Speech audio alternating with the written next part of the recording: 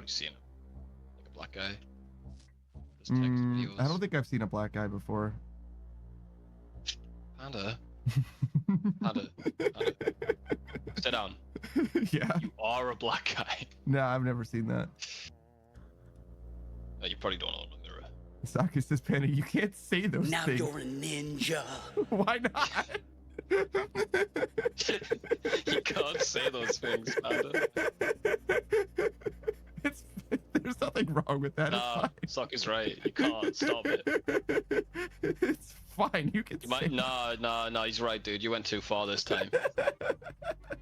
I think we need an apology from you. Yeah. Okay. Go on then. No, I'm all right.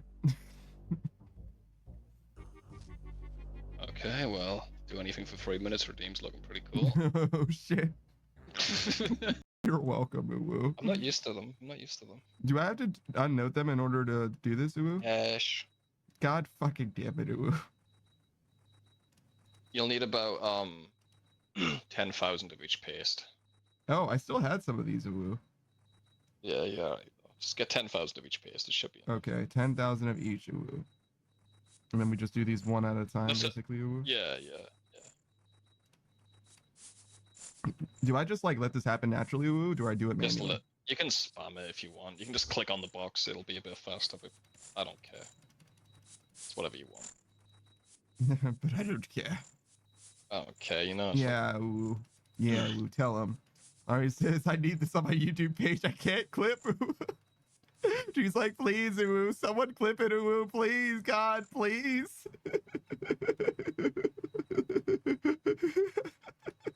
Uwu.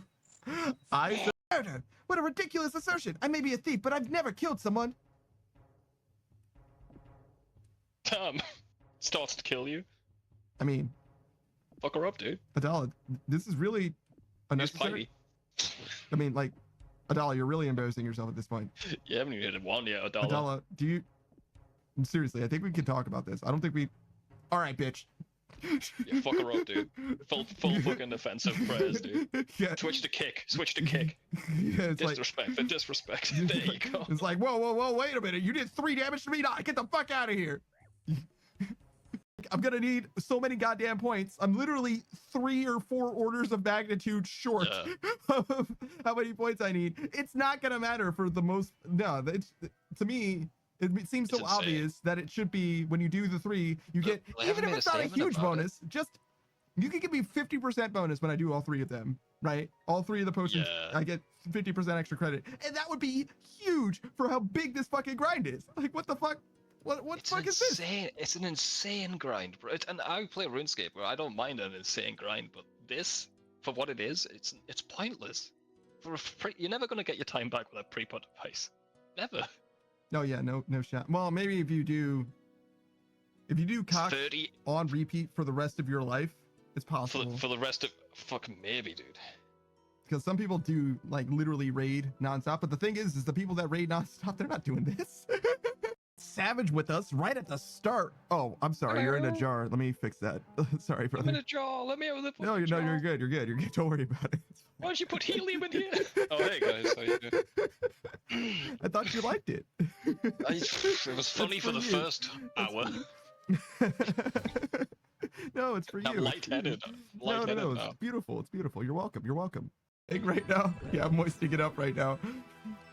No. This is fine. I got some moist. I got some moist. No, we got. Oh my fucking moist. Jesus fucking moist. Oh my Please moist it up. No, it should be more like. Oh fuck. Oh moist fuck. Moist fuck. It's a moist fuck right Someone now. clip that. I'm so fucking moist right now. No, fuck. How? You said generic. This game was generic? No. This elevator music. That's generic.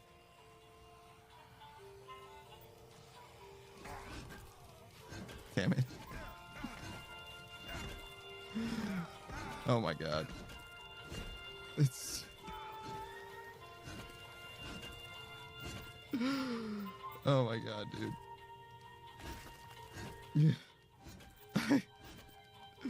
I tried to go back. I tried to go back to medical. but the door didn't close quickly enough. God damn it, man. Yep, you're upside. Yep. Guys, I don't know what the difference between vertical and horizontal is. I'm That's sorry. why I believe in you. I'm sorry. I'm sorry to be the one to tell you guys this, but God dang, flip me around like that. So easy. So effortless. I'm a big strong man. Army with DK bunk. Now let me tell you what the fuck, man. I just died in real life. I was texting and driving. I saw what was gonna happen and I knew I had absolutely zero time. Bum bum bum bum bum bum bum bum bum bum bum bum bum bum bum. Do the Harlem Shake. It was similar to that. I don't think that was quite right. I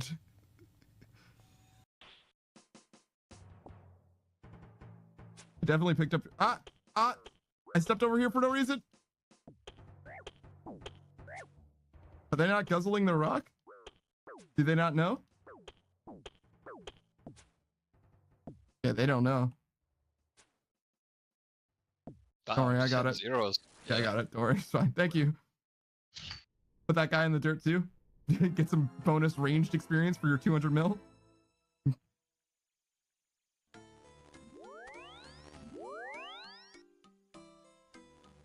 Oh, wait.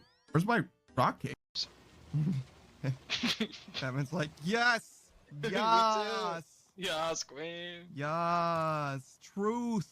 He's snapping. He's snapping his fingers. He's not clapping. He's snapping. Yeah, he's snapping, dude. Yo, this guy has the most slick movement. I Dude, cannot hit him. Look at this. Look at this. Dude, I'm seeing it. Dude. This guy's got some agility, dude. No, he's the fastest kid alive. What am I supposed to do?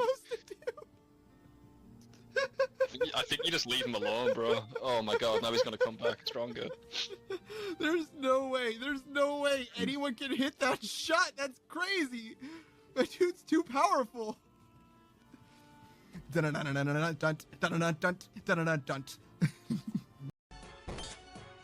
to eat the turtle first, by the way, if you combo me. I'm not. I was just gonna eat as. Oh, it's there's different. no spawn on that side, yeah. I mean, I'm okay with this. Yeah, thanks. It's still an idiot.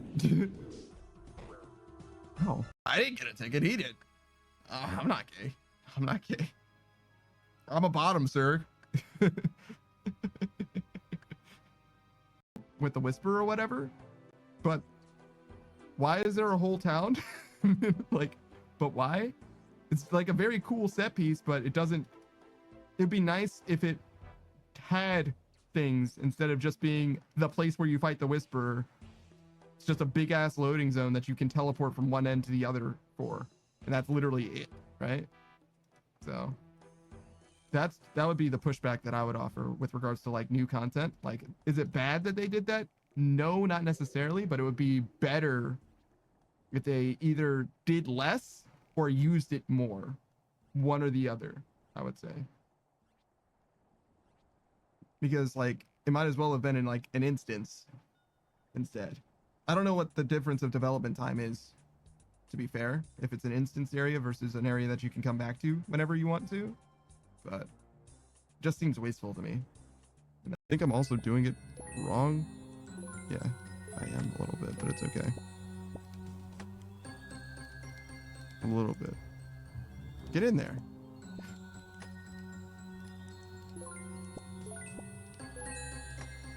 It's a little bit better.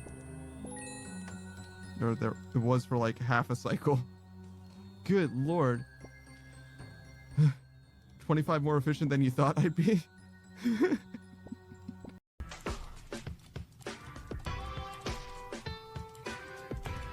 Oh, hey, what's up, dude?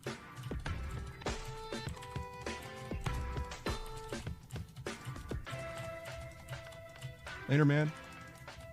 Oh god.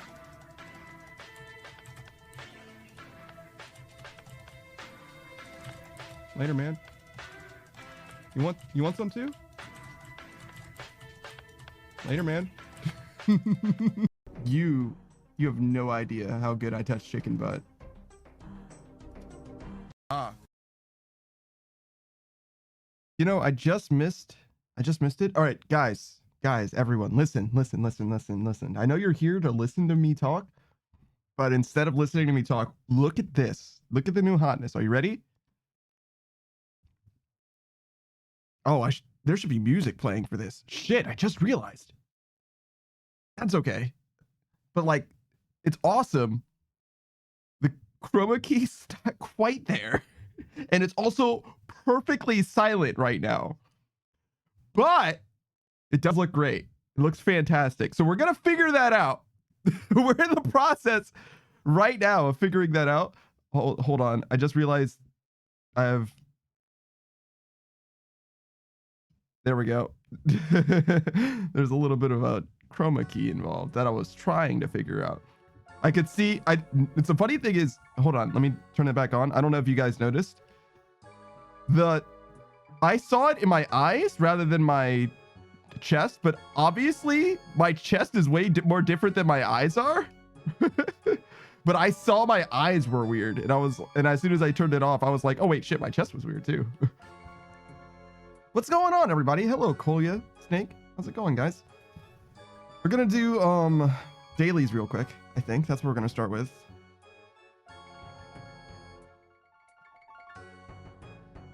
No, like, deposit all of it. Actually, I guess I could have kept all of it because I'm going to take the money out right now anyway. Maybe that was a little silly, but, rake. Miscellanea. Two of these. One of these. All right. Just going to do some dailies real quick.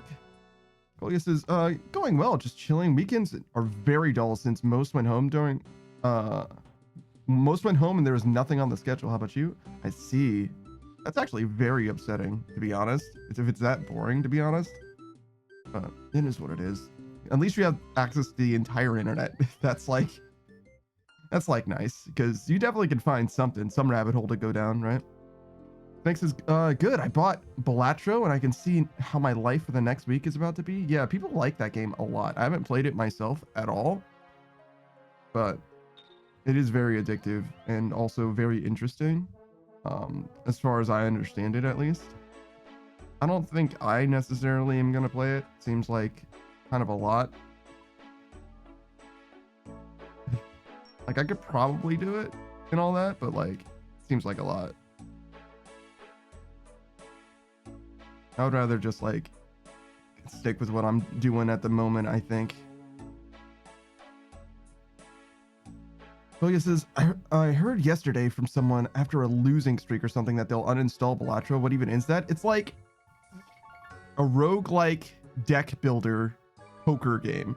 So poker is mostly about, I'm sure you know, but just in case you don't, poker is about using a regular 52 card deck or adjacent and lining up commonality between your cards and the cards basically like on the field, if you will, right? So if there's 3 kings on the field, if you have a king in your hand, you have 4 kings because your 1 king can be used in conjunction with whatever's on the field, right?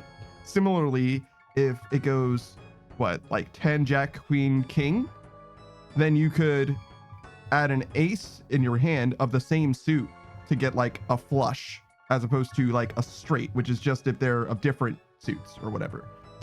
So the idea with Balatro is that you can customize the deck basically so that you can have more than 4 kings, because there can be, 10 kings in the same deck, and there's also funny special random effects or whatever, and the idea is to get as many points as you can in like this pseudo pokery experience, kind of. Obviously this is coming from someone who's never played it, but that's more or less what's involved as I understand it. Music is a little loud for me. Let me do this. Kolya says would not be for me. Oh yeah, no, it's more, the way that I described it was as if it is more complicated than it seems.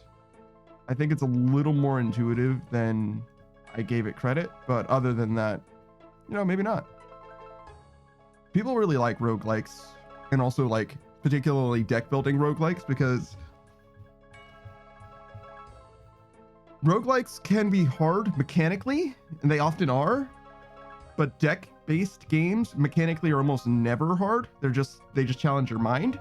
And a deck building roguelike allows a player who is unfamiliar with a genre or video games really to slowly ease their way in to a new gameplay mechanic or gameplay style.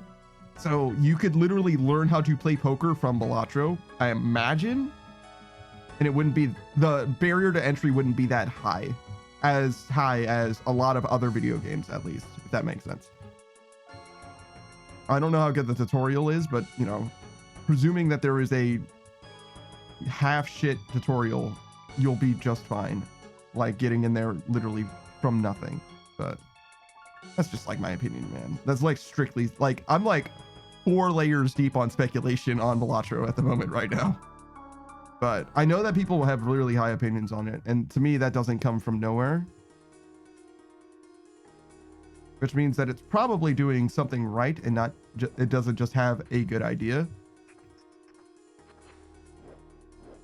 Does that make sense? Snake says there was a nice tutorial, very chill. Yeah, I kind of imagined as much, but it is literally just me guessing, so I really appreciate you confirming that. No, that's fucking tragic, brother. I really moved. Like, I clicked to the left column because I was like, I don't want to be standing in the middle column. But just the way that I pathed initially meant that I was going to be standing in the middle column right at the start. Like, brother, that was perfectly bad. It's okay. We're getting back into it. That was really late, but that's okay. We'll get our timing back.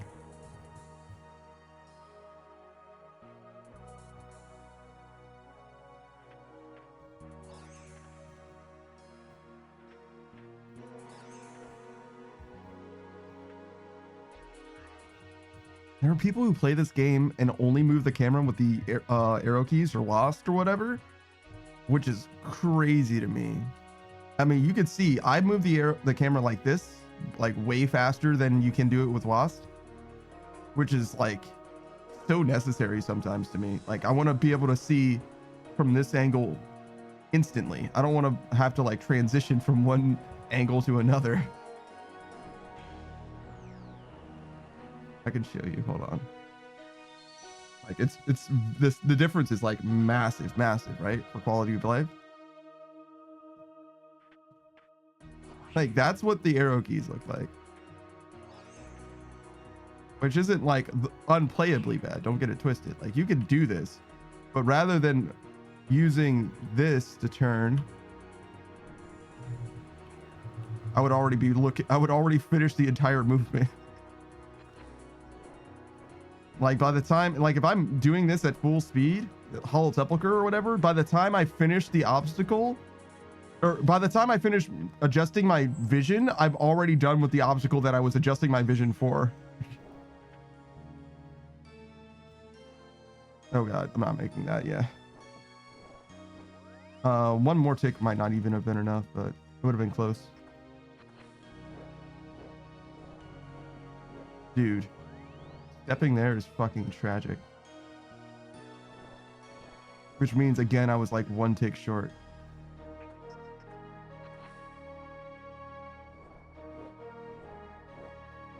But we got it. We're doing Hollow Sepulchre today, mostly, I think. We're gonna switch on over to a bunch of other games very soon. We got Abiotic Factor today. We got Deep Rock Galactic today.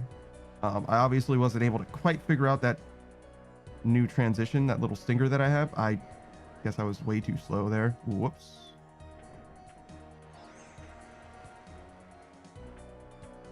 It's a little hard to explain, but there's like almost like buffered movement that you can do in this game. So the way that movement works, and the way that everything really works, honestly, like movement, combat, those kinds of things, is based on basically the tick speed of RuneScape, right? You can think of it as similar to being like a frame rule if you're used to, or if you're familiar with, you know, that niche aspect of like the original Mario speedrunning. So the idea is the rate that the game like processes basically is roughly 0.6 seconds. So rather than being 60 FPS where every frame matters, it's basically like it's more similar to the idea of like only every 0.6 matters does the game actually affect anything. Like it only processes that fast. So it's much slower than you would think most modern games would be, for example, right? And what that means is what you can do is you can sometimes line up the timing for something by buffering an input. And if you don't know what a buffered input is, I can try and explain that to you as well. Like the classic way that you would understand buffered inputs is through like fighting games, right? So if you think about like, oh God, I can't move. Okay, if you think about in a fighting game, canceling one move into another, right? So there's moves that basically have, or attacks basically have priority over another. And what that means is you'll go from, say, doing a punch to throwing a fireball, right? And the speed that you do the fireball is like fixed, but the punch typically has recovery frames, right? So if you punch, you also have to like follow through with the punch before you can do anything else. You're kind of locked out of doing anything after the punch for a little while, unless you throw a fireball. That was unfortunate. Unless you throw a fireball, and then you can do the fireball instantly and have all the same recovery that you're used to having from the fireball, right? So that's the idea of canceling a move. A buffered input is very similar, but kind of like the opposite. So instead of canceling one move into another move, a buffered input is saying to, the game basically, hey, I want to do this thing. And then after I do this, I want to do this other thing immediately after. So rather than canceling one, you just go straight from one to the other very smoothly, right? So I can kind of show you what I mean by using overhead prayers for a second, right? So if we have ranged prayer and I switch to protect from melee. Oh, actually it does switch instantly, but hold on. It does kind of work on a buffered input, but like, actually, if I do a bunch of these, yeah, actually, if I hit a bunch of these, it's perfect. So the thing that's happening is you'll see some of these light up together and then they'll go away, right? So you can't have more than one protection prayer active at a time, right? So what's happening is it says, okay, you have both of these up, right? But the second one you hit was ranged, right? And what's actually happening over my head, right, is it saying only protection from magic is open. And then the moment that protection from magic is gone, it switches to protection from ranged, right? It doesn't ever have both of them. So it kind of is not quite, but you could think of it as like buffering from mage to range, right? So there's exactly zero downtime where I have no protections, right? Like I always have a protection active, but I never have both protections, right? That's kind of the idea of transitioning from one to the other, right? As opposed to canceling, right? So the way that applies specifically, the reason why I brought it up originally is because with regards to movement, right? There's a similar kind of buffered input that you can do. Let me see if I can explain that to you in a way that makes any amount of sense. So you can click, like all of these clicks are one tick of movement, right? But not all of them are coming out because I'm clicking way too fast for my character to move to all of them, right? So the reason why that is because of the tick speed of the game, right? All of those clicks can't matter to the game. Only the one that is closest to when the next tick happens. So the last click before the actual tick speed of the game in conjunction with my ping and all of that. So basically the last tick the last frame that the game receives from me, the client, before the tick happens is the movement that actually comes out, right? So if I click here and then I click here and I click here before the actual game tick happens, basically I will go here instead of going here, right? And it's like otherwise a 50-50. If I just click both of them real fast back and forth, there's no way to know and which movement will actually come out unless the game, like you have something that's indicating the actual game ticks, right? Which is every 0.6 seconds, right? So what that means is when I need to be frame or tick perfect with the fires, right? Let's imagine that these guys are spewing fire, right? and I want to go past this guy and I want to go past this guy, and they shoot fire at the same time, right?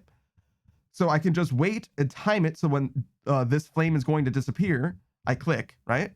Or I can step here and then step here and then click here instantly. If I click here and as that movement is happening, click there, the very next tick of movement, right? After this movement happens or starts or whatever, the very next tick of movement will be me moving this way, which is buffering the input, right? So I'm saying after I finish, I start moving here, go there, right? So as soon as that movement finishes happening, I'll instantly move in the next tick, the next available game tick, in line with the fire. The reason why that matters is because if I know the fire's about to elapse, but it's not quite perfect, I don't know where the frames, the ticks are actually going to be. I keep saying frames and ticks interchangeably, I'm sorry. I can do that to move in line with the fire going down instantly. Now, that doesn't matter in almost any circumstance in RuneScape, but it does come up in Hollowed Sepulchre, particularly at the end of floor 3. Hopefully I can show you what I mean by that as well, because there is a lot of movement that you need to do at the end of floor 3, which is very hard to do, I think, without knowing particularly when the game ticks are actually coming out. I think I have to wait. Yeah. I see that you're saying something, Kolya. I'll get to that in just a moment. Kolya says, can I secondhand brag just a tiny bit? I'm very excited for a friend of mine. They met someone huge today. Huge? Like Shaq? I was learning about like the tallest basketball players of all time or whatever. Yao Ming used to be the like tall basketball player back in the day, but nowadays it's oh man, what was his name? It was like Sen Mingming, something like that. Which is interesting that Yao Ming, similar name, like Ming versus Ming Ming. I feel like that was, maybe I'm mixing their names up and that's why they're more similar than they actually are. But anyways, they're definitely very tall basketball players. And like, he's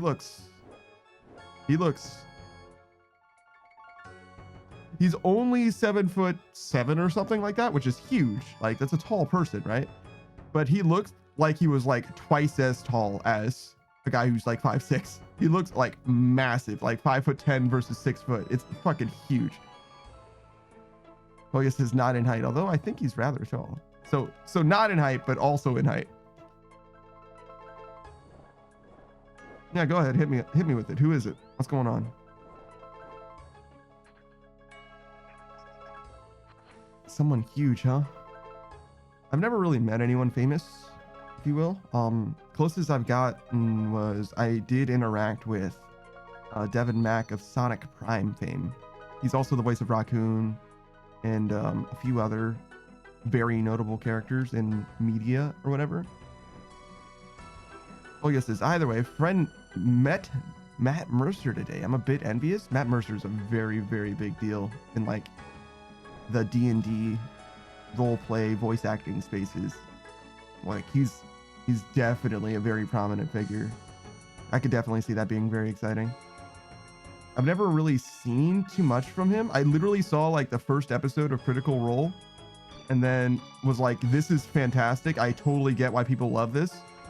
And then I never watched another episode of it. That's literally what happened. Like the audio was like scuffed as all hell, but it was fine. I was like, no, it's fine. This is perfect. I very much enjoyed it. It was literally didn't matter even for a moment. I have no idea how tall Matt Mercer is also.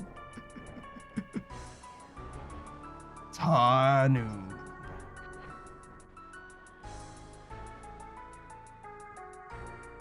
Yeah, I've mostly only seen him actually on Dimension 20, weirdly enough.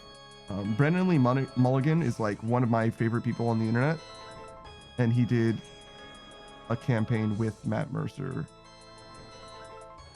I don't want to say like he did. Oh shit, I was gonna show you. Oh, hold on, I can fix this.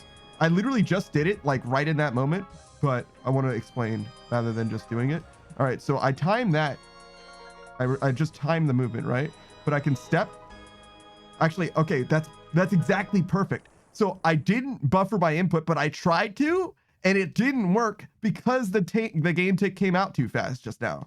So what I did was I clicked right next to me to start the movement, and then I clicked further so that the movements, the game ticks of the I could rely on the game ticks, like the buffered input, to like actually set me through the fire at the right time instead of just timing it perfectly like I did then.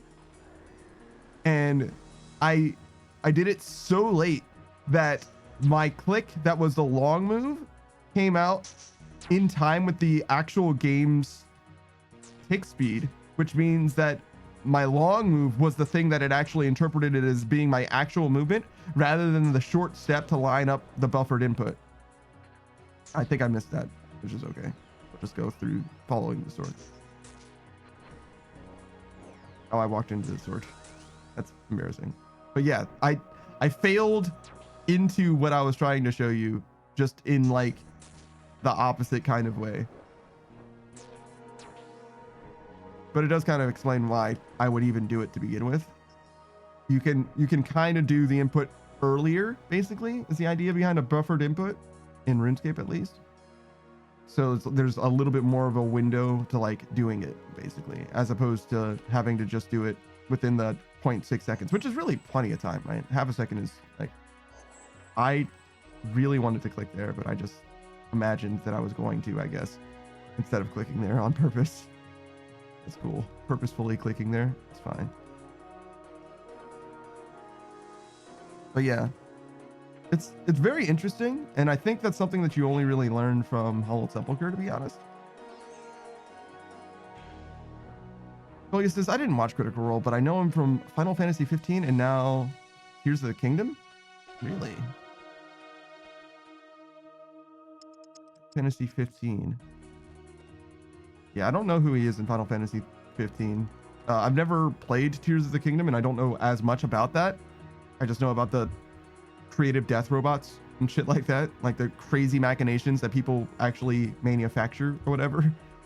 Other than that, I don't know anything about Tears of the Kingdom either. I probably will play it eventually. Both are for the Switch though, Breath of the Wild and Tears of the Kingdom though, so I'll probably play through the first game and then play through the second one. So I don't think they have a ton to do with each other. They just have like a very similar gameplay loop and art style or whatever. But anyways, well, I say gameplay loop, but like the overall like way you interface with the Zelda game, like similar, but the things that you can do in Tears of the Kingdom are definitely a lot more like almost like hacks of the first game. The second game feels like a ROM hack of the first one in a way. That was fucking miserable, terrible movement.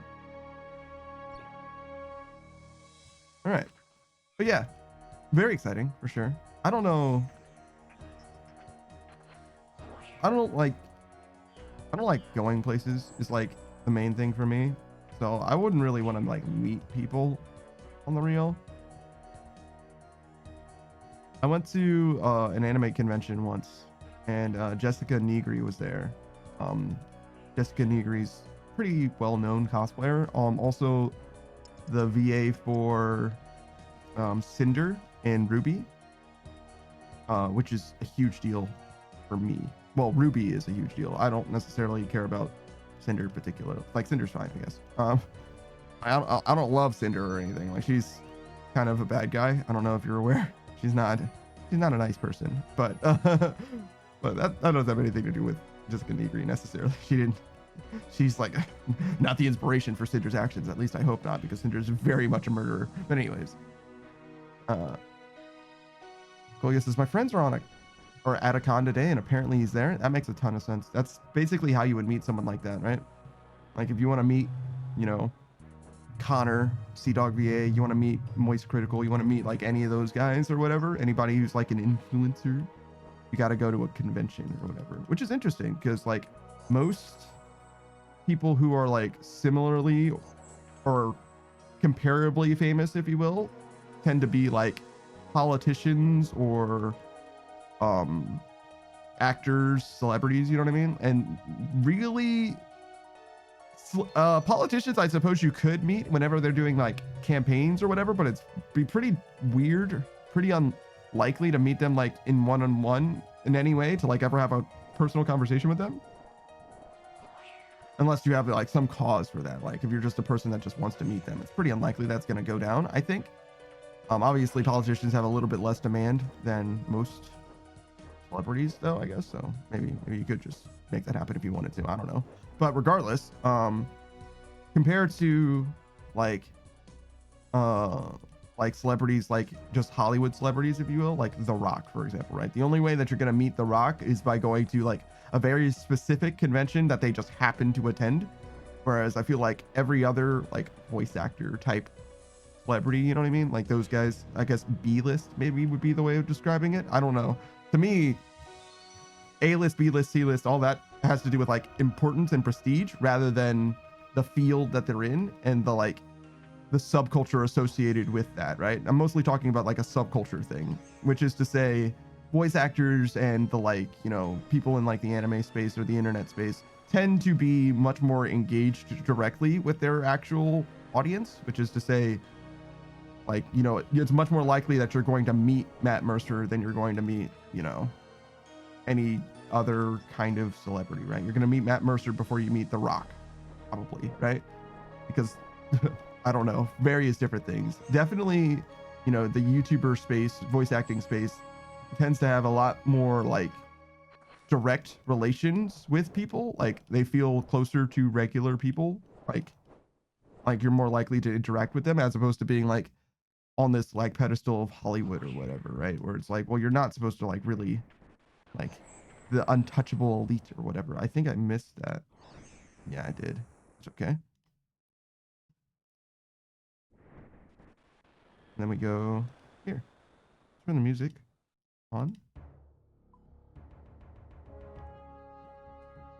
Koya says yes. Also because many VAs stream. Yes, that has a lot to do with it. This wasn't so. I mean, it was still true 20, 30 years ago. Or at least more so true than it is with celebrities, in that like even though there were fewer conventions or whatever, it was more likely that you were going to get the relatively fewer voice actors in the scene to appear in conventions more regularly, as opposed to like you could very easily get the biggest voice actor to go to a convention, where it would be a lot harder to get the biggest star of, you know, the 90s, for example, to go to any equivalent, you know, Comic-Con or whatever, which first of all, they probably wouldn't even have any reason to go to unless they just happen to personally have an interest in Comic-Con or whatever, right? Whereas like voice actors always necessarily have like a kind of subcultural interest, because obviously like the things that you need to voice act tend to be things that make sense at Comic-Con, right? Like things that are literally written works, things that are animated works, things that are, you know, require some kind of localization, whatever. All of those things all line up with like more fan outreach type of cultures, right?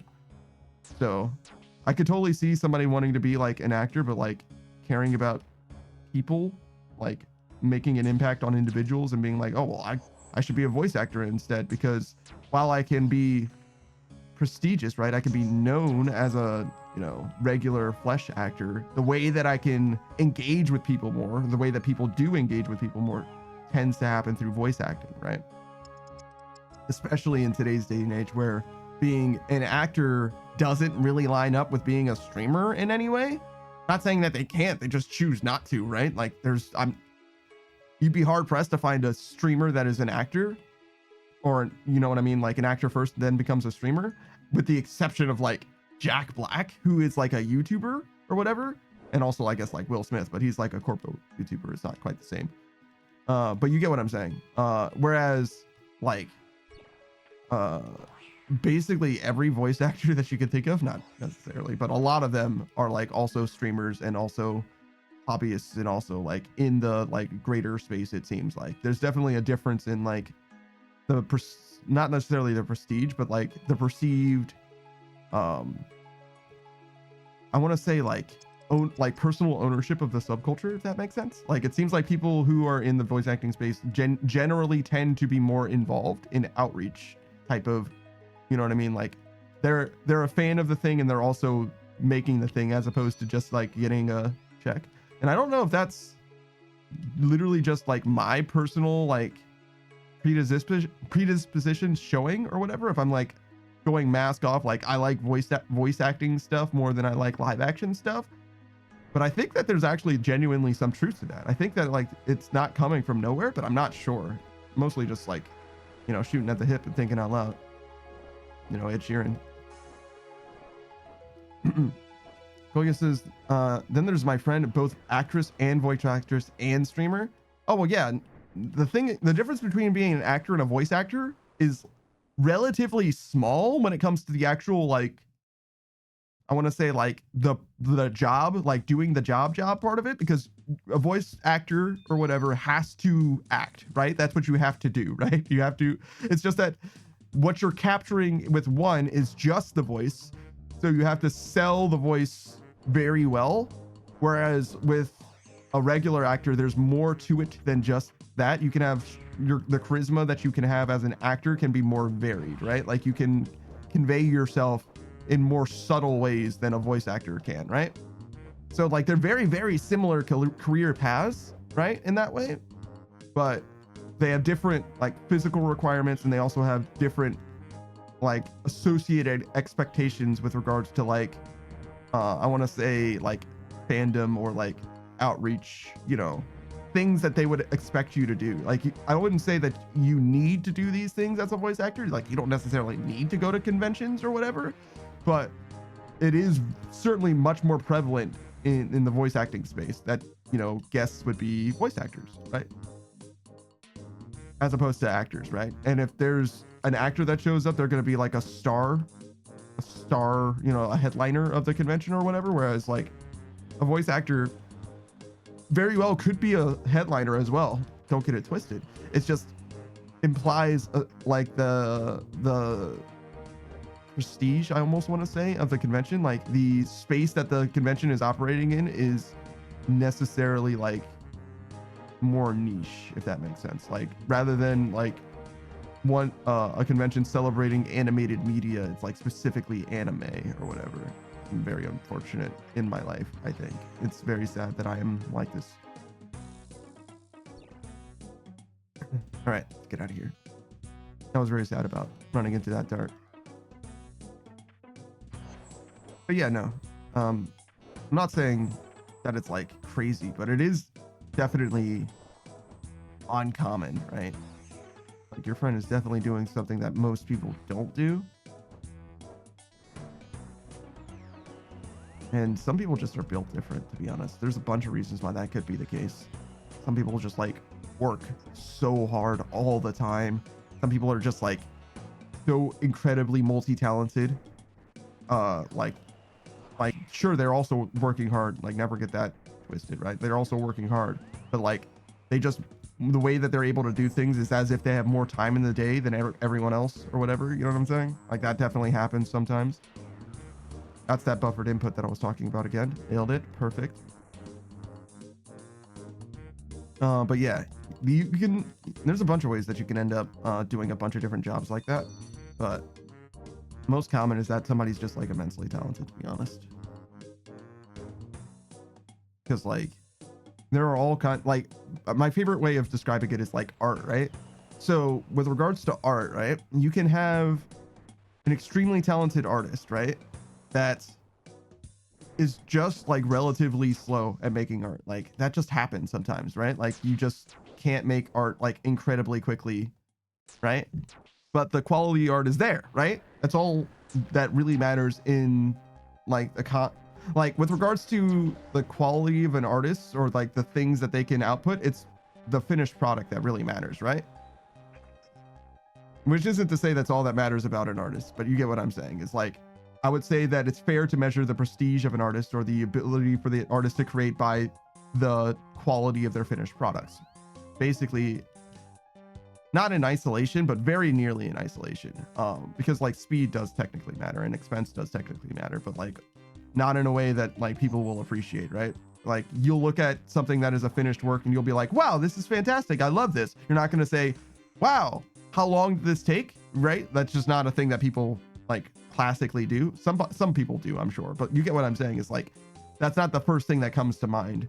It's usually you're analyzing and appreciating the work as a whole rather than saying, like trying to contextualize it by putting hours next to it or whatever, right? People sign their art. They don't put a timestamp next to it, right? So with that in mind, right, I could definitely see an argument being made that like, oh, well, just because you're able to make something faster, like if you're making an art piece that is of equal quality, there's no such thing, but let's pretend for a moment that they're like roughly similar, you know, quality art products, but somebody's able to make it faster. You could argue that somebody's a better artist just by making it faster, though I don't think that anyone would really field that argument. I would say that people that can make similar quality pieces are like roughly the same. It's just that like one person just happens to be faster.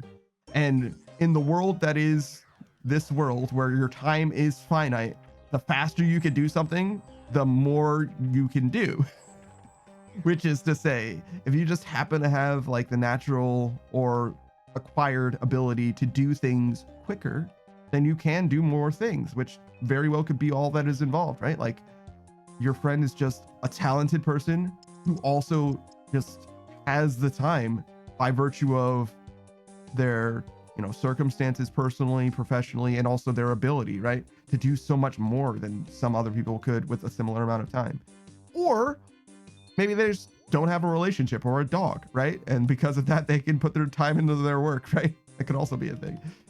Sometimes you just have less going on outside of your job as well, right? That's fine too, right? Sometimes that's the thing that you like the most. That's fine. No issue with that. Just put time into what you want, right? If you can put time into things that you care about, that's the most important thing, I would say, even. I would go so far as to say. I can't believe I got 2 strange old lockpicks. I haven't seen any of those in like the last few days that I've gone to Hollow Sepulchre, and then immediately got 2 of them. Not crazy or nothing. It's just surprising to me. Forgot that was even a thing. Oh shit, Saku, I didn't even see you. I'm so sorry. I was like in the middle of my thing. I was like riding that wave. I was like very deeply invested in talking about Kolya's friend, who I don't even know. But I am glad to hear that they're doing stuff. I love to hear about artists in general. I love to actually, more than hear about artists, I love to see the stuff that they do, to be real with you. I feel like I'm definitely like very naturally a critic of things, which is to say, when I see something, I immediately want to pick it apart, and that mostly comes from a space of wanting to understand something, and also from wanting to improve things. I think if I had to like associate one like role or job with like my existence, I feel like the thing that I was meant to do, if that makes sense, like the space that I'm most comfortable operating in is editor. I feel like I can make things that are big, small, small and better. Reforming things is like my favorite thing, particularly when it comes to like writing. I think as a writer, not necessarily as a writer, but as an editor, I feel like I would be able to help with written works, particularly because I think people don't focus on the most important things sometimes. I mean, obviously, right? Sometimes. And also could stand to add some information in some places. And also elegance is like a thing that's of like premium and paramount importance to me, even though I dawdle onwards when I speak all the goddamn time. So like I am perhaps the perfect example of someone who could use an editor, you know what I'm saying? And you can reflexively see why. That's kind of what I'm trying to say. Saki says, don't mind me, I'll just be getting my reagents pouch. Good. Back into the mixology mines. Right where you belong. Oh, I didn't need to do that. I can just go. There we go.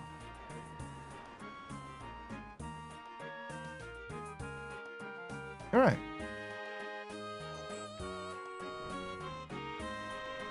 Go, go, go. That was another buffered input right there, right at the end. I did my little half step before. So I guess now I just want to leave in defiance. Oh, I mean, that's fine too. That's all right. I mean, I was trying to encourage you, but that's okay too. Whatever, man. I don't feel that strongly about it. I just want you to succeed, man. I don't care what you do. You're like, no, I won't succeed. Now that you've said it, I refuse to succeed in my life. I'm never going to stream again. I'm leaving my job. I'm going to leave my beautiful wife. I'm starting a new family in Vegas. Like, oh, okay. Jesus, that doesn't seem like that's necessary at all to me, but like, if that's what you want to do, I guess. No, I don't want to do that. Instead, I'm going to do something different, something unpredictable. I'm going to dedicate all of my life to Funko Pops. Like, oh, all right. Holy shit. Seems like an escalation to me, but that's all right. If you really like Funko Pops, I guess.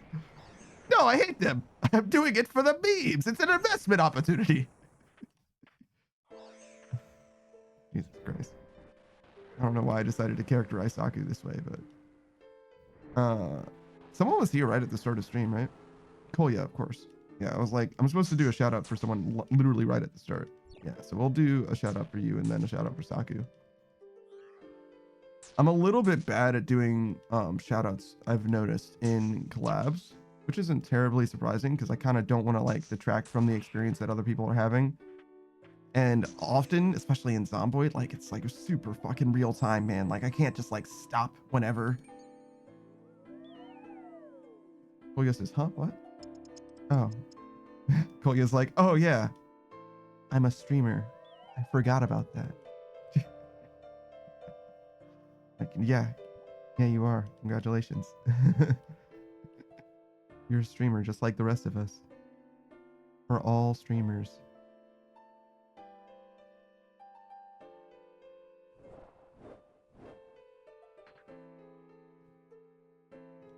All right, let's get out of here. Oh, yeah, I knew that was going to be bad. I thought I clicked there instead.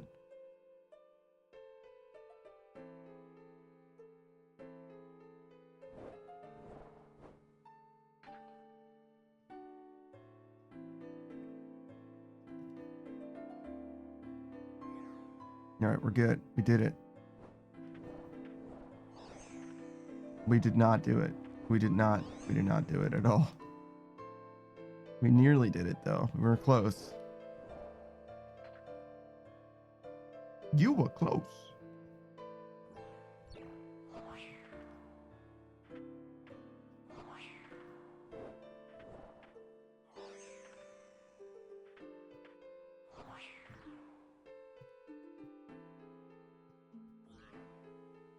Kolya says, I just heard my name. Nothing else. Was like, huh? What's with me? And then it clicked.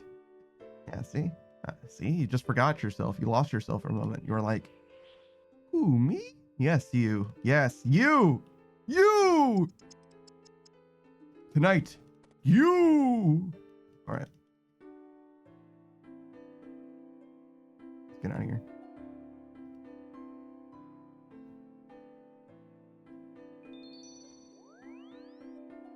Don't go in there yet. We have at least one shout out to do. Yeah, we kind of have to wait 3 minutes, so we'll do one shout out, we'll do a run, and then we'll do another shout out, right? It kind of makes sense. Kolya. Yeah. Kolya says, I'm planning on my extra activities. I'm distracted. Extra activities? Oh shit. If you're interested in Kolya's extra activities like I am, then I can only suggest that you follow Kolya and perhaps convince them to tell you what it is that they're actually doing. No way to know, right? No way to literally know at all what they're actually doing unless they tell us. And also no way to know if it involves us in any way. Probably won't, in fact. But as a streamer, everything that you do could be a story for later. So very well, it could be that we'll hear about that next time Kolya goes live. Twitch TV/KolyaVA. If you don't know who Kolya is, a friend of the channel, been hanging out a lot recently, and also a RuneScape player. I would say a relatively new RuneScape player, but really I'm just talking about the age of the account, which is, say, not the age of the account, but like the progression of the account. Kolya did a lot of leagues, or at least played in one of the leagues, and thus has to like kind of catch their character up to their league's character in a lot of ways, which makes a lot of sense, right? And in leagues you progress very quickly, whereas in, you know, as a main you're not going to progress nearly as fast or whatever. Hopefully Kolya is able to get RuneLight to work. They had like a bit of a flashing problem. I was able to pool together some people's perspectives, and what we came up with is like just stream with the browser, the window capture, instead of the game capture, Hopefully that makes a difference. I haven't actually been able to follow up on that. But I'm sure Kolya's plays other games as well. I think I mentioned that before, and you said as much, but I've never actually seen you play anything else yet. That's okay. Maybe that'll come one day. Oh yeah, Kolya, the VA in Kolya's name stands for voice actor, and they'll actually be a voice actor themselves before too long. They've got an interest in the space and friends already, so they don't need any guidance from me. I'm going to be asking them for advice before long. Tucker says, oh, so that's what was happening. That could be in reference to anything. I imagine that's like partially a bit in reference to the things that I was saying, like Kolya's activities or whatever, but I have absolutely no idea. For all I know, he's thinking out loud and he's about to tell me about some stuff in mixology. You know what I mean? I'm at a complete loss. Could be anything. I'm ready though. I'm ready to go on a ride, Saki. Take me on a journey. Take me away as we escape. Alright. Saki says, like you asked me about the flickering and rune light? Yes. Yes, I asked about you. I asked Lokrin. Maybe just you two. But yeah. And also I had my own personal experience to go by.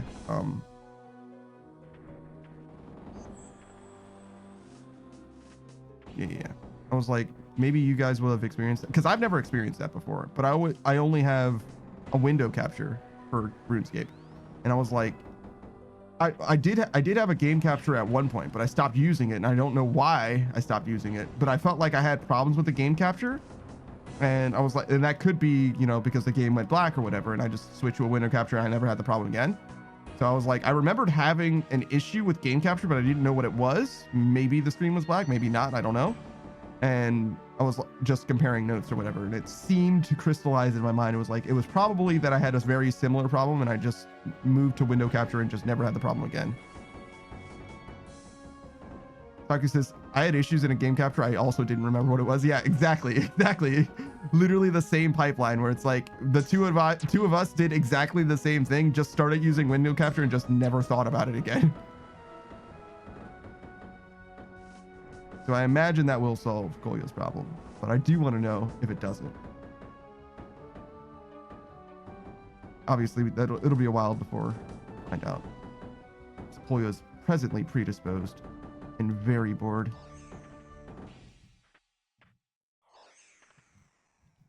Get me out.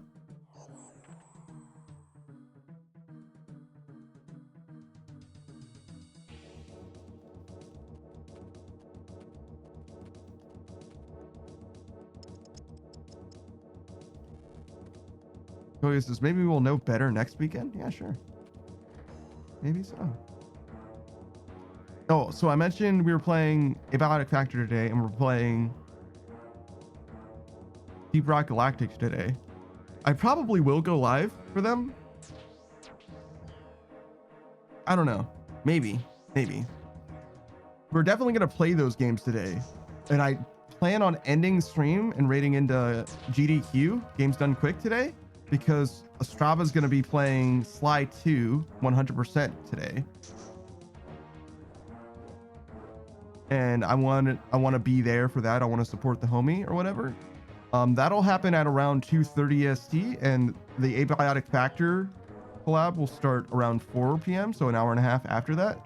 So there will be at least an hour and a half that I am not live. I don't know if I will come back to being live. If I'm not live, you can catch me on other people's streams. That is Loken's stream, on the Undrafted stream, Pickle Cam stream, or on Delta's stream, Delta D_03. I'll be live with all of those guys. As far as I know, they're all going to go live. And likewise, after that, perhaps not Zephirius. I imagine that he will go live, but if he doesn't, then it'll be Delta D_03 and Sasuke Cat, right?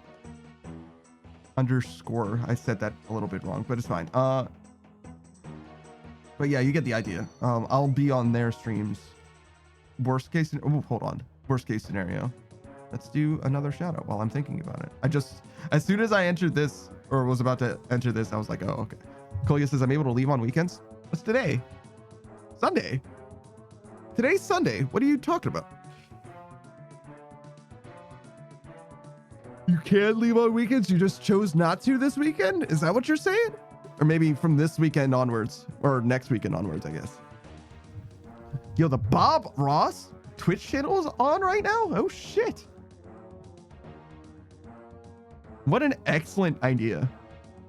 In posterity. Yo, can we get Mr. Rogers? Can we get 24 hours of Mr. Rogers? Oh, yes, this is after the first week. Yeah, I got you. Because I've never seen Mr. Rogers, and I might need some of Mr. Rogers in my life. Oh, yes, says I'm only here since Friday. Oh, I see.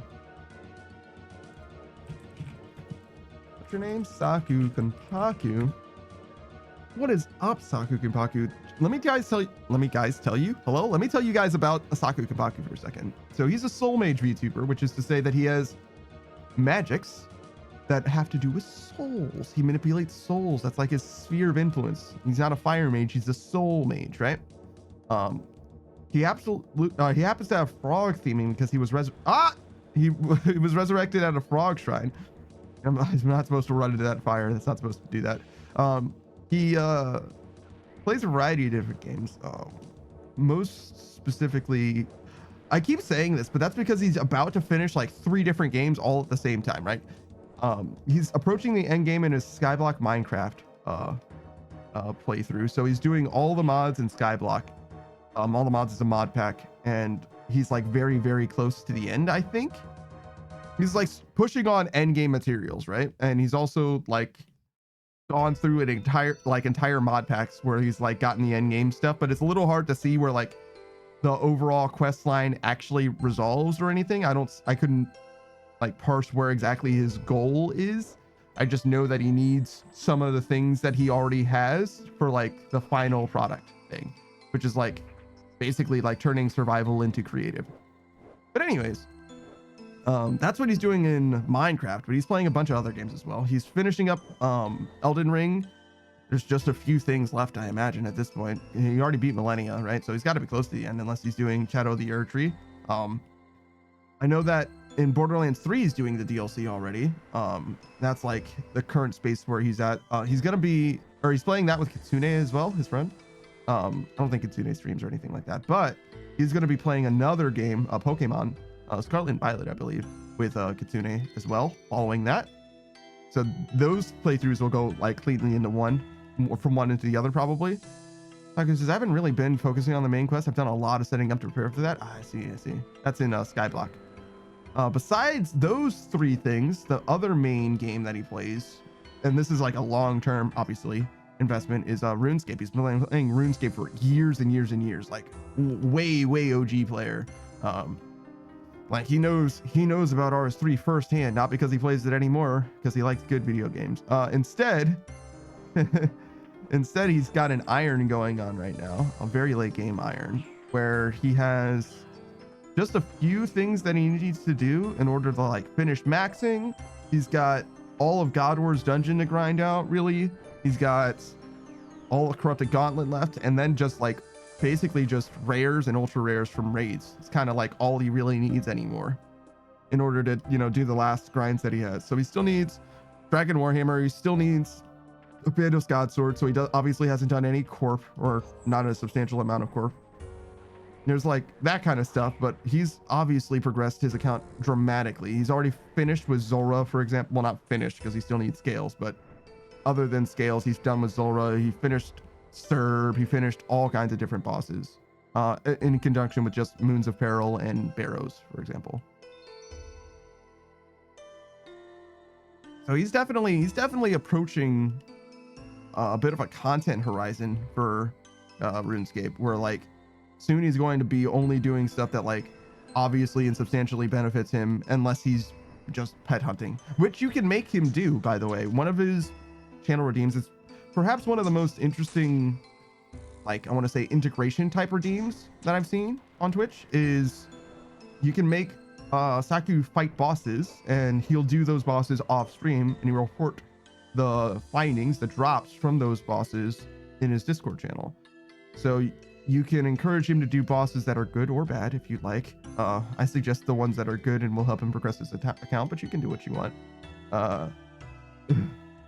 But yeah, And he'll basically just give you like almost like a loot supercut of what he actually kills.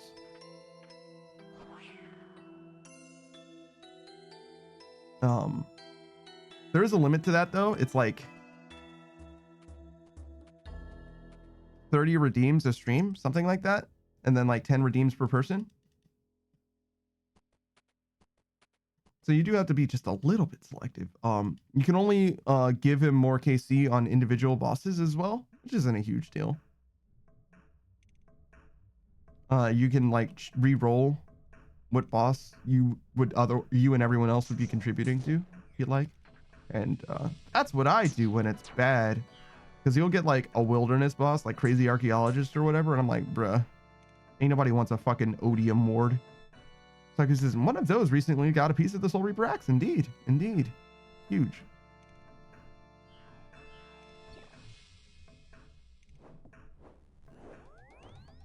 Even though you just got a slash weapon upgrade, you could get an even better slash weapon upgrade. And I think also the Soul Reaper axe is crushed. I think it's both. Similar to the Scythe of Vitur. Travis says, how are the Sepulchre laps? They're going pretty well, I think. We're mostly vibing it out. We're kind of podcasting it right now. Saki says, oh, so it might be worth for you guys to have me complete Crazy Archaeologist. I'm removing bosses that I have everything from. Crazy Archaeologist was only missing Odium Shard. Oh, really? So literally the only thing that you could get from him now is the Odium Shard, which would be an Odium Ward, which you're never going to use. Literally never. Well, no, you use your Hunter Sunlight Crossbow on Araxor, right? So you could potentially have, you could potentially have a use case for it, genuinely, in a two-way switch for Araxor. I imagine you use an offhand weapon. I'm not sure that you do, but if you do, then it would definitely be better. I just don't know how much it matters because you're not missing, right? And it's an accuracy bonus, not a strength bonus, right? So I don't see how it would make a difference. Unless you're getting hit by Araxor in the meanwhile, and that's why you want the bonus defense. It's got 4 strength? Range strength? Oh shit. Alright, never mind then. Focus says, wait, it's got a 4 strength, like literally just strength, like regular strength for like whacking with a sword. Focus says, isn't that a maxed hit? 4 often is, but not always is. Oh, it's almost always, but I've seen 4 not be a max hit before in melee. Or range strength, yeah. I would check, but it probably is. Well, says, I think I chose too much physical activities. 4 out of 5 weekdays might be too much for my body, but we'll see. Lots of workouts on machines, aka for me bicycle, and table tennis. That is a lot of physical activity, to be honest. 4 out of 5 weekdays. I mean, if you're only doing like cardio stuff, it's not necessarily going to be like overwhelming for you necessarily. It depends on like where you're at. You know what I mean? Like you could have a lot of stuff going on, right? But I could definitely see that being a lot. I don't really do very much like concerted physical activities at all, to be honest. Focus is because of if it is, I could cut the range potion usage by swapping to an Odium. So like instead of using consumables, you'd be just doing a 2-way switch. I mean, it's the same amount of clicks really anyway, so I guess that seems fine, sure.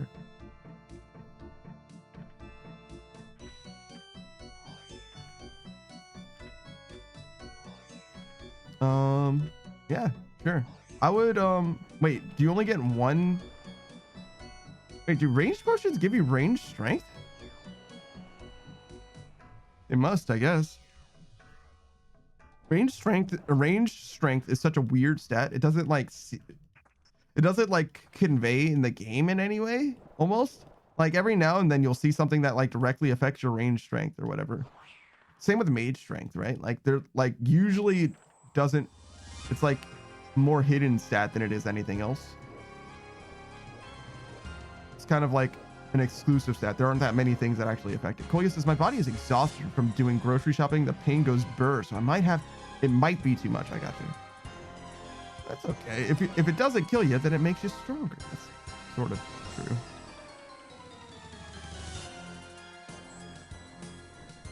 Oh, I waited. I already didn't wait long enough. So it might be too much, but I want to try. Sure. I have the opportunity. Yeah, that makes sense. Oh, I'm so fucking dumb. Holy shit.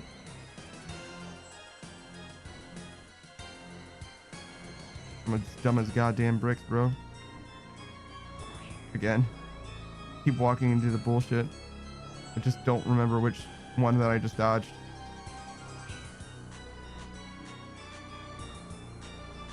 There's that buffered input again. I did it twice, actually. Because this is a max hit with the sunlight. But then I could also already do it with, say, an anguish. Do you not have an anguish? Or are you not using it? Because it would be an extra switch. You just weren't using it? I see. Yeah, the anguish is like +7 or something, right?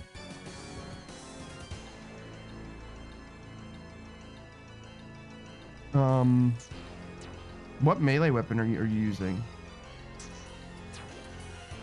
For Araxor himself, are you using the lance? The halberd? Noxious halberd? Zamo Hasta? Is that's one-handed, right? Yeah, that's definitely one-handed. Okay. So it doesn't matter. It's going to be a two-way switch either way. If you're using the Noxious halberd, then it would be a one-way switch from range to melee, but it would be a two-way switch from melee to ranged. So it would save you a click to use the Odium Ward. But if you're not using the Noxious halberd, it's a two-way switch either way, which means that it doesn't matter whether you use the Odium Ward or the Anguish. They're an equal amount of clicks. So yeah, I don't know.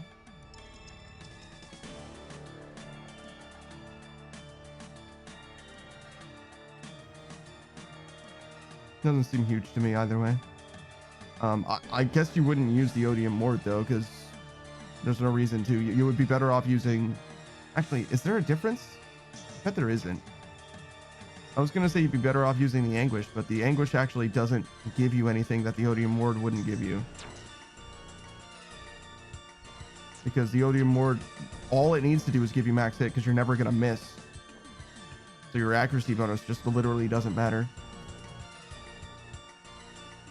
So if anything, the Odium Ward would be better, because at least you get defensive stats that the Anguish obviously is not going to get you, right? So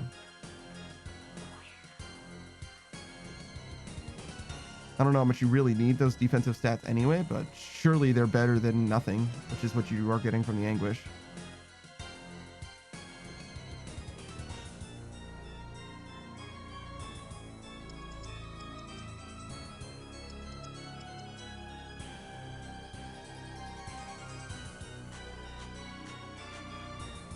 I was thinking about, like, would it be better, like, if there's such marginal differences, would it be better to have the Anguish on it and hit Araxor one time on the off chance that you just happen to hit Araxor once?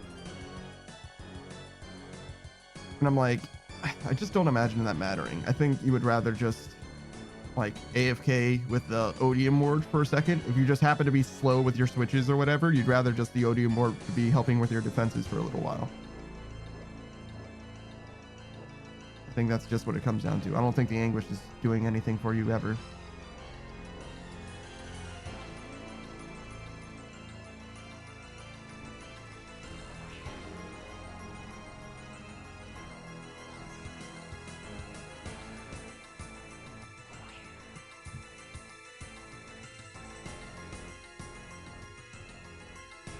Doctor says, I might just stay the course of potions. Yeah, sure. Whatever you want to do, man. I don't necessarily like using resources if I can help it, but like, when are you going to use range potions? Like, you can sweat it up in Tormented Demons, but I think you're done with Tormented Demons.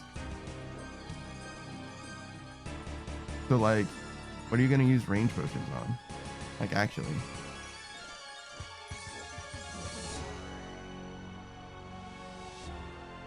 Go back to demonic gorillas, but you probably use magic Well, you could use ranged in melee if you want to use the scorching bow, I guess. Taco says everything that uses ranged. Yeah, but like what uses ranged is the thing. Like genuinely. You're not going to use it on the Whisperer. You can use it on Leviathan. Muspa. Actually, people use ranged on Muspa? Yeah, definitely. Muspa, Ziliana, Slayer. Ew, Slayer.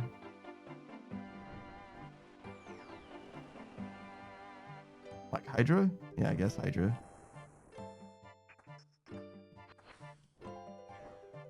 Taka says you crossbow Muspa? Yeah, but I don't know what the fuck I'm doing, man.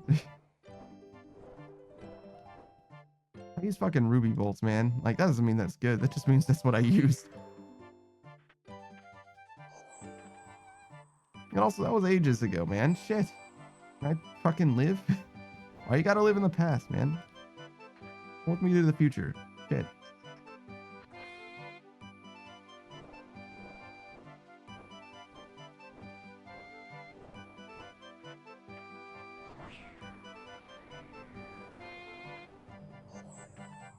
But yeah, Leviathan.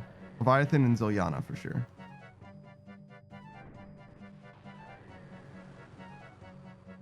Wait. Range potions on Ziliana? I don't know about that. I guess in your case, the way that you do it, it's fine, but you kind of want to stay in there for forever. But I guess you can just go back and forth to next, no matter who you are. Minus Life says, some good old spelunker? Sepulcher? Oh. Yeah.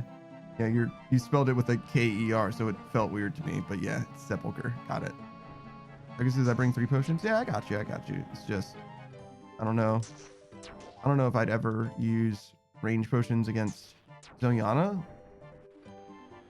But I also haven't done Ziliana like that. I did magic, in fact. I fucking froze her and shit. I just had a completely different approach. It was also duo technically. Minus Life says, hey, how's it going? Things are fine, I think. We're just vibing it out right now. Trying to get to this 92. You know what I'm saying? Trying to get to the 5th floor. We finished our achievement diary.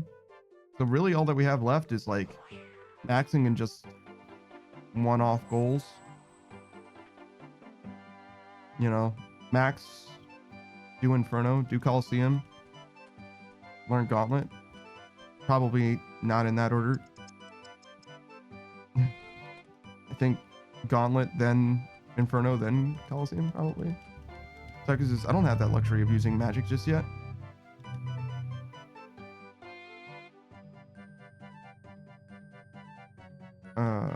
Why not? I mean, I was doing it in duo, obviously, but like, my setup isn't actually better than yours.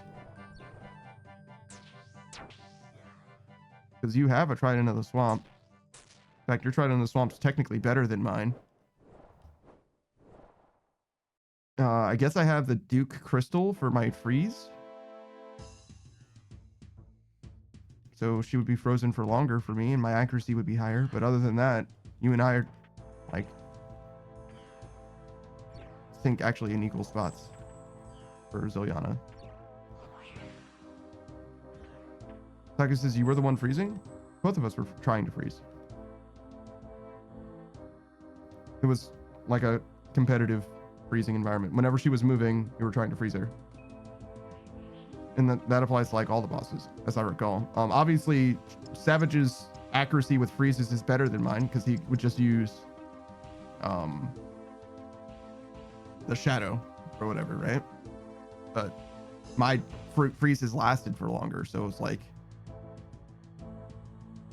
there's a little bit of a trade-off going on there. But yeah, I mean, like, yeah, no, we were both trying to freeze. As I recall, I don't remember like specifically. I know for Bandos, both of us were trying to freeze, but we only fought Ziliana like 20-ish KC or whatever. It wasn't nearly as good. We had a lot better time against Bandos or Garage Door. Ziliana was a little more rough, so I wouldn't even necessarily go so far as to like recommend the magic setup or anything like that. Obviously, the way that people traditionally do her is with like 10 range ranged, 10 ranged, like specifically Bofa. Taku says, yeah, I'm like, are my freezes gonna land without the shadow? Are they gonna land? I don't know about that. I know that you can try it, but I probably wouldn't like bank on it necessarily. Oh wait, I guess you don't have an Olidinus ward, right? So I guess my magic setup is just ever so slightly better than yours then. Actually, is your magic accuracy, maybe your magic accuracy is higher and my magic percent is higher? Yeah, I think that's what it was. It was trade. Yeah, your setup is more accurate. Yeah, I was thinking Elidinus Ward has in the fortified one, but obviously I don't have the fortified one. It's like 100, actually maybe even more than 150 mil for fucking defensive stats and 2% or something. Like I says, I don't know. I'm a big fan of run around the room. I mean, you're gonna run around the room when that bitch isn't frozen. I promise you that shit. if she's walking towards you, you are not standing still. Like, she will fuck your whole shit up. Like I says, also there's the issue of magic robes, paper defense. Yeah, just don't let her hit you. I mean, if you're like comfortable with the way that you're doing the KC, like no need to change it up. Savage and I just, well, actually not even Savage and I. Savage just wanted to try out the duo for full mage because he was on a full mage kick. Like I says, I'm still getting shotted by a mage and range. Yeah, they don't hurt that bad. It's fine.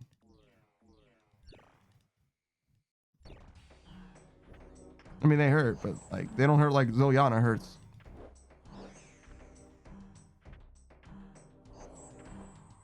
Like says enough that I have to tank them. Oh yeah. You certainly do. You certainly will be. You'll know that they're there. You won't forget. Also, part of the appeal was for Savage and I, obviously, is that we could use blood bursting to recover. And you, as an iron, probably don't want to be just like burning blood runes for free all the time for forever like that. It's just money for us, right? But it's a little bit more for you.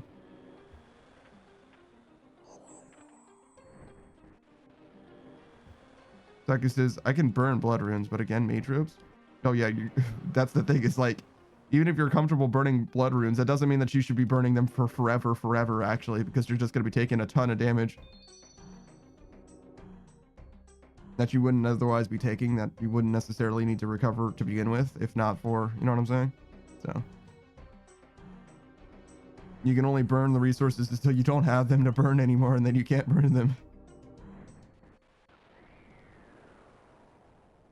People die when they are killed.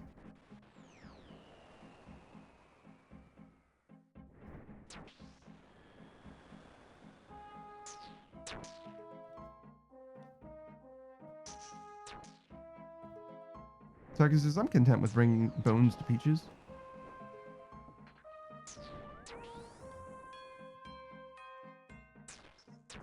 Yeah, there was definitely a time where we used that shit, but I think if we ever do Garage Door again, we're gonna do Full Mage again, probably. And I don't think we're gonna do any of the other bosses, like, straight up. Maybe Krill, if I get a Scorching Bow. Actually, if he had a Scorching Bow, I guess we wouldn't need it, to be honest, because the Scorching Bow plus Lightbringer is enough. But that being said, I don't think he has any interest in getting a Scorching Bow again. I could always kill him and give it back to him or whatever, but like that's like hassle. Taku says, I bring Smoke, Mud, Law, Nature in the pouch. Have all elements so I can cast both Bones and Alk. We didn't do that before. I'm not sure why. Oh, because we're freezing. Yeah. So we were on Ancient, so we don't have access to the spell book. It's the problem. Even if we had the runes, we wouldn't have the spell book.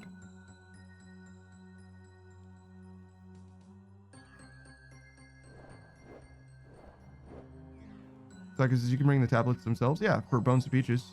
Sure. Are there high alk tablets? Surely not. That would make the lumberjack pointless.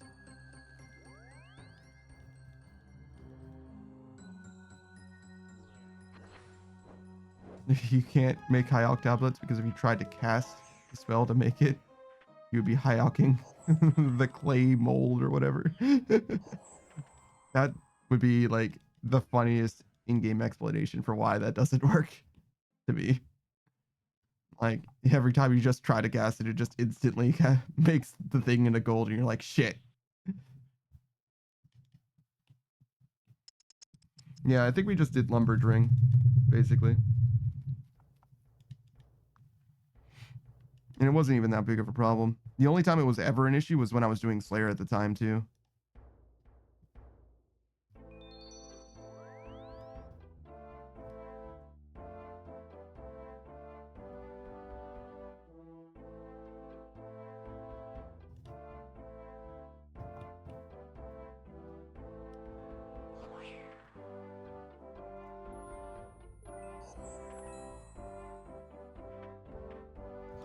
Saki says, I wish they'd let us charge the ring with Alk spells. They pulled that long ago, but I don't think it passed. I mean, clearly not, right? If it did pass, then what the fuck? Yeah, I don't know. I don't get the point of it being limited to 30 a day with no recharge option. I feel like it should be closer to like the Bone Crusher, where you can just charge it up as much as you want to fucking charge it up.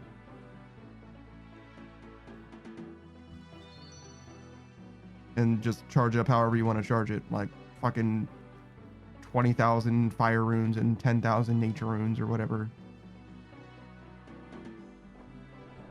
I guess it'd be 3 to 1, something like that, 4 to 1.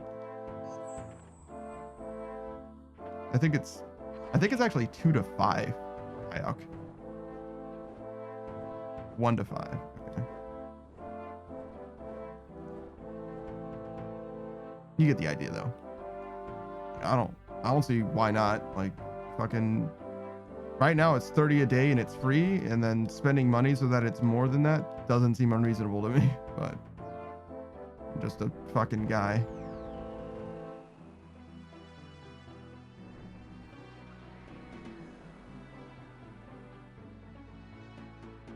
And obviously don't know dick about dick. All right, get me out of here. I say get me out of here. I'm gonna be here for fucking so goddamn long. I'm gonna goddamn like it too.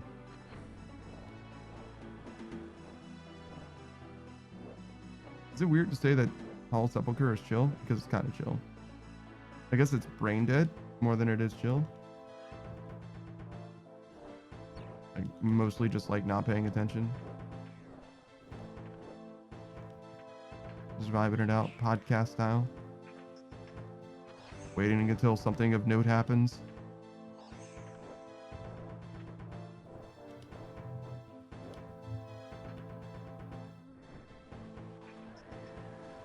My wrist feels weird though.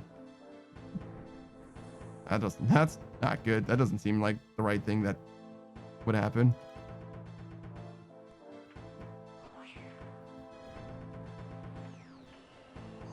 No, whoops.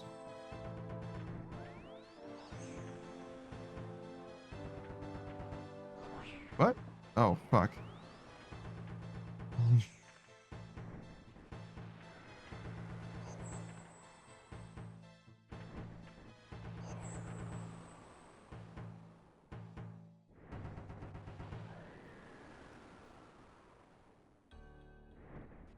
There we go.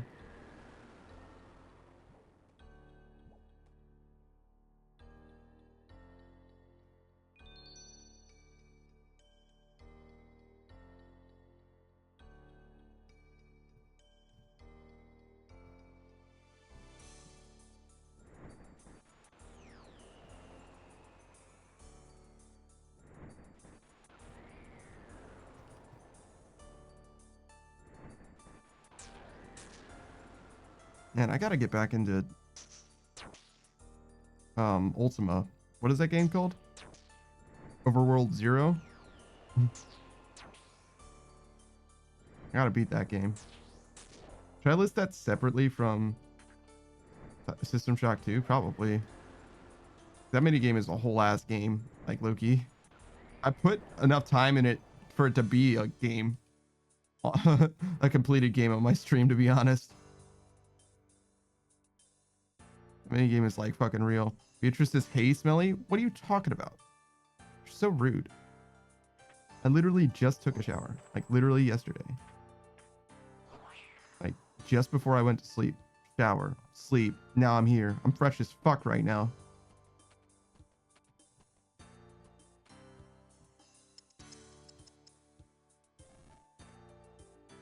I'm very tired, though. I will admit that.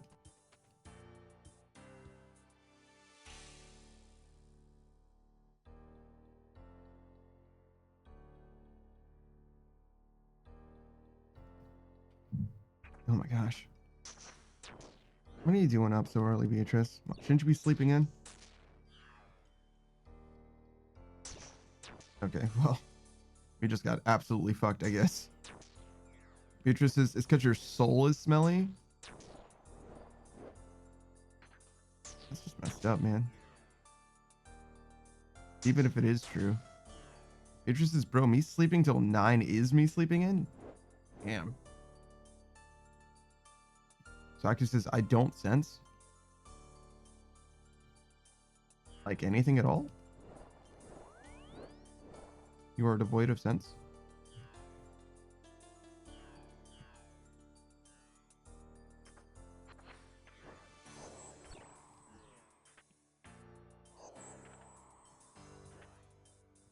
Beatrice says, no wonder Saku's a little insane. Yeah? You devoid of his senses would make him insane.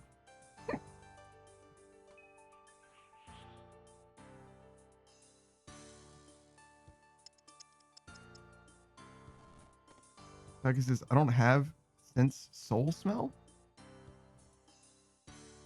Wait, no. I don't sense soul smell. As a soul mage, he's saying he doesn't sense a soul smell. No. He's onto something. He's onto something. If he doesn't sense it, then how could you? As we've gone over, Saku is a soul mage, right? And if you guys don't know, Beatrice Gambit. Shit. I typed a slash. Beatrice Gambit. Hold on, this segue is great. Beatrice Gambit happens to be a Bunny Girl Casino VTuber. Casino Bunny Girl VTuber? I guess the words work in any order. But anyways, she streams video game too. She plays the new hotness, First Descendant, Once Human, Throne in Liberty. But also she'll play some regular good old fashioned, well, not necessarily old fashioned, but some mainstay games as of late have been Hollow Cure, which is a vampire survival-like, and The Binding of Isaac, which is obviously one of the best indie games ever made, right? Besides those games, she's also been known to do art because she's actually a multi-talented artist. You can even make her sing song. And even if you don't want to make her sing song, if you don't want to interrupt the stream, don't worry. You can make her do dance. She'll rickroll for you if you want her to be rickrolling so that she doesn't give you up or let you down or run around or desert you. You can make all of that happen. Like, you have the power.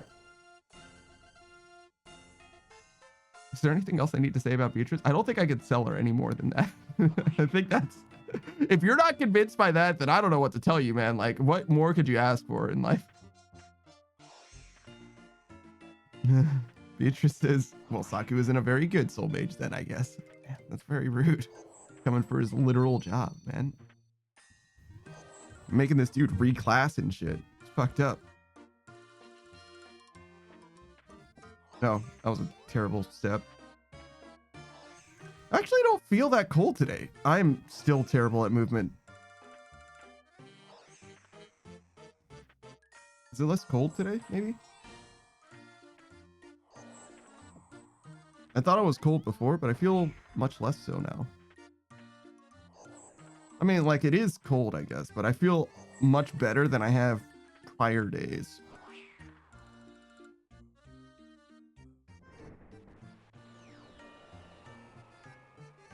Yo, did you see the movement? The confidence?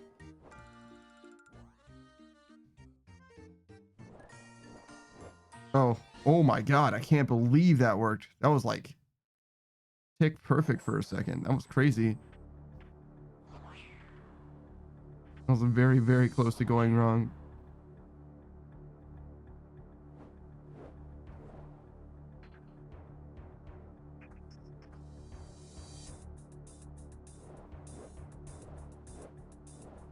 That was a yawn.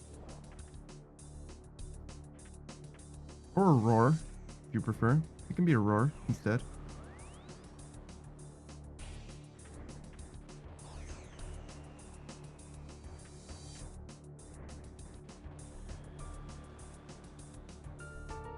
Beatrice's Panda Roar XDs.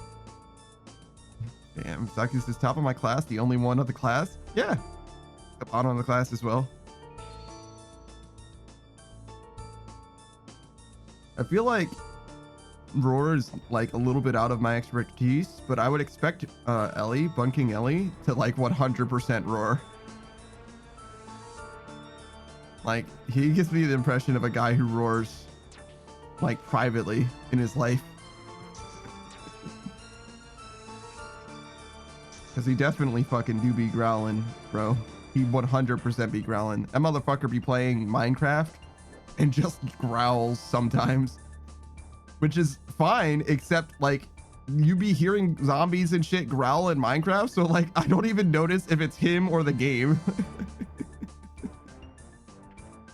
Sometimes. Like, oh shit, you're right. That was fucking him. That was his fucking throat making that noise. Beatrice says, well, I'm top in my class at ingesting souls. Man, I guess that's dangerous? Yeah, no shit. Somebody should like regulate that or something. I don't know. We should get the government involved.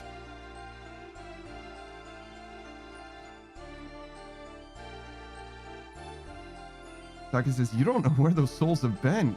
I assume that she doesn't. I assume that's actually true. Like, why would she know all about them even?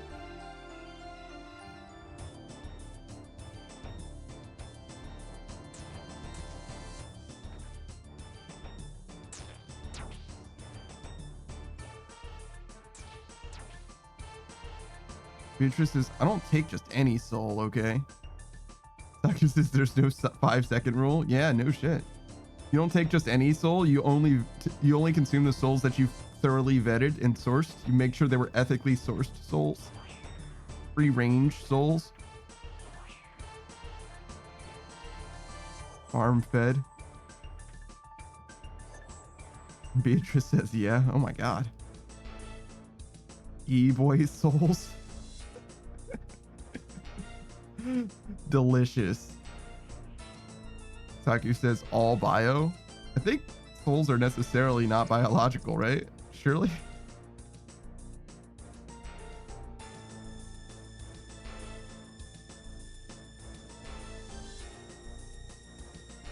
There was another yawn. Oh God. Why are we so tired? I did eat after stream. I did stay up a little bit. Literally just long enough to eat though. All I did was eat and then go straight to bed. Like I says, I was trying to remember where the current song is from. I think that's Bloat. The Nightmare Continues. Sounds like Lasani's Nightmare then.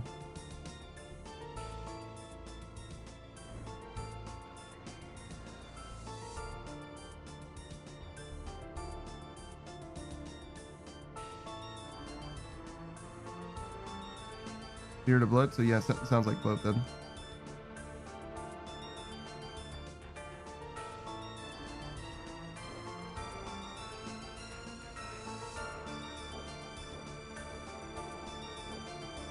Beatrice says, I bet you only slept like 5 hours, if that. So I woke up a few times during the night, but I actually got up at, I think it was 8:07.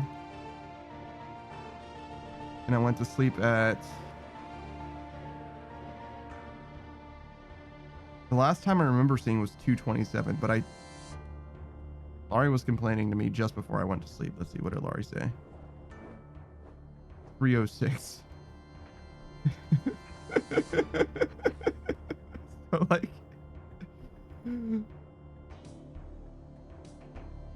I mean, what, 5 hours, if that? Yeah, I mean, yeah, 4 hours and 59 minutes is what I've got, apparently. Zephyrius, I messaged Zephyrius. He's going to be joining us for Deep Rock Galactic at 3:09, which would have been just after Laurie. So literally, I finished eating. Laurie was like, "Go to bed," and I was like, "Can I fucking eat, please?" Shit. And then Zephyrius is like, "Are we still good for tomorrow?" And I was like, "Yes." And then I went to bed. So yeah, it's been about 4 hours and 59 minutes or something like that. Like, damn close to 5.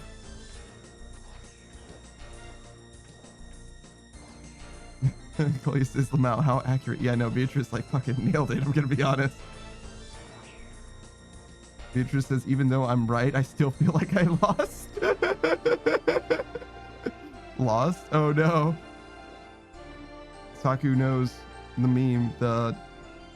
Is this lost?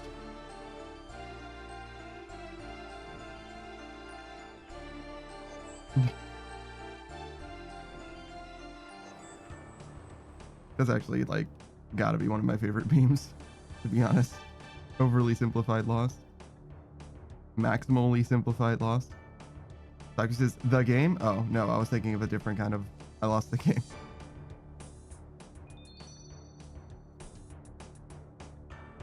Madness. Shout out to fucking 2006 or whatever. I want to say 2008. 2008? When did the movie 300 come out? Not only did the movie 300 come out, but also Meet the Spartans came out. You remember when movies had specific parodies of specific movies? That's fucking crazy. Saku says there was this guy at school that had a Platinum Angel Magic the Gathering card in his wallet. I feel like I know about Platinum Angel. Isn't that the one that like lets you win the game? Like it has a win the game condition? Like a unique win condition? No, it says you can't lose the game. Oh. I lost the game. That's similar though, to be fair.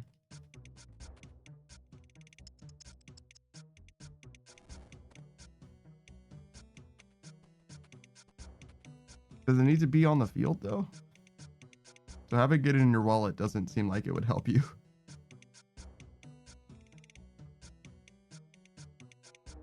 Can you imagine just like by virtue of that card being in your library, you can't fucking lose? Like, Jesus.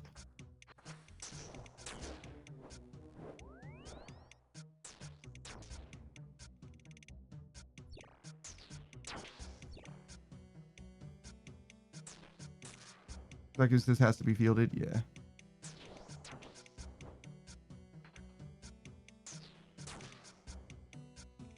Like, I don't think there's a single card with the, and if it's in your deck effect. Yeah, that's a Yu-Gi-Oh thing. Like, is this because how would you verify that? Yu-Gi-Oh definitely has like, by like an activation type of thing. Like you can, but maybe not from the deck. Typically, though,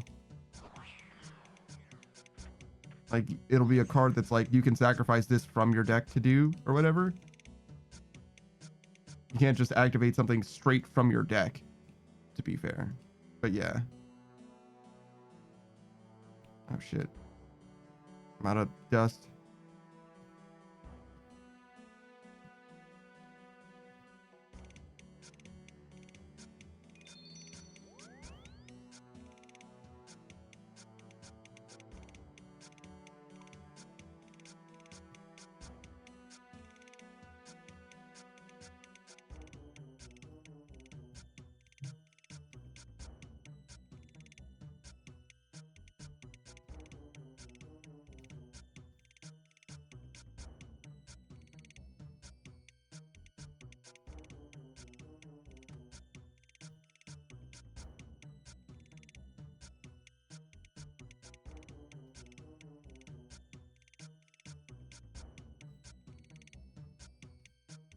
Yeah, there we go. Save a couple slots. That'll be good. It's like, I don't know. My strat was just spawning token creatures. I liked blue a lot. So I did a lot of counter spell. I think my favorite card, actually not card. I think my favorite archetype is in Magic is, what are they called? Phantom? There's this card, I think it's maybe 2 blue mana, or it's effectively cost 2, but it might be like 1 blue, 1 colorless. It's Phantasmal Image, I believe. Either Phantasmal Image or Phantasmal Creature. And the idea is you use it on creature and you get a copy of that, except it's an illusion. And there was this one Magic game that was like one of the yearly editions of Magic that has like pre-built decks or whatever. And there was a guy that made it so that your illusions were hexproof and +1/+1. And you can make an illusion of that guy who would then be an illusion that, so therefore it's +1/+1 and hexproof, and also would make everything else, all of your illusions, including itself, +1/+1. So I couldn't quite make them like indestructible, but hexproof was pretty fucking close. Also had the Roiling Elemental, which had a landfall effect that if I placed a land, I could choose one creature. Actually, I think it was one permanent, but definitely a creature on the enemy field and take control of it or whatever. It was like fucking pretty solid.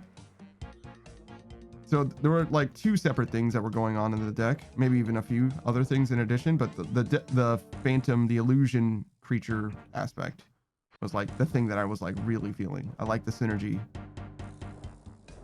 And also like copping other people's shit is funny.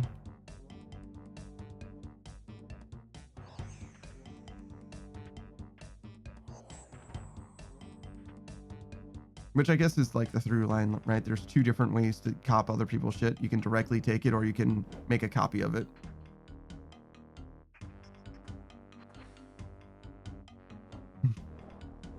There were quite a few good creatures that I copied before, but you gotta be very careful about the activation requirements for like some of their effects, because I definitely copied somebody's like, I don't know, red or black spell or red or black creature or whatever, and in order to activate its effect you needed to tap like a red or black mana, and I obviously was playing a blue deck, so I was like, oh shit, I can't really use this.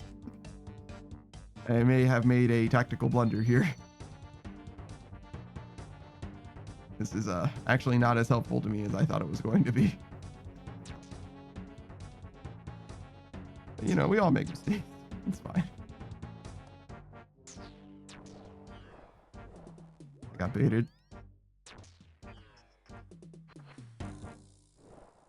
Don't touch my butt. No!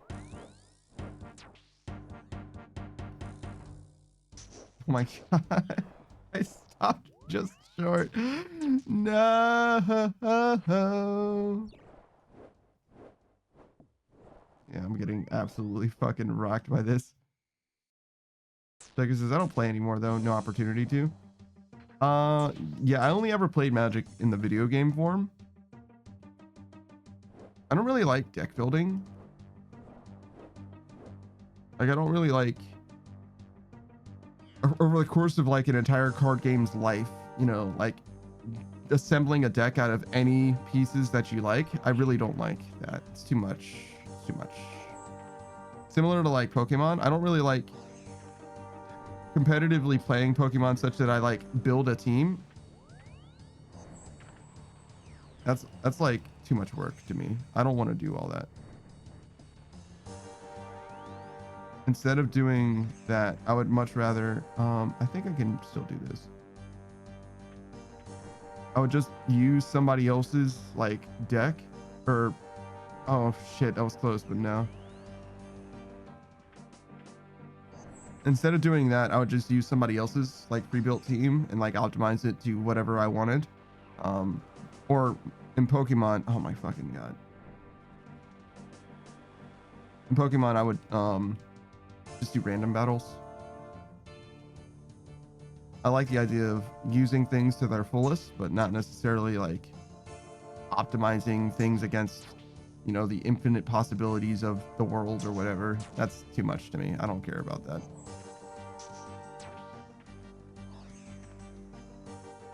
Saga says, but I was in the white and green. My dad has the really old cards. Yeah. None of the mega valuable ones, but his sis did have the valuable dual lands. Oh shit. Yeah, I remember dual lands. I never really like did anything with them. I never owned any like physical Magic cards either. Like I said, strictly digital, strictly video game. But the yearly Magic games, I enjoyed them quite a lot. There's also this one Magic game. It's like for Windows 95 or whatever. Like decently old game. It's fantastic. It's like basically like a roguelike Magic the Gathering game where like you're literally just like you start out with like a half shit deck and you just like build up more cards as you beat like random like creatures. Chandelier, maybe Chandelier, sounds like Chandelier, sure. But yeah, you build your deck from just beating like random NPCs that have like less than maximum life and shit like that or whatever. Like such a cool game. It had, pretty sure it had Channel Fireball, Black Lotus Channel Fireball. So that's like, we're talking very early Magic Gathering. Saka says, you just put it onto the field and it was a choice of 2 colors. Yeah. Saka says, I remember that game. I've never played it myself. It's a little before my time. But I would be down with playing that game. That game's probably fucking abandonware. I think it's a pretty short game though, to be honest. But it's a very cool game.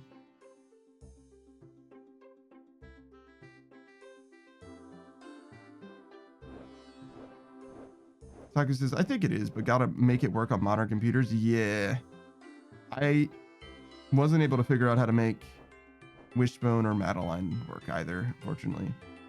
Taku says, I used a virtual machine to play it. Yeah, I was gonna use DOSBox, but then I realized that the games that I was playing were not DOSBox games. They were actually just like Windows 95 or whatever. Or Windows, whatever earlier version of Windows, which is not that easy to like make happen. You have to like a virtual machine, yeah, something like that, which I've never really used before, and I wasn't able to figure it out before 500 followers, so I just like completely abandoned it. Like I still got the files if I ever decide to attach or attempt those abandonware games again, but that's not going to happen for thankfully quite a while at this point. Like if it does happen, it'll happen in the distant future. Hey Spot, what are you doing? Why do you look like you're in trouble?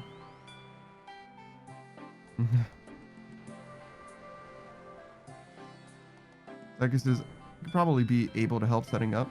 I appreciate that, but I don't want to mess with it anytime soon. You know what I mean? Like if I got your help, by the time that I actually did anything with it, I would forget. So if I did ask for help, it would have to be like months from now. So maybe I will take you up on that, but like in the future, like way in the future. I don't want to bother you with something that I'm gonna forget about. How can I see on the spot redeem how far behind I am? Oh no. So you can see like you do the redeem and then like it comes through that much in the future. It's pretty much 1-to-1 for me, I think. Like literally as you do the redeem, I think it comes up. Let's see. Let me do it.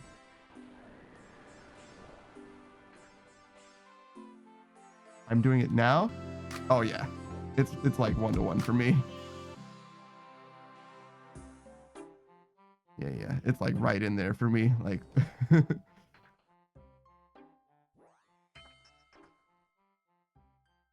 Well, I guess this for me, it's like 15 to 20 seconds. Let's see, am I dropping any frames or anything? Yo, I literally looked away as I was standing in front of this dark trap. I'm so fucking disrespectful. Nah. I lost 6 frames due to render lag out of the 497,000 frames so far. I've not skipped any frames due to encoding lag so far. Literally not a single one. And the stream has not lost a single frame yet.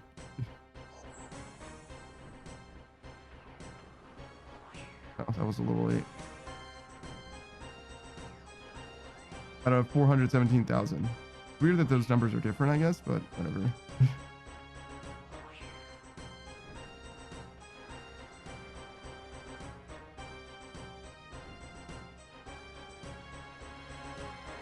Wait, why are they different?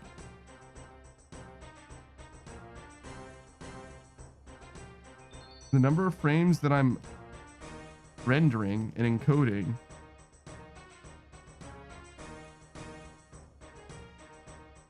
Why are those numbers different? What the fuck does that mean?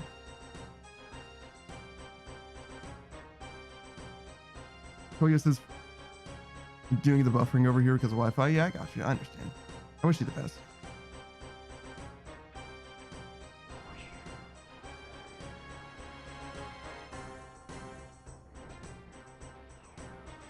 What could that possibly mean? I'm like rendering more frames than I'm actually encoding or streaming. I mean, I guess in order to encode it, you have to render it. But like, what are those extra frames, bro? Huh? I just don't understand. Maybe I'm stupid. I don't know.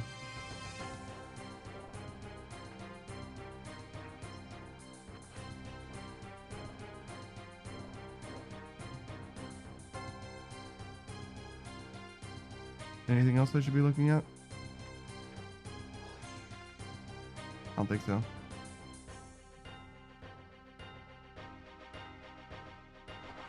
Have you seen the Wilderness CCTV?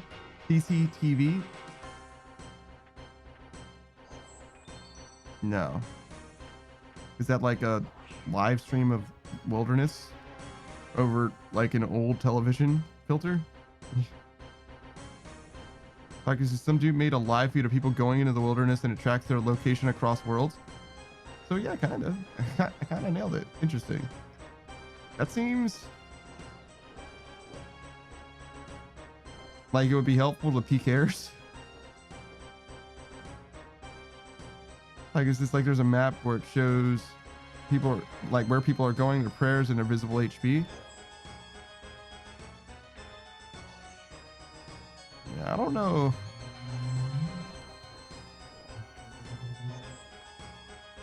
Like, is this helpful to PKers, bad for the game? Yeah, I would say so.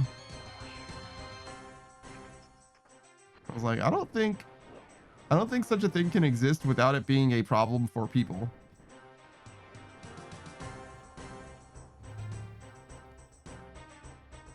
Like, on the real, like that seems kind of.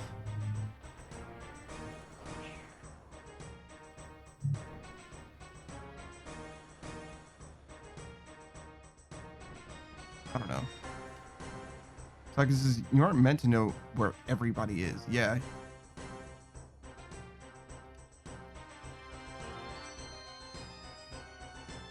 Goliath is for a good reason. Yeah, I would say so. I don't know.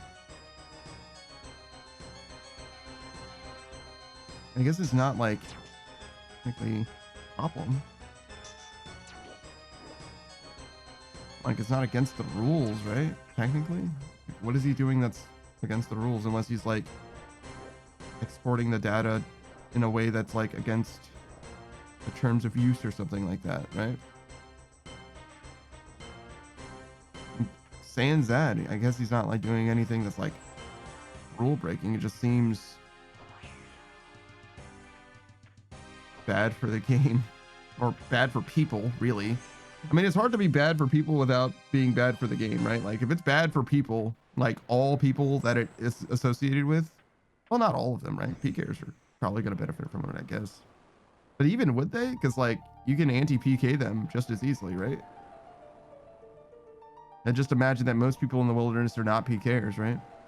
Kolia says, if I understood it right, with that you can just snipe players with an advantage. Well, you're always going to be doing that, right? In theory.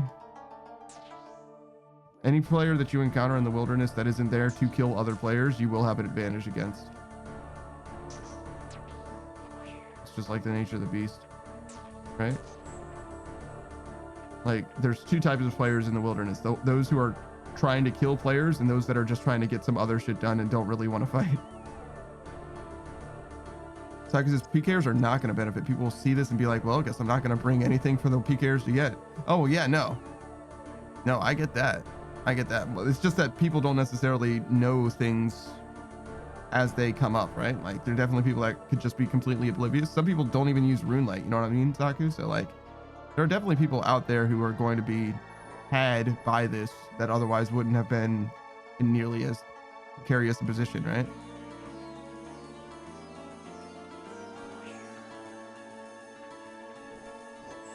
Like you're one of the informed people, but not everyone is that's informed. Saku says with clans, Reddits, and Discords, it does get around fast. Well, yeah, but some people just only play the game, and that's their only involvement with the game, right? There will be people like that always, right? They don't know dick about anything except the things that they directly personally encounter.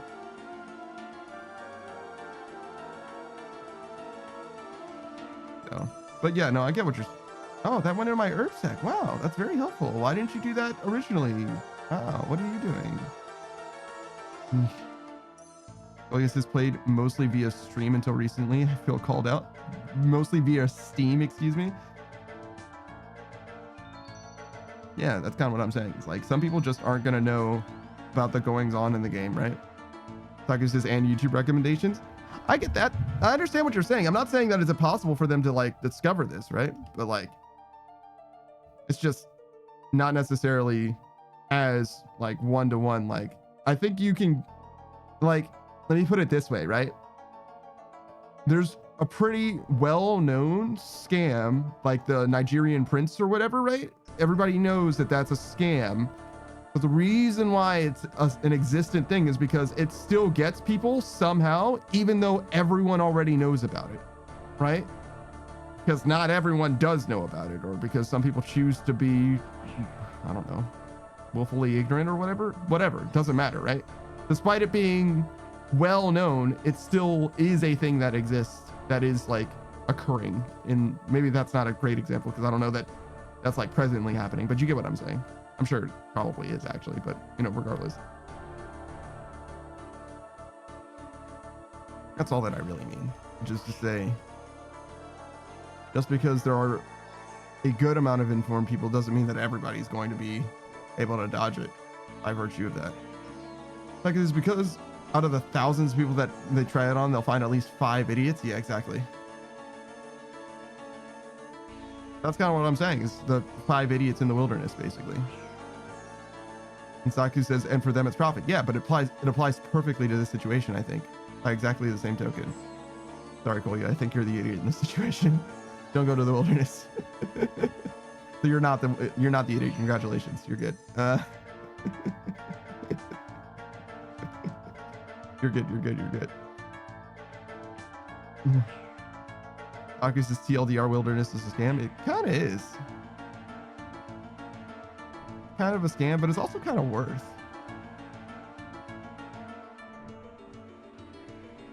Like, the agility experience that you get from the wilderness agility course and the thieving experience that you get from the rogue's den are like innately worth doing, even if you didn't get any money at all from them. And then there should be one other thing in the wilderness that I liked. Oh, the chaos altar. Saku says, whenever someone tells you Spindel is a moneymaker, don't trust.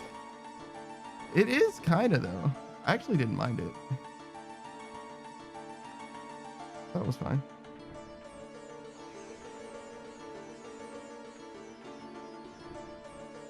And I got a great clip out of it too.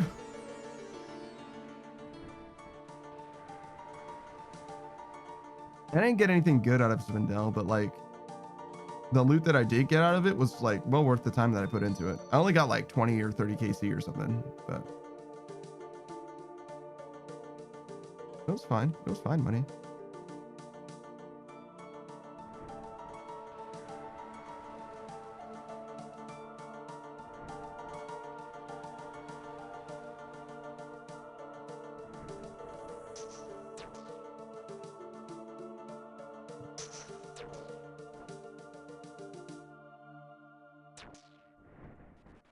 I was really gonna wait on this square, like this sword wasn't gonna cut me literally in half.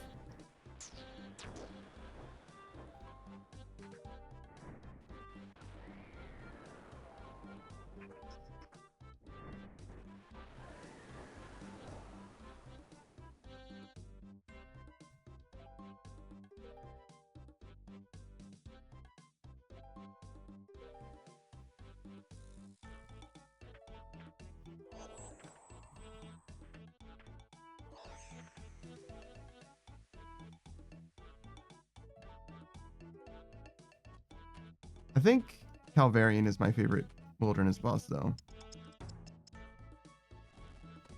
I enjoyed that guy a decent amount. I would enjoy him even if he wasn't in the wilderness. Like just doing the boss mechanically was nice. Artie was literally nothing. Like you just blood burst him and TP out when there's danger. Spindel was interesting enough. It was fine. I like it better than Sarachnis for sure. Sarachnis is Calvarian's easy? Yeah. He's a great first boss, I would say. Maybe not first boss, but like among first. What with there being like wilderness and shit like that.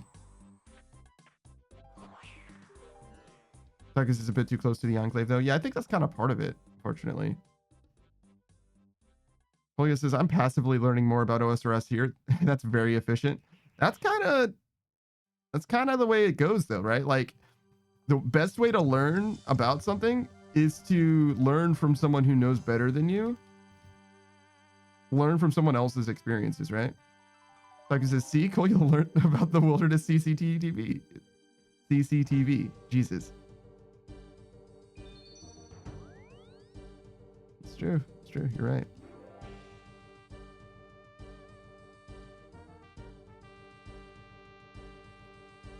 Bum, bum, bum. Ba-da-da-bum.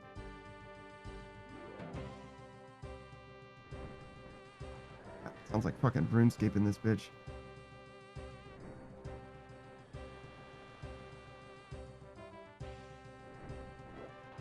Those are some fucking old ass neurons that are firing.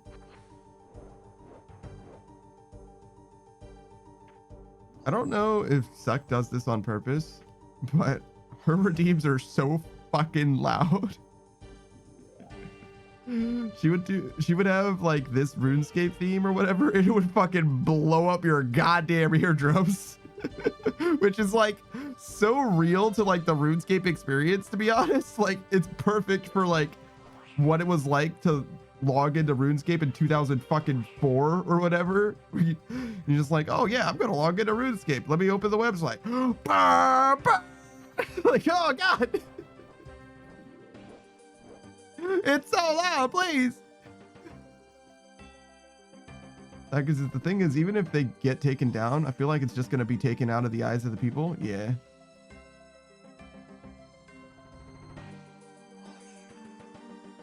Bum, bum, bum.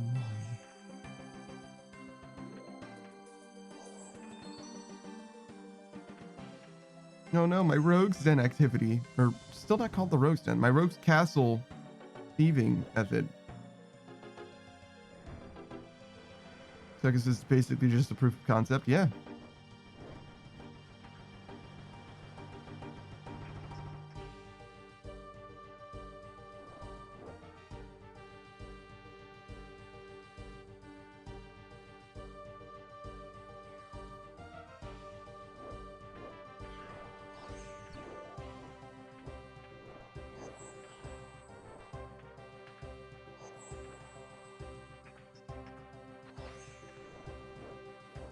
I don't know.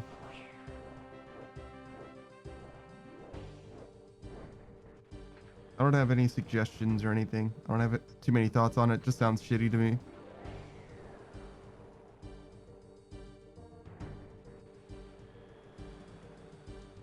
But I've always felt strongly about PK.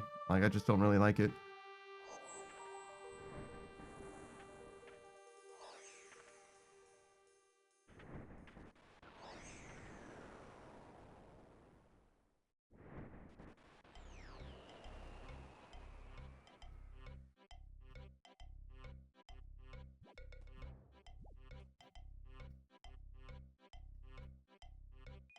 Because his mixology says, or mixology. All right. Dude wants the MMA concentrated potion. Me, MAM. Yeah. Yeah. I've been there. You can fix it though. Just don't take it out. Just keep pulling the levers. It's fine. You can go MAMMM. Wait, MAMMA. Yeah, there it is. Then you got it. I mean, you could do MMA as well, but you don't need to. That's an extra M in there for no reason. I don't even think it's wasteful. I think it's like you can just pull the levers as much as you want. I think. Not 100%.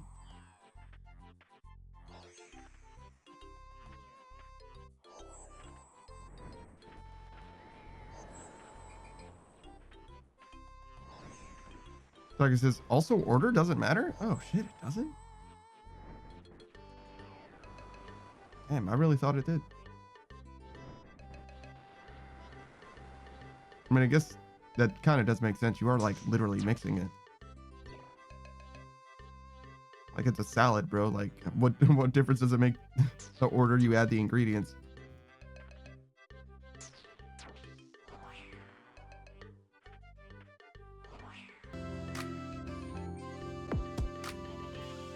Oh shit, I'm supposed to go through the portal. Me too, Spot. That's just like me for real. Hey, Copaman, what's up? We're just vibing out, man. Living life. Doing our best.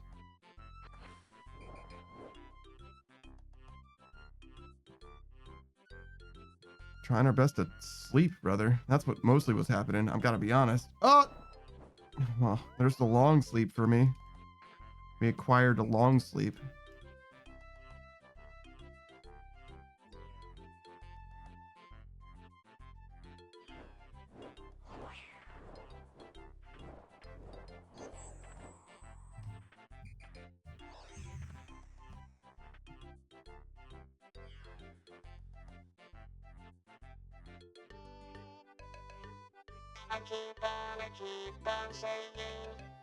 Yo, that was so goddamn late. I was like, yo, where? I mean, I get it because of the spot picture, but...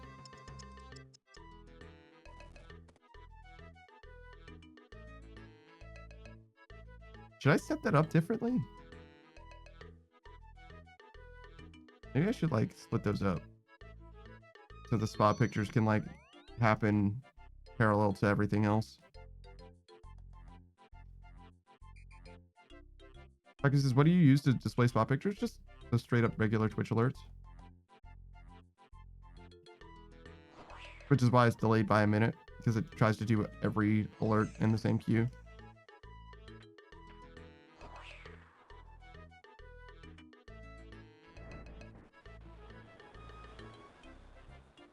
I don't think I can make this.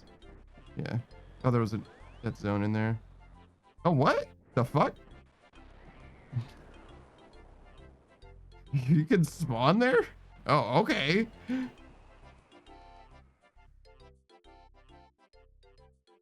that's fucking news to me, I guess.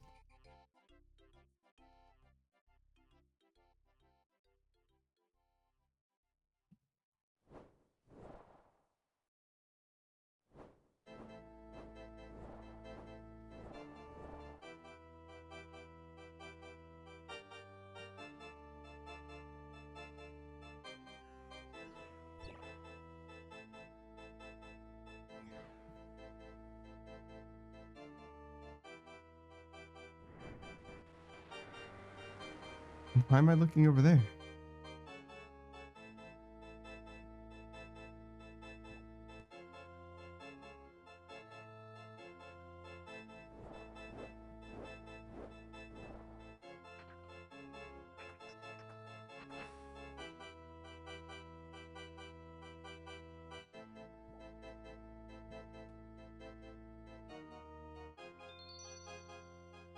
Yo, why am I so goddamn tired? It's like I only slept for 5 hours. I don't understand. How much sleep do you need to have in life? Should I just like go to sleep without dinner instead on the weekends? Take a break for food? No, don't be ridiculous. Go to sleep without dinner?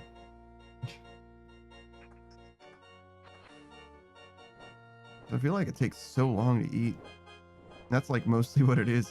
Just so much time spent eating. Well, spent eating and cooking, I guess. This is like 30, 40 minutes just to make the food too. I mean, it doesn't have to be. It was last time though.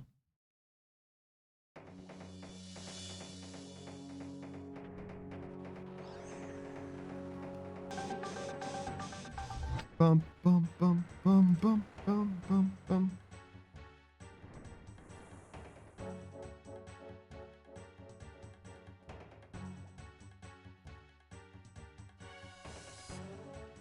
I kind of like the fight caves, I'm going to be honest. It's a little expensive. It wouldn't be if I used a Bofa, though. I mean, I guess you would take a little bit of damage. But other than that, it would be pretty much free, right? Well, potions. A lot of the expense that I incurred from every time that I've done it, though, was just the fucking darts and scales. In fact, scales mostly. Unless I'm using like dragon darts. But yeah, amethyst darts in the blowpipe or whatever, that was like fucking 1 mil a run or some shit. It was like mad expensive actually. You got your reagent prods already? Shit. That didn't take long at all. That was probably super worth doing.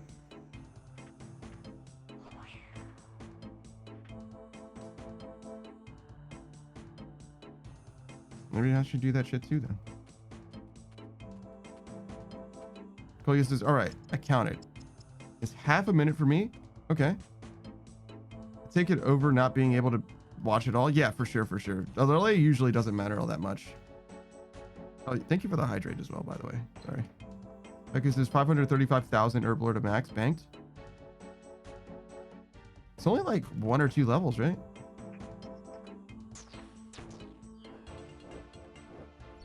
I mean, obviously it's at least 1 level, but I think it's only like 2.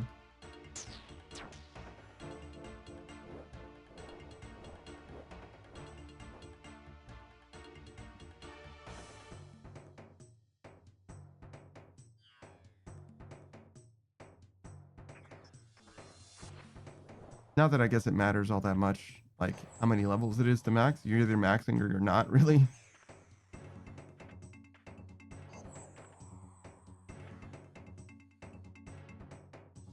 Oh, speaking of maxing or not, I bet I can do Tears of Guthix again.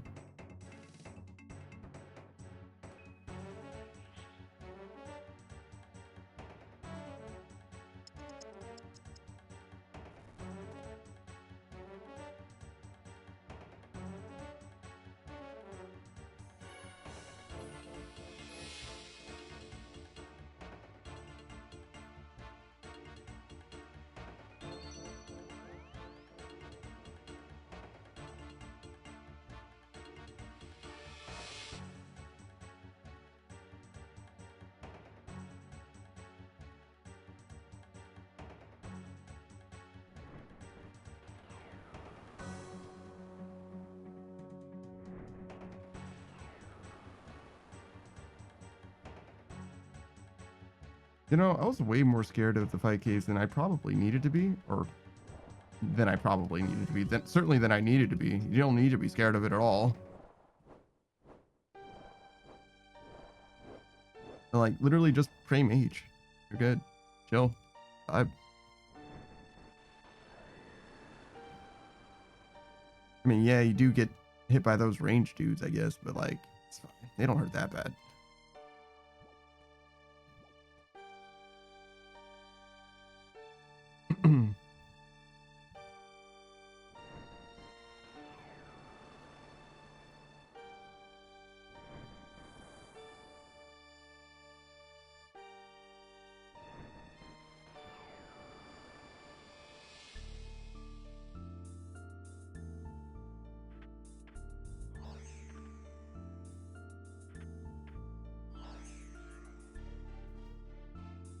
How are we doing rate wise?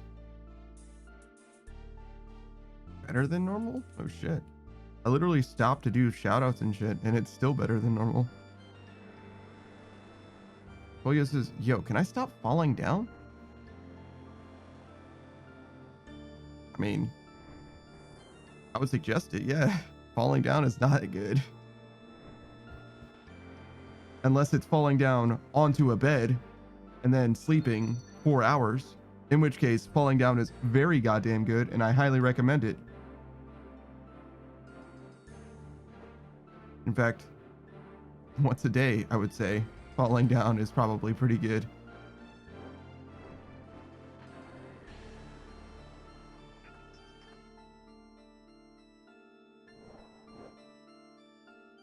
Let's see, the other times to fall down that are good? Falling down into a swimming pool. Falling down into a vat of cheese. Falling down into a pool full of gold coins, like Scrooge McDuck, and dying on impact. Oh, yes, this agility course 3 times in a row, same spot. Oh, the Varrock agility. Yeah. Yeah, that shit was cursed for me. I swear to God. Like, it was like weirdly hard to like get through it sometimes. Felt like it was conspiring against me. If you got a few dollars, don't forget you can pie boost to do the next level of the agility course. If you're 5 levels early as well, because summer pies are pretty cheap. Pretty cheap. Maybe not like super duper cheap. I don't know how much capital you're working with, but pretty good. Go to the next course, especially Canifis. Just hang out in Canifis for the rest of your life. What is Canifis, like 35? 30? You don't leave there until fucking 60? Oh shit. I realized I was just going to be standing where the sword was coming. No, I should have gone. Fine, we'll just wait for the next sword. No, 35 is when you go there.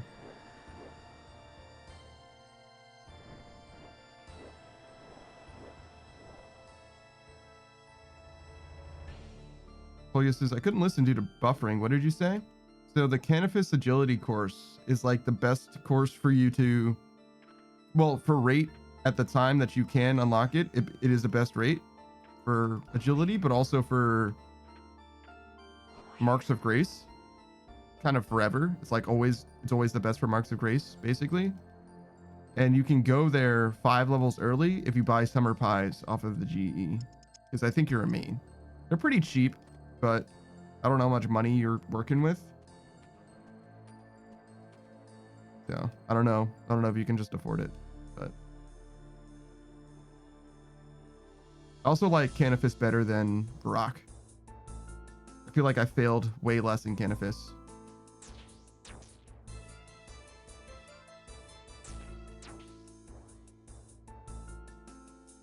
Can I write down how it's called? Canifis or the summer pie?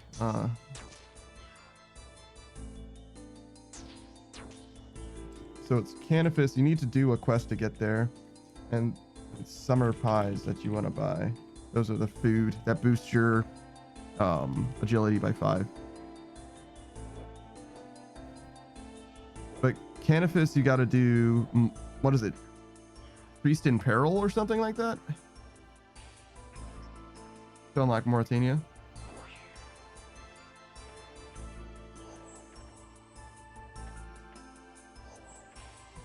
Chloe says, Canifis, yes, wasn't sure how that's spelled just by hearing it. I don't know how to say Canifis. I just say what I fucking say. Chloe says, I think I've done Priest Imperial. Okay, so yeah, you're good then. Should be the only one you need to do. There's a fairy ring right next to it if you've got access to the fairy rings, CKS. If not that, there's a few other ways to get there. No, there's a teleport. Carol. It's on the Arceus spellbook.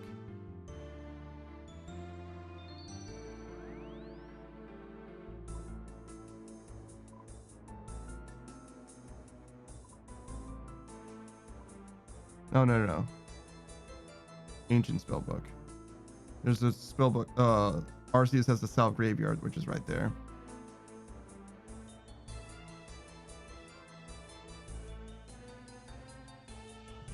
Slayer Tower's not far. I think you need to get the recipe for that, though. Are there not pants? Is there no pants teleport here? Guess not.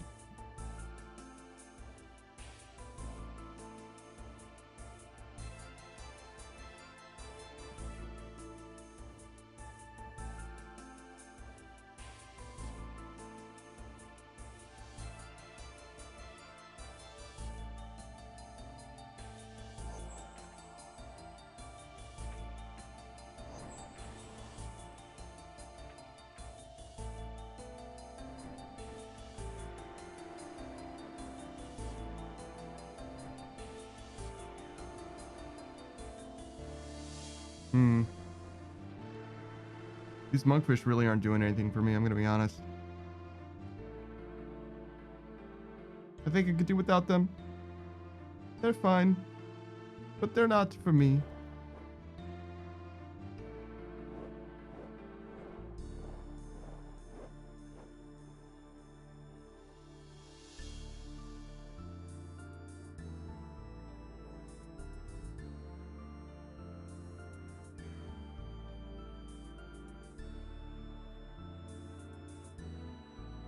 Yo, pick perfect. Actually,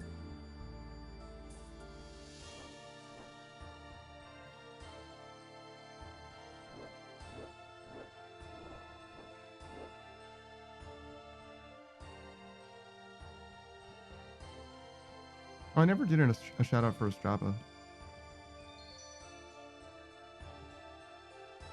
Strava's got a big day today. Big good news today.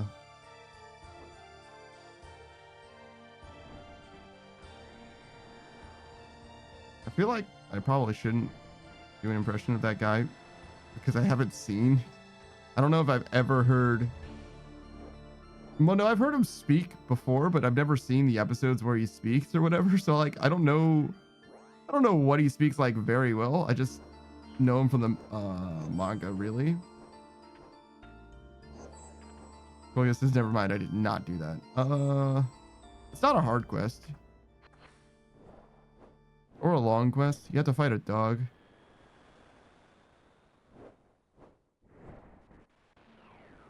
Yeah, if you have Quest Helper, you could probably get it done pretty quick. Maybe an hour at worst.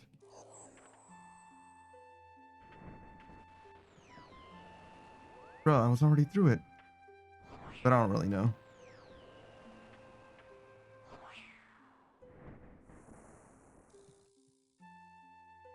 Beatrice is, are you good at impressions? Me? No. Not at all.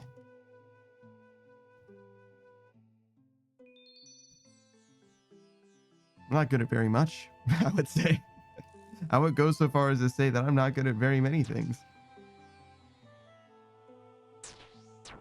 Oh, yes, it's a good thing I can almost access it anyways. Side the quest, I'm level 39. Oh, okay.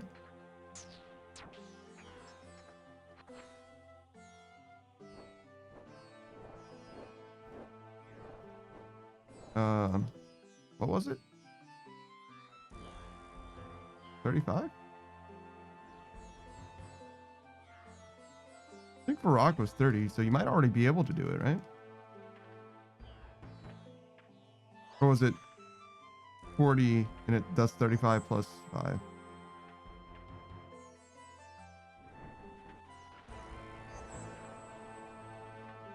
No, it's 35 plus 5. Got it.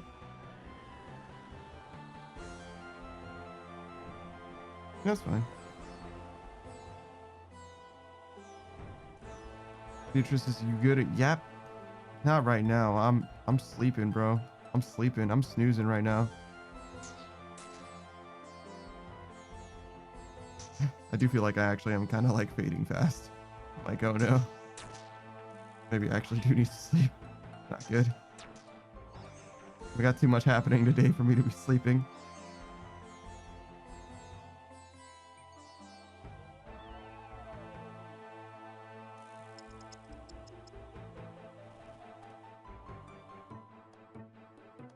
I don't know. Maybe it's a nap angle. I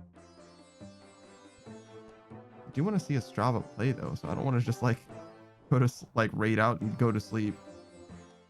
That would mean I have to sleep before. Hello?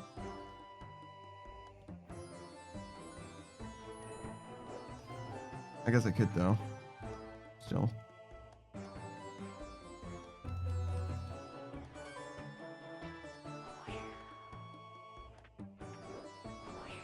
Oh my fucking god. The one tick where I could have gotten hit. And I did. Or the last tick that I could have gotten hit, I guess is what I mean. Yo. I just didn't dodge. I wanted to dodge so fucking bad and I just didn't dodge it.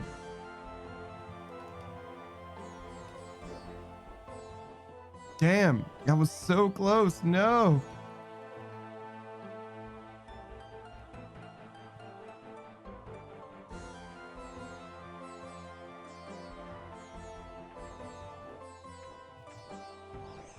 Oh my god, that was close.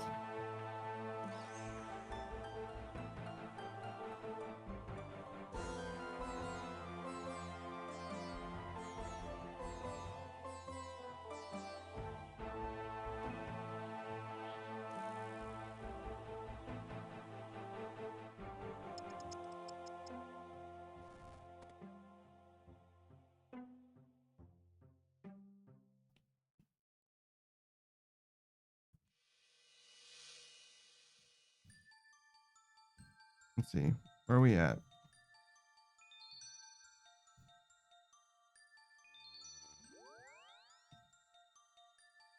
But I can't raid in at all if I don't do that. If I don't stay up. Oh, God. No. It's terrible. I don't need to raid in, though, necessarily. I could just be there. Probably not that different.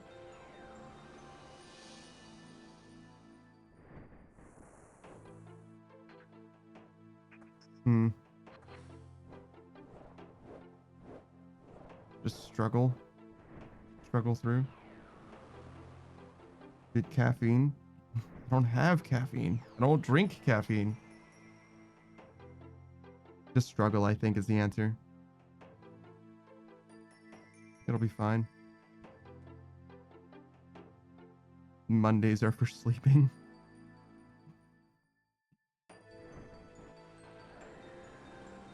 Oh, yes, there's 12 more laps until 40. Now I got alert though. Dinner? Damn. Time zones are crazy.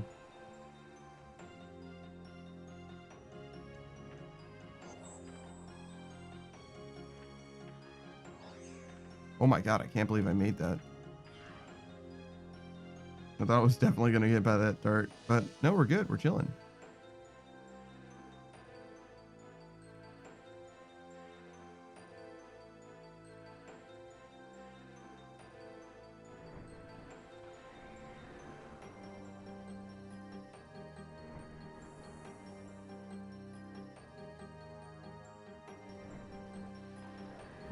What is this guy doing? Did you just finish going through the abyss, bro? With your fucking Questscape?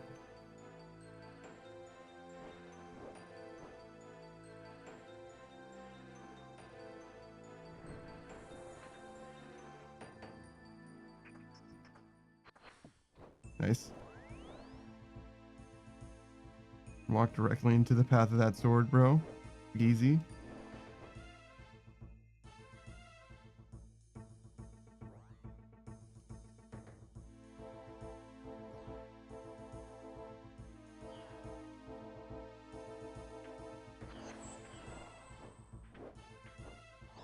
Tucker says, I don't know what I want to do now.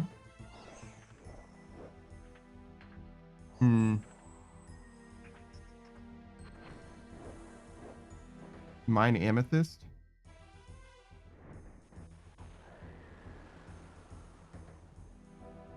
I mean, want is a strong word, but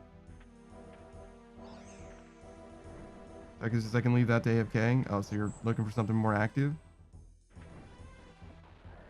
Zora scales? Or is that also AFK? I mean, obviously, if you kill Zora, it's not AFK at all, but fishing the dudes is probably pretty AFK. Okay.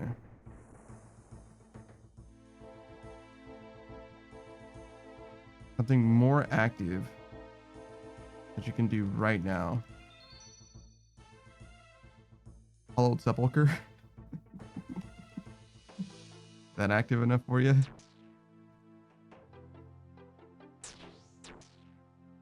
Some agility levels. Like he's like, oh, okay.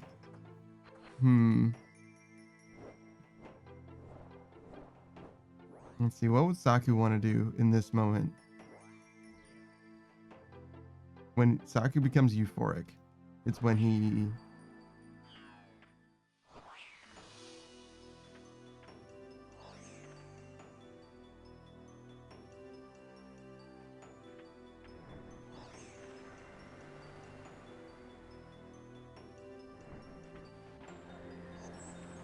Giant's Foundry then?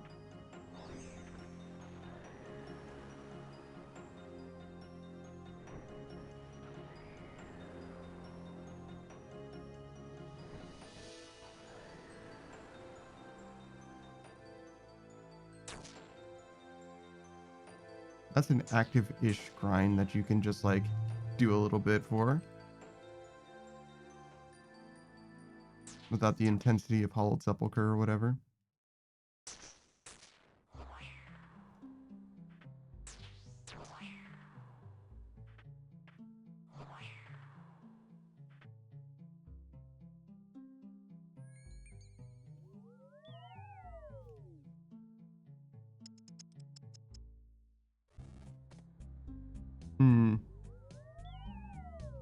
Hold on, this calls for an inventory management situation.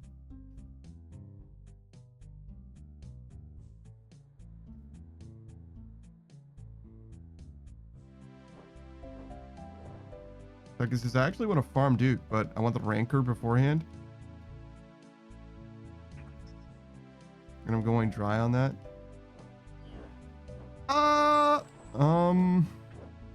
I mean, there's no helping it, right? You just gotta kill Raxer. I guess just so the mood is not there. You're like, I want to do Duke, but I want it to be good. Well, I mean, you could just kill Duke and it'll be fine.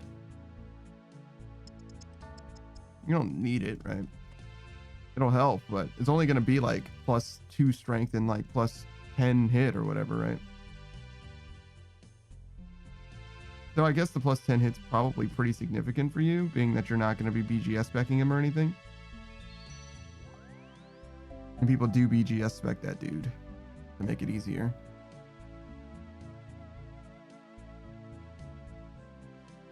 So I imagine it actually is relatively even more valuable for you.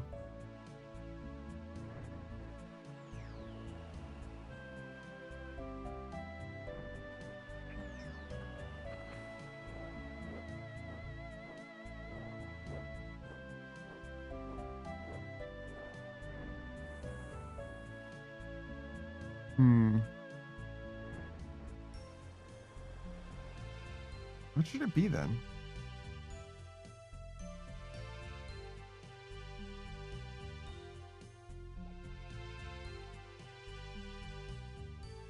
Trying to think of bosses that are like similar to Duke.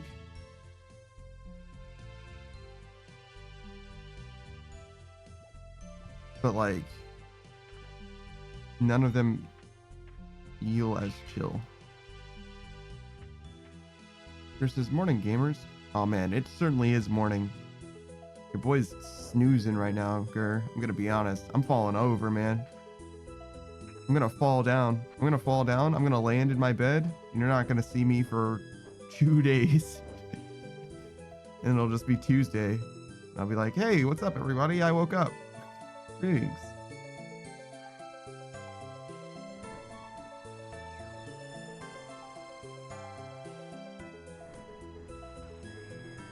I did have leftovers. Maybe I should have just eaten the leftovers, just like enough to like go to sleep. And then wake up and do stream. That would have saved me maybe an hour and a half. I think there's just not very much time between one stream and the next on Saturday and Sunday. Or Friday and Saturday, for that matter.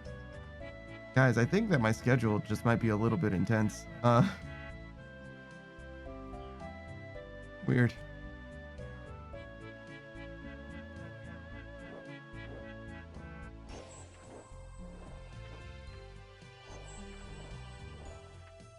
Finland.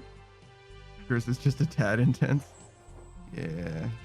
Sleeping thing is like kind of rough. Just need to be a little bit better about going to sleep sooner rather than later, I think, and it'll probably help tremendously.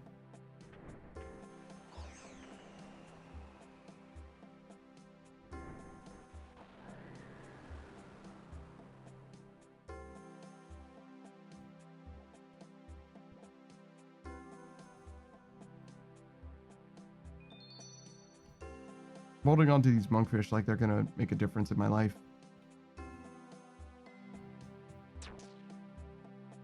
They certainly don't feel like they will. If I was a real one, I'd go into that. I'm not that real though, so instead I just walk past it.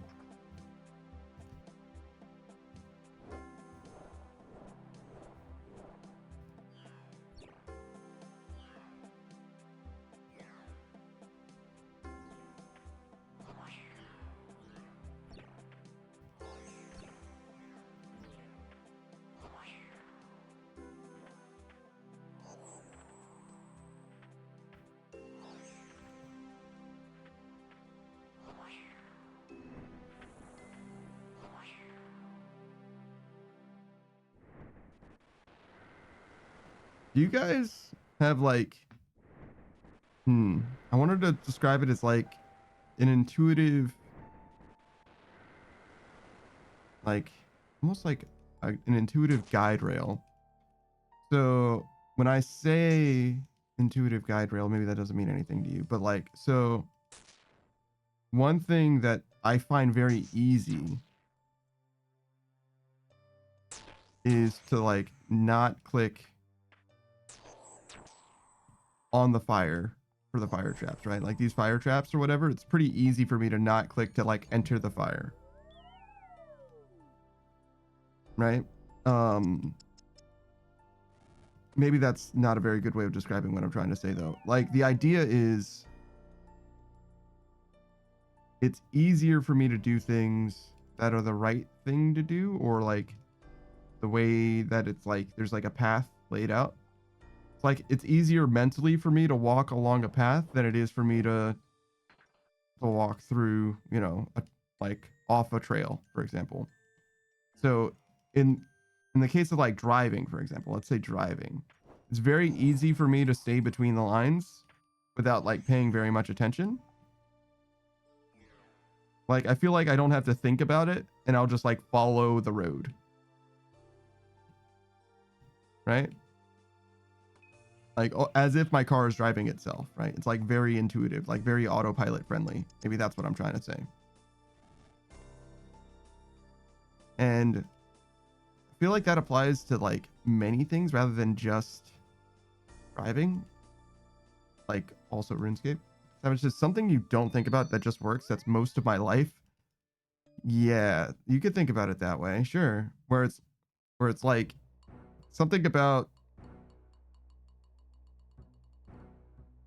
I don't know.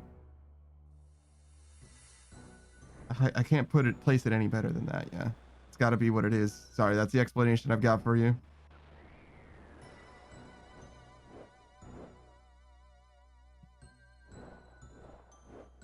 Something about fire makes it hard for me to step into it. It's like unintuitive to do that.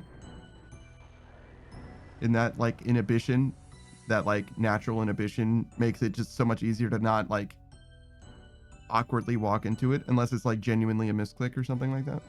Versus, yeah, I naturally do a bunch of stuff. So like not only yes, but also like it's trivial to point it out. That's reasonable. That's like most things that I think about.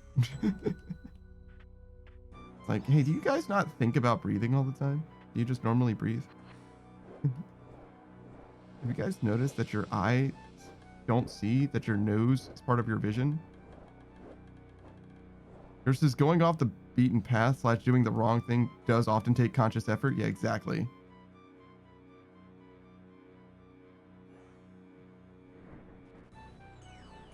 That which is most people don't have a Google Doc for blinking. Well, I mean, yeah, Google Doc wouldn't be that helpful. My spreadsheet though, I totally need my spreadsheet. Like everybody's got a spreadsheet, but like a Google Doc, like that's a terrible way of organizing information.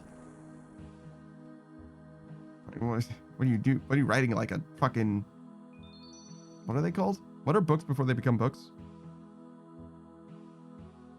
Not like a draft, but similar to that. God, it's like, there's a word for it. I don't remember it. Manuscript. That's the one. Thanks, Gert.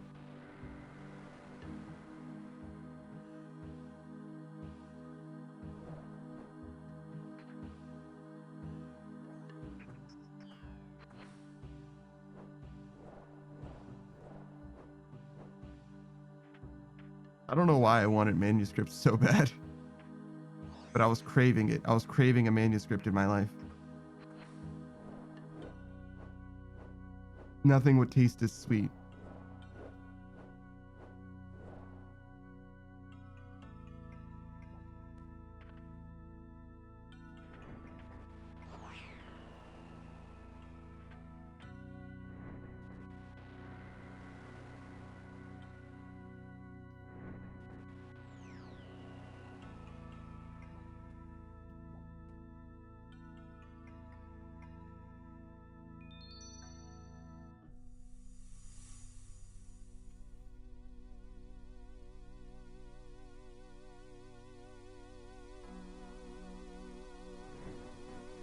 Am I colder now than I was a second ago? That doesn't make any sense. But the day is so much longer now. I don't think that's true or correct. The day is so much warmer now. Calling the day long only makes sense for like, well, I guess days can be long when you're like, calling the day longer seems like it should only apply like around the like winter solstice versus or is it winter and summer solstice? Yeah. Yeah, winter and summer solstice and fall and spring equinox, right? But anyways, calling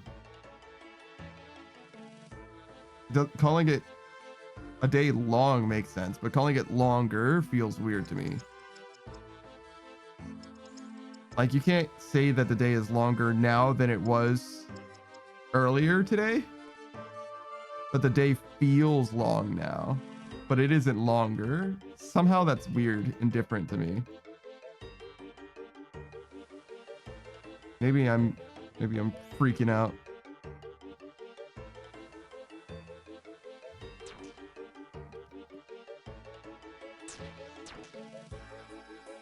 I need to dodge this sword? Oh god. Yeah, I sure do. I might not have needed to fight then, but... Yo, what's up, Pickle Cam? How's it going, man? Don't mind me, I'm just fucking freezing cold, brother.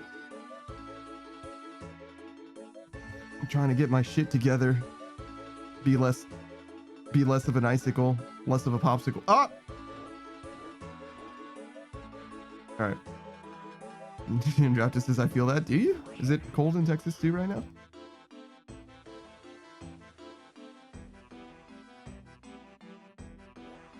Or do you mean like the getting my shit together thing? Because that's also real. Draftus says, I get cold easily. Oh, well then you live in a good place.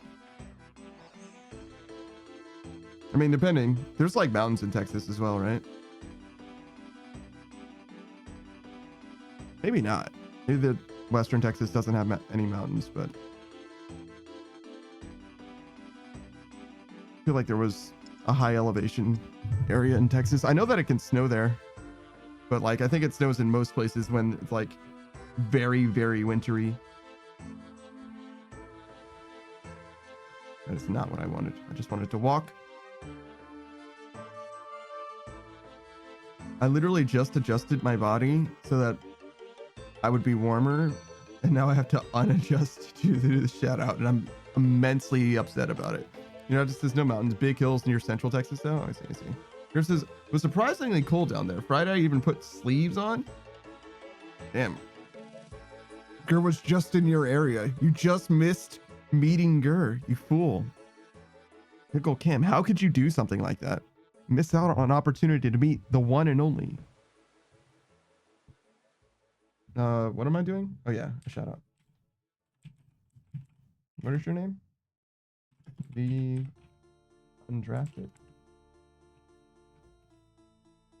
What excellent branding, but a weird thing to put on your birth certificate, I'm gonna be honest. If you want to ask him about his birth certificate, then I have no one better to send you to than Pickle Cam himself. That is the singular face of Twitch TV/The Undrafted, which is also affiliated strongly with the Undrafted podcast on YouTube. Sorry, that was a hiccup. Actually, it was a burp and then a hiccup. It was crazy. You should definitely, the nervous system one told me, that's it. Someone's getting fired. Yeah, no shit. No shit. You should definitely check out their podcast. Has been an excellent time. Their most recent episode, well, it might not be their most recent episode anymore. I'm a little bit behind. Their second Halloween special was doing numbers, brother. Nearly 5K. It was at 4.8K last I saw. I watched it twice. I gave them 2 views. There you go. 2 views. But yeah, no, those guys are fantastic. Very like regular people vibes, like downtown regular, like I say regular people, I mean like they're like perfectly reasonable, like funny guys to like conversationally listen to, if that makes sense. They seem very relatable and endearing. But you can't catch them all, to be honest. You can't catch them all on the Twitch TV/The Undrafted, but you can catch Pickle Cam. And every now and then you'll encounter some other people. Juan's there a lot. Mason will come by every now and then. You can definitely see some others hanging out, vibing it out, playing Call of Duty and whatnot. Cam himself, mostly he's been playing Fallout New Vegas. Oh god. But he plays Grand Theft Auto 5 with Kessel TV every single Tuesday as well. Versus catch them all. Yeah, I mean you can if you want to. They're probably okay with it. I mean, you can certainly on the podcast, right? They want you to do that. They'll insist that you do. In fact, comment on all of their videos.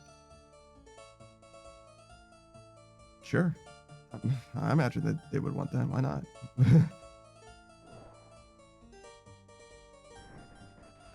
What else should I say about the Undrafted? You can put him in a pickle suit. That's why we call him Pickle Cam. Well, that's not why we call him Pickle Cam, but you can put him in a pickle suit, and he is called Pickle Cam. If you want to, but only if you want to. And if you don't feel like putting him in a pickle suit, that's okay. You could just use the emotes. that have him in the pickle suit. He has other emotes as well, but like I don't know why you would use them. Like the dancing dog is nice and all, but imagine if you instead you had a bouncing man in a pickle suit. Just throwing that out there. Just throwing that out there.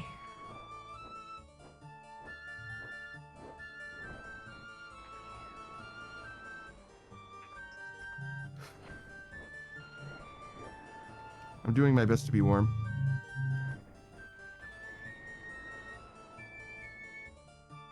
I don't know if it's working.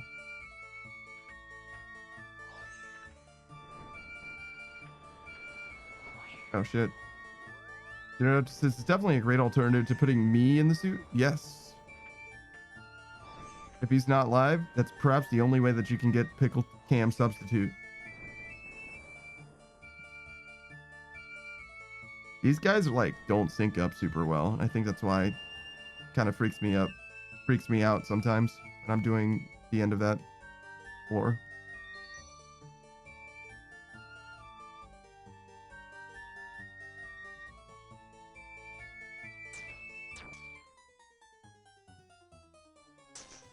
I don't know if I'm crazy, but I feel like I have a lot of trouble. Well, not trouble. I feel like I very often am doing the same side of floor 4. I feel like I very rarely do one of the sides versus the other. But it probably is that I'm doing them equally, and it just, I don't think about it.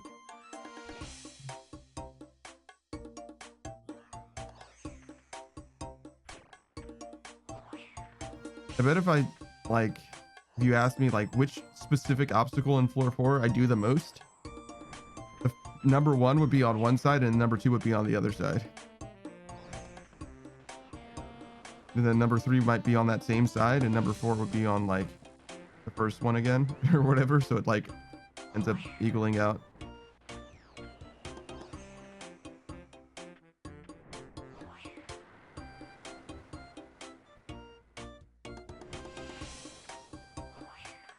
Oh god.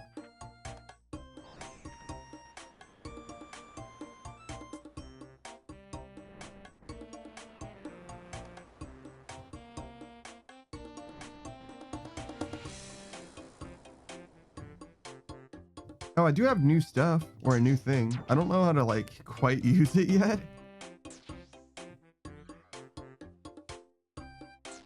I'm gonna need to like step away for a moment, so I'll show you guys as well. It'll be a nice convenient way to show it off. That's really unfortunate. I'm really quite upset about that. But that's okay, we'll get it this time. Woo! Yeah, baby, let's go. Yeah. Woo!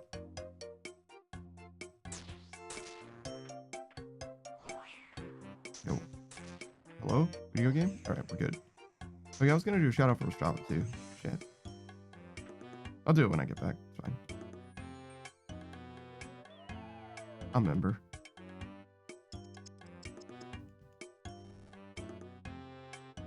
I'm known for remembering so good, right?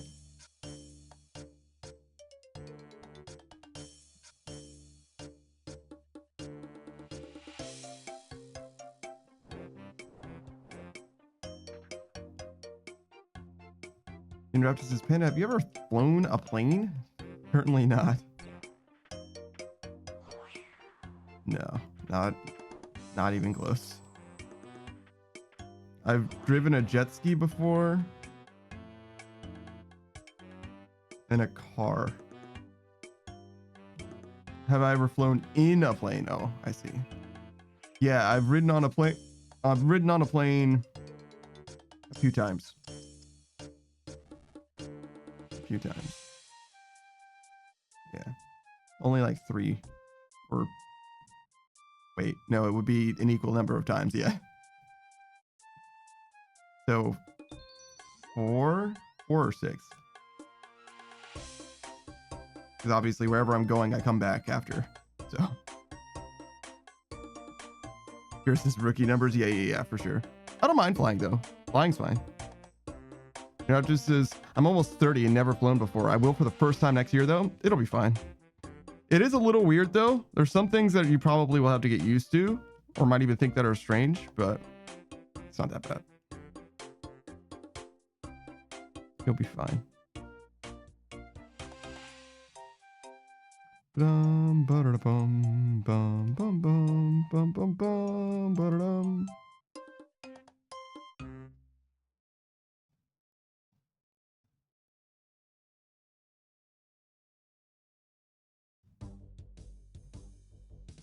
Just let me know if you have any questions. Yeah, true.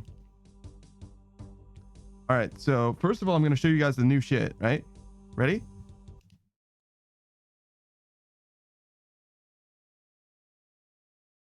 Oh my God, look at it. Look at it. Look at how nice it is.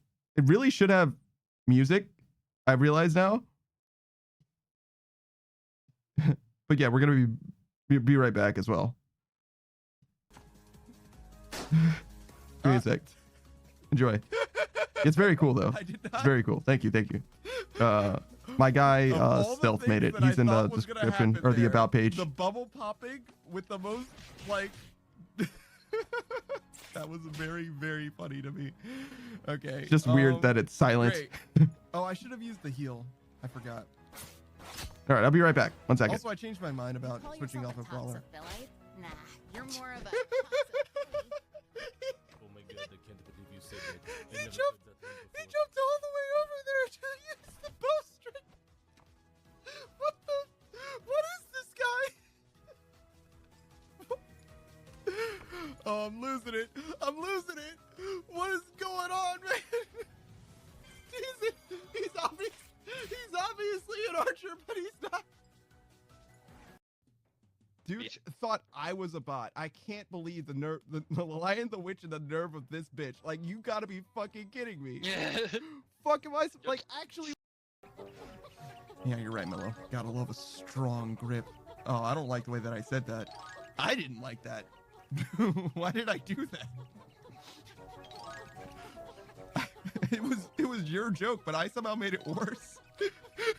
What am I doing? What's going on? I'm fully live. I'm fully Lord? I'm fully turned on. Great. Whale says, what? I'm inside of her. She's protecting me. She rescued me, so I'm inside of her. Have to go to the pain room again. Delta's talking to his own character. Back into the pain room you go. Good thing you're deaf, Panda. You don't hear the screams of my character. What are you doing in here? The disassociation helps numb the pain and the screams. There's a lot of blood in here. Make sure you clean it up when you're done. What do you think it's called the pain room for? I'm dipping. You left with a tick on you again? Oh my god, oh my god. Oh, it's on me! Help! I'm gonna die. God damn it. Oh, Get them off me! Uh-oh. That's why. God damn it. Get off me! They do so much to your health too. Rebooting radar. Do you have any idea what you looked like doing that? No, but I hope you got that recorded. Yes, I did. Yes, I certainly did. For your perspective, Delta, look, this is what you were doing. You were like this. But it's a flamethrower. I'm gonna die.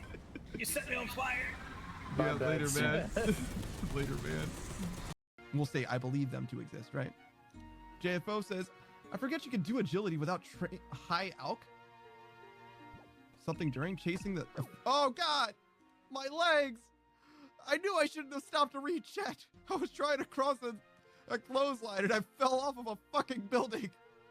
All right, we'll try again. And I'm going to go right back to reading. I forget you can do agility training without high alking something during. We're so close, guys. Do a flip. You're a fucking bastard. No.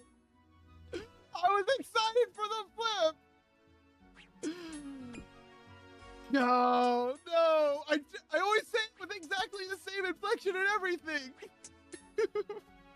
like 3/4 over the way over the handrail, because I just did it in like one swift movement, whatever.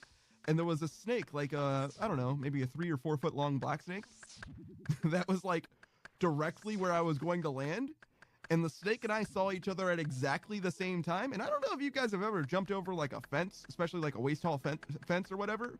When you're like over it, you're like well and truly over it. So like I was gonna land on his goddamn forehead, and both of us saw each other at the same time, and neither of us wanted that to happen. That snake was like, oh, what the? And like he bolted, he was gone out of there. And of course I'm like rolling backwards, trying not to land on him.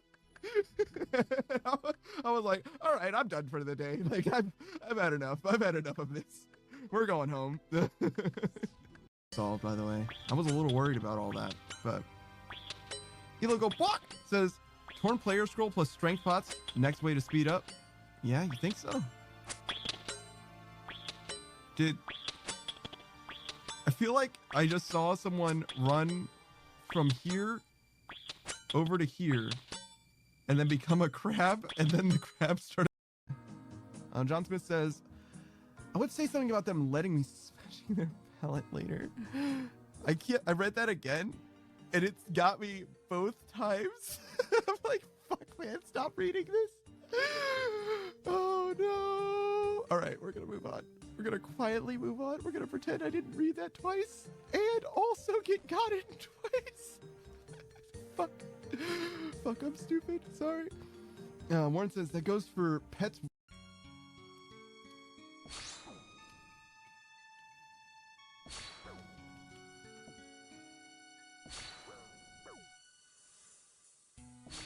All right. Oh my God, he became cats.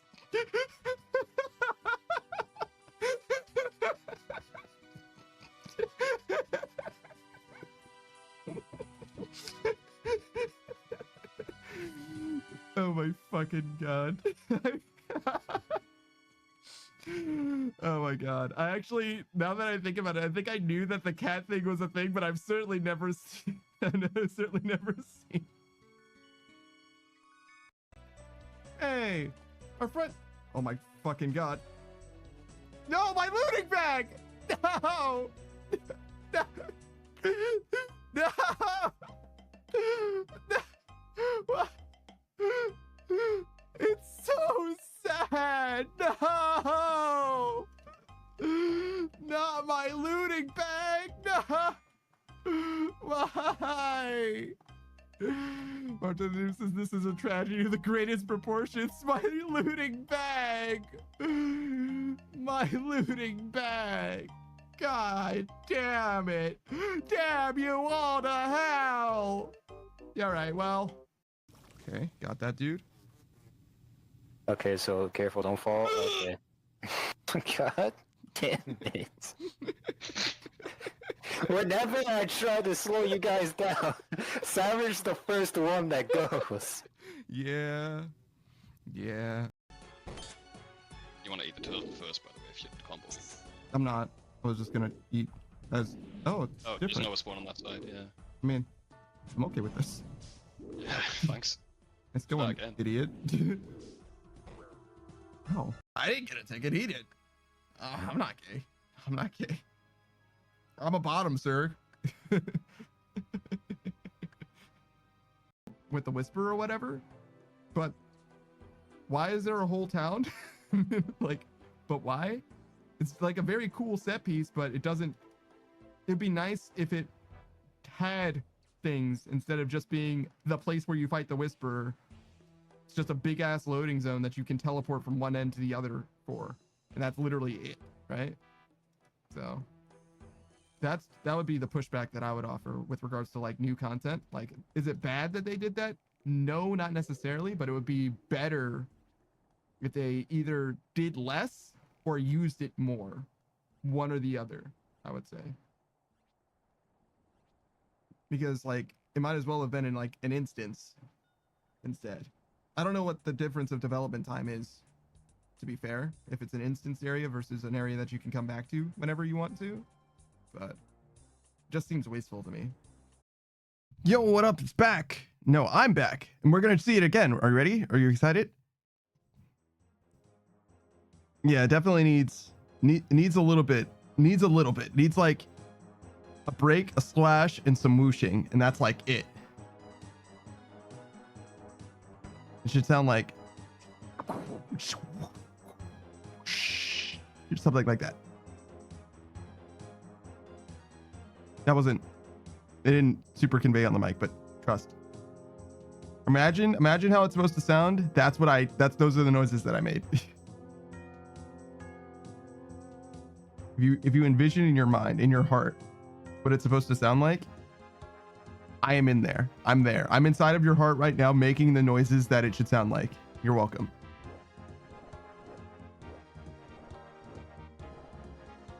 This one? Yes. House. Boop, boop, boop, boop, boop. I was a little late, but I think we still make it. Yeah. No problem. No problem. What is that from? Is that like Street Fighter? I feel like that's Street Fighter. Or maybe like fucking Ridge Racer or something, actually. I'm like specifically thinking like Street Fighter 2 era. Yours says the teeth are so cool. I love the sharp teeth look. Yes, I like it a lot. I think it's just one of those things where it's like, if I'm going to be rendered, I think it's like partly the artist's style as well, but I think it suits me extremely well. It's like part of my canon design and everything like that. But I feel like it lends itself a lot to like a stylized look. And also, if you're familiar with the YouTuber, his name is Yuri of Wind. He has a very similar sharp angled tooth look or whatever. I haven't seen anything new from him in like ages, but I was a big fan of his content. He did like bullshit creepypasta story time is what he called it. He would just read a story from like the creepypasta wiki or whatever, where it's just like a bunch of people that are posting like fanfic creepypasta bullshit. He also used to do like fairly deep dives into the history of some games like Ura Zelda or whatever. Ura Zelda. That would be the N64, or I'm sorry, the Ultra 64 expansion of Ocarina of Time, something like that. The Nintendo 64 disc drive. Oh my god, do you guys even know what the shit? Do you even know what an N64 is? Start there. No, of course you do, Gur, but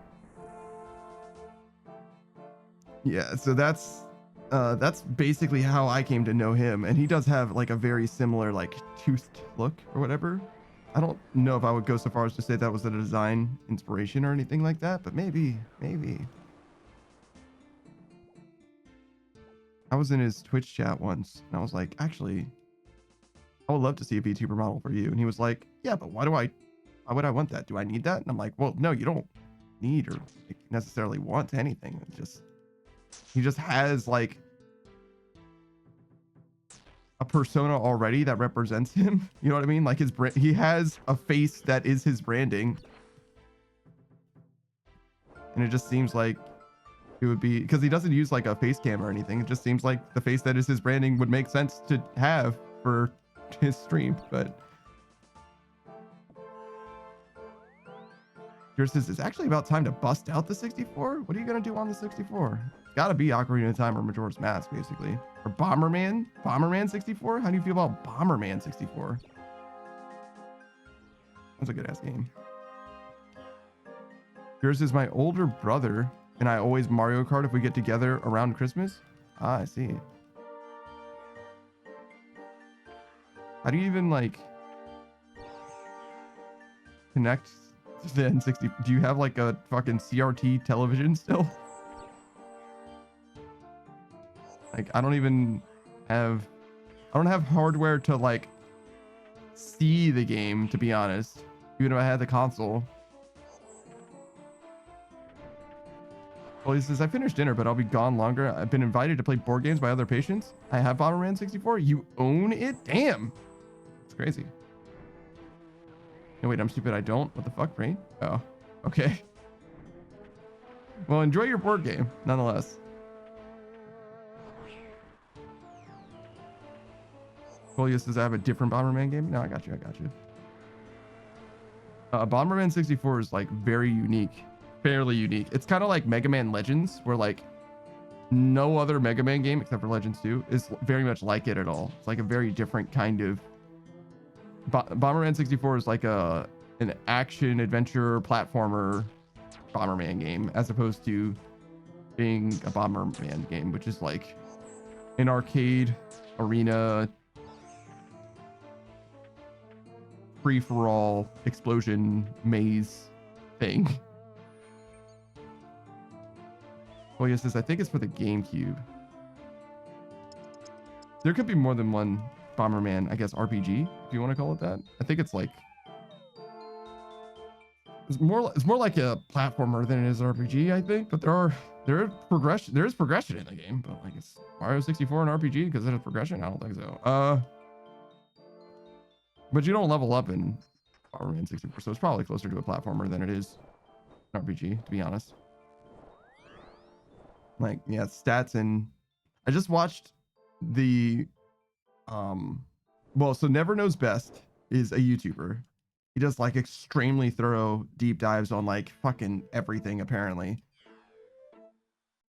And one of the things that he's done a deep dive on most recently is JRPGs. So he's made a concerted effort to like identify what is a JRPG precisely and what is the difference between RPG and JRPG and all that. And he also did RPGs and he also did MMOs. So, and they're all like 6 hours a piece or something, like 4 to 6 hours a piece. If you're here, you could probably stand to watch those videos. You'll probably enjoy it.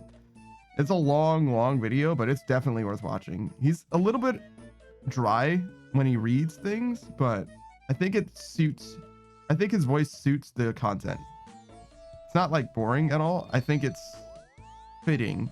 I think he's I think I would prefer him to be the person who reads it over anyone else, actually. Pure says, we got one of the ultra rare, not flat screen TVs. Yeah, I mean, those are actually like a vanishing commodity, I think, genuinely. And Roger says, I'm heating up mac and cheese in the microwave. Macking cheese in the microwave.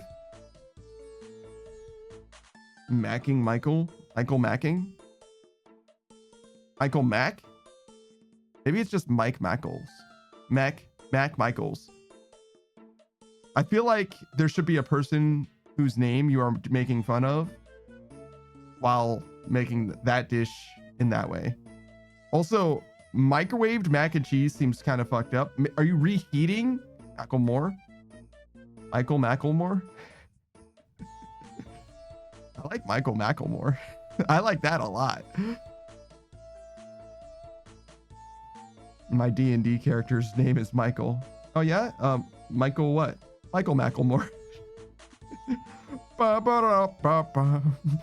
gonna pop some tags. I'm like dead serious, like Paladin or whatever. My name is Michael. Like, oh, okay. Do you have a last name, Michael? I'm gonna pop some tags. Like, pull out some, like, musical instruments. Just kidding. I was a bard the whole time. You fool. Anyways, oh yeah, I wanted to do a shout out for Strava. That's what I was gonna do. That's why I stopped.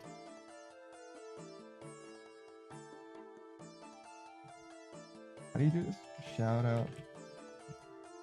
That's sort of correct. Shout out. Strava. Strava. BT. Is it too early? Should we do a shout out for Ostrava and then raid in? Okay, yeah, that's what we'll do.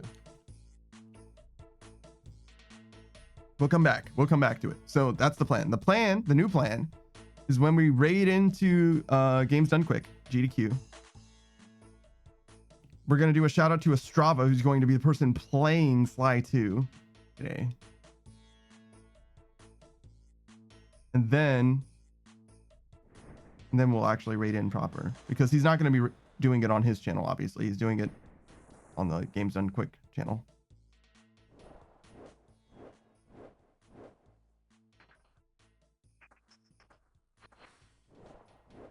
I wonder if he's nervous.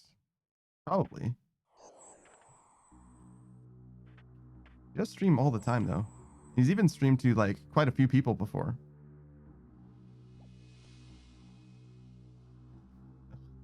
Games Done Quick has a followers only chat. I don't know if I'm gonna follow Games Done Quick. I'm gonna be honest. I'm gonna keep it 100. I'm not sure that I'm actually gonna follow them. Followers only chats are like kind of a pretty high barrier to entry for me.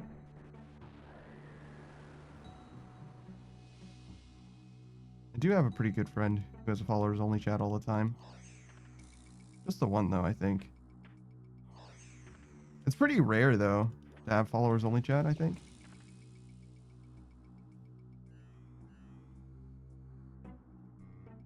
Yeah, I think typically when I see someone with followers only chat, I just bounce off of them rather than give them a chance, to be honest. So maybe that's all it is. I feel like most people I've given a chance, I've grown quite fond of as well. Like basically universally. There's been a few times that I've been a little bit burned. Just a little bit. You know what I mean? You're like, ooh, maybe I shouldn't have raided into that guy.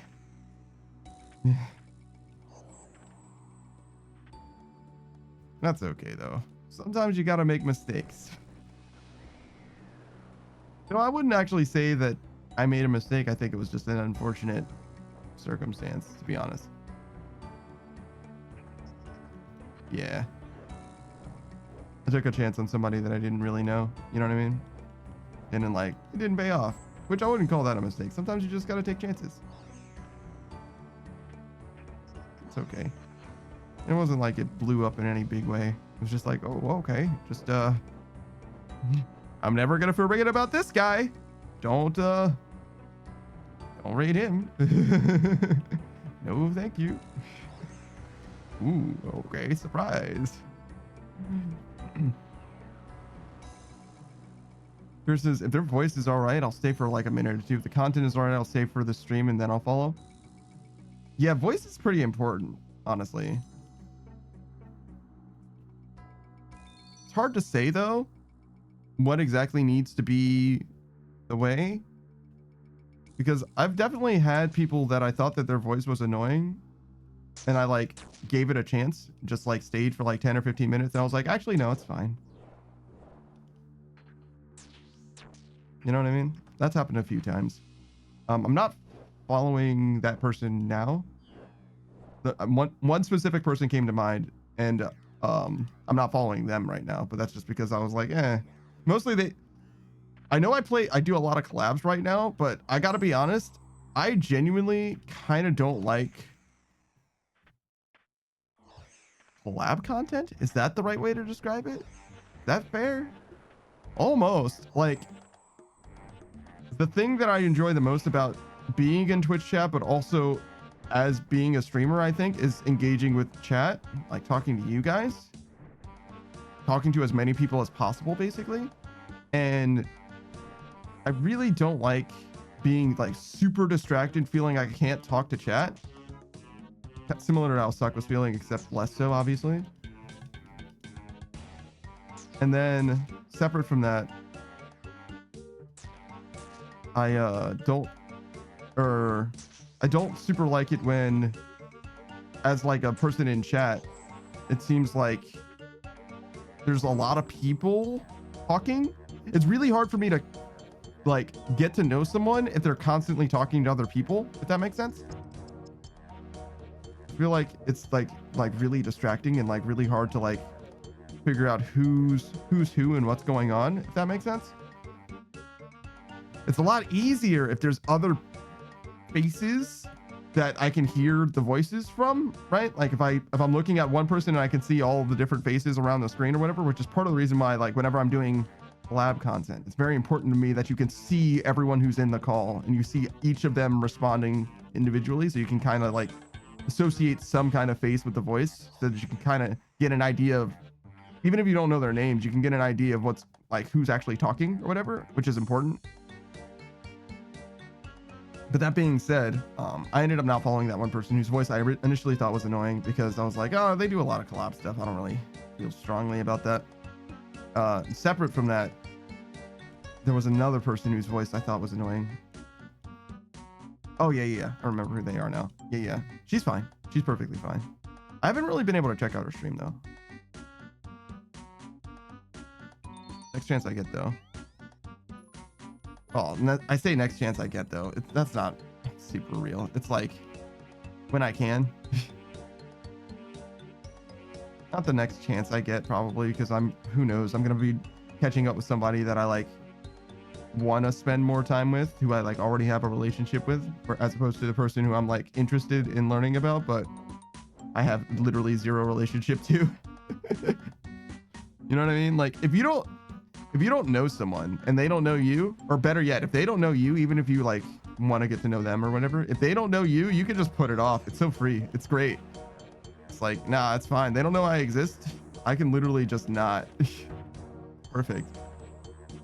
There's literally zero social pressure to like engage with them in any way, because they literally have no way of knowing that I exist. Here says, I don't mind collabs with 2 streamers, maybe 3, but more than that gets overwhelming. I 100% understand. As someone who's had, 5 or 6 people in a call at the same time while on a game, I totally understand. It kind of depends. Thankfully, generally over here, we keep it so that it's like very tame, I would say.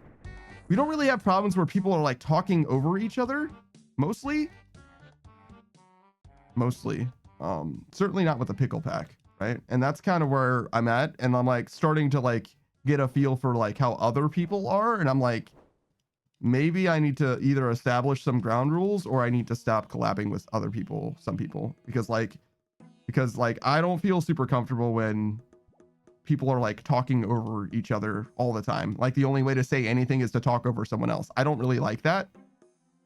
And that's something that I'm like really starting to like come to terms with properly, like trying to adopt like as like a policy, I would say, even, because it's fine for people to interact like however they want to interact, right? Like, you guys can do whatever you want to do, but for me, I would much rather it feel a lot more like somebody can speak whenever they want to speak or whatever. And like, if I start speaking and somebody else, that's fine. If I start speaking and somebody else obviously starts speaking at the same time, it's like, kind of take turns. Like, oh, sorry, go ahead or whatever. Here's this nice moves. I literally didn't. It just worked out. Sometimes it just works out. You know what I mean?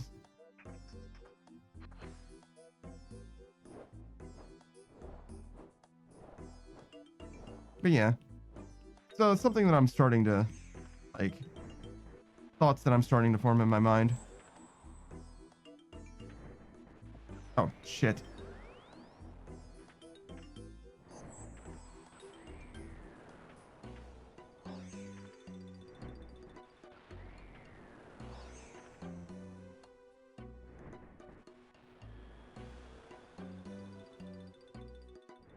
I didn't believe that I could make it. I don't know why, but something about it felt wrong. Maybe I was late. We made it now, though, so now it's in the past. Now it doesn't matter.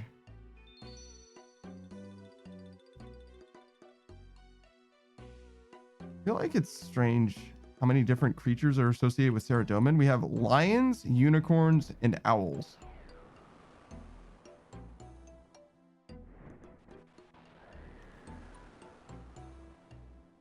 Which don't feel like they have very much in common. Not gonna say that they don't have very much in common, but it doesn't feel like, what is it, cogent? Doesn't feel like a cohesive group.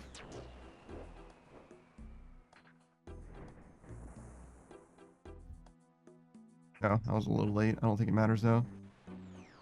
Versus strength, wisdom, and unicorns. Yeah.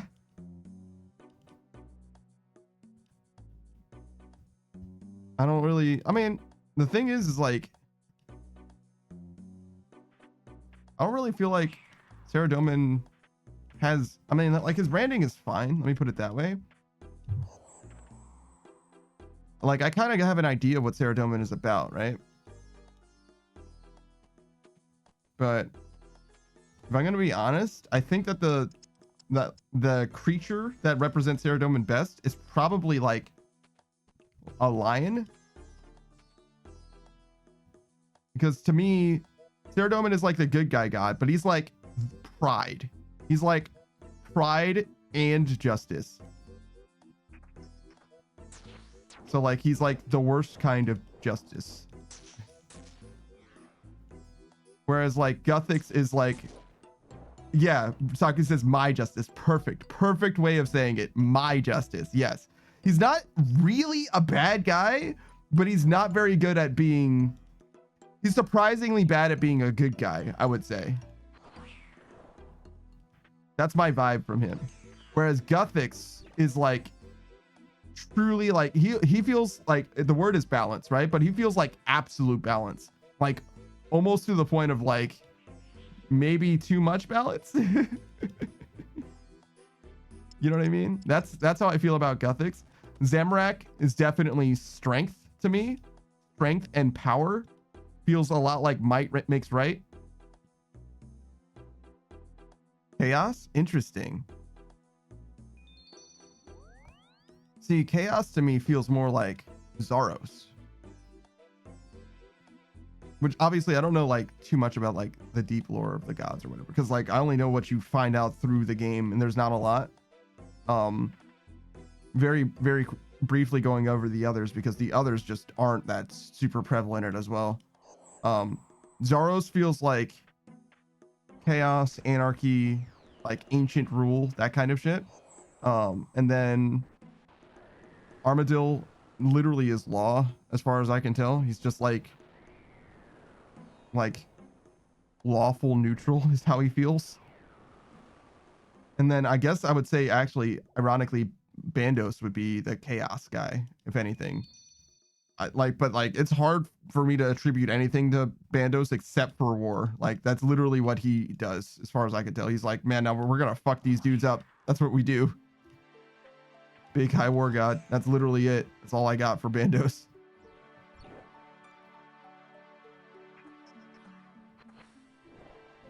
Oh, and Saren is like low-key kind of not a god. She is definitely a god, but she's like a person that loves the elves deeply. Whereas all the other gods are like, you know, off on their fucking, you know, pedestal, their platform or whatever. Saren's just like, oh no, you can come and visit me if you want. Yeah, sure. We can have a conversation. Saku says Zamorak nuked the 4 and 3, which is what is now the wilderness. I mean, damn, okay. Why would he do that? Saku's like, because he's chaotic. Oh, all right. Shit. That is pretty chaotic, I guess. 4 and 3? That's such a weird 4 in 3. Is there a pun in there? It's RuneScape, so there's got to be a pun in there, right?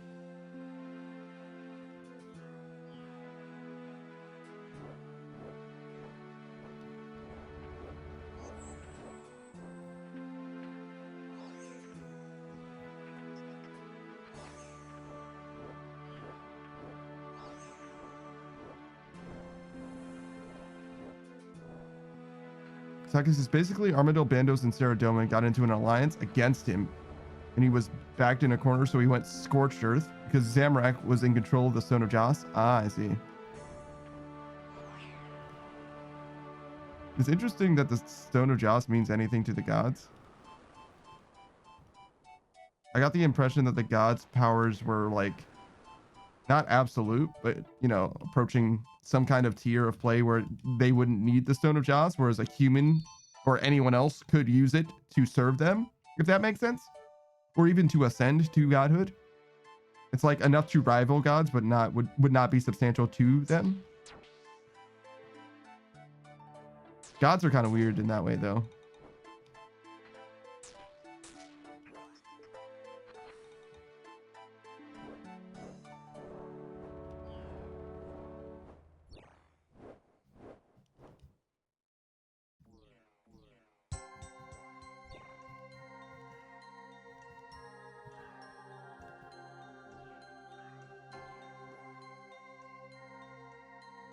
All right.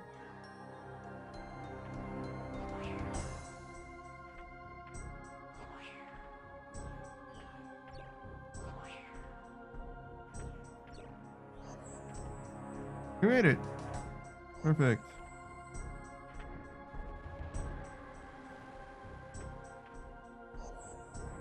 Ooh, I don't know if I make this. I think I do, though. Yeah, I sure do. Later, man. Goodbye forever. So I guess this, oh, the Stone of Joss is just a tier above their power, actually. Oh, interesting.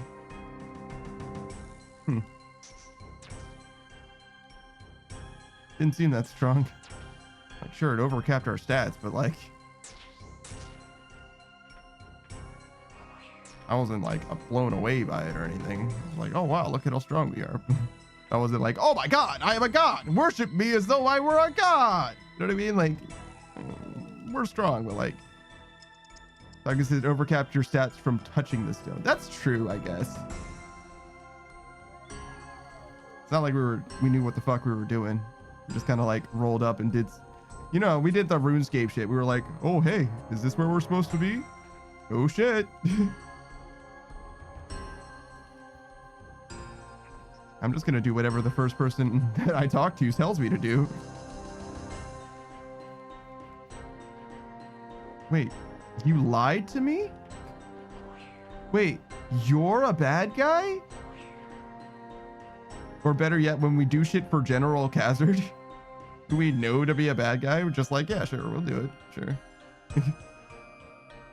I guess haven't gotten a guy drunk yet. Might touch a random stone.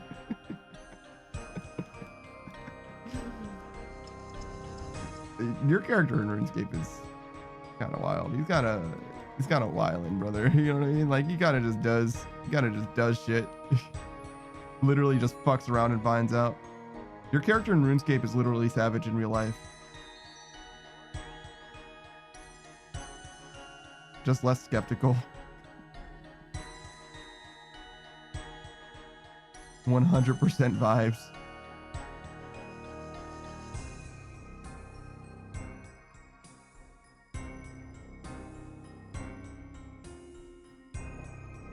Yours is maybe king, maybe thrown in jail, both deserved. Thrown in jail in his own kingdom.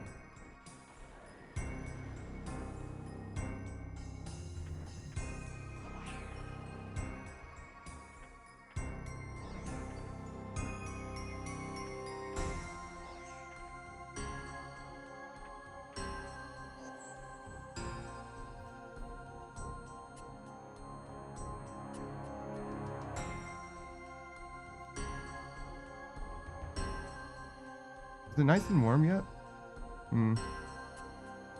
Not like nice and warm. But I'm not doing all right. I'm not doing all right. I don't know why I said it that way.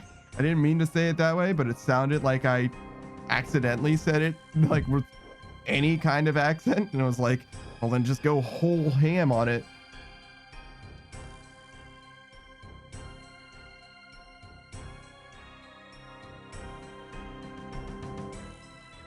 Oh, yeah, I definitely stepped into that. It's fine. It's fine. That's a little back teleporting done for me lately, you know what I mean? It's no problem. Like it says, you get a bodyguard guy at a jail drunk, with 3 beers, tie up the girl he was guarding, and shove her into a cupboard. Have the dude in jail that you're trying to rescue cosplay as her. Use a forged copy of a key to open the jail and get him out of there. Shout out to Prince Ali Rescue Quest. It's been so long. I don't even remember that. I'm going to be honest. Oh, wait. I think I do know about a little bit. Isn't that a free-to-play quest? Like making the key, you like press it into like clay or something like that.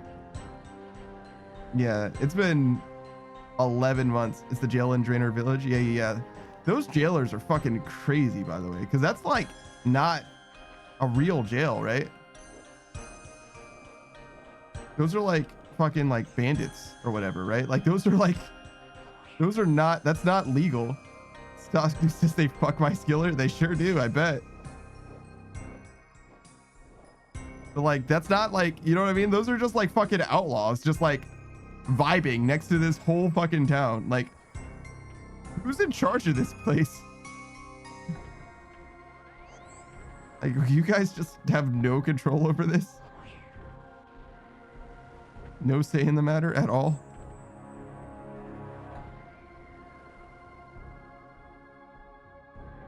Shit, I was super late.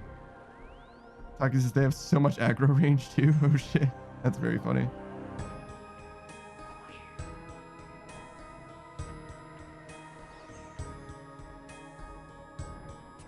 Shit.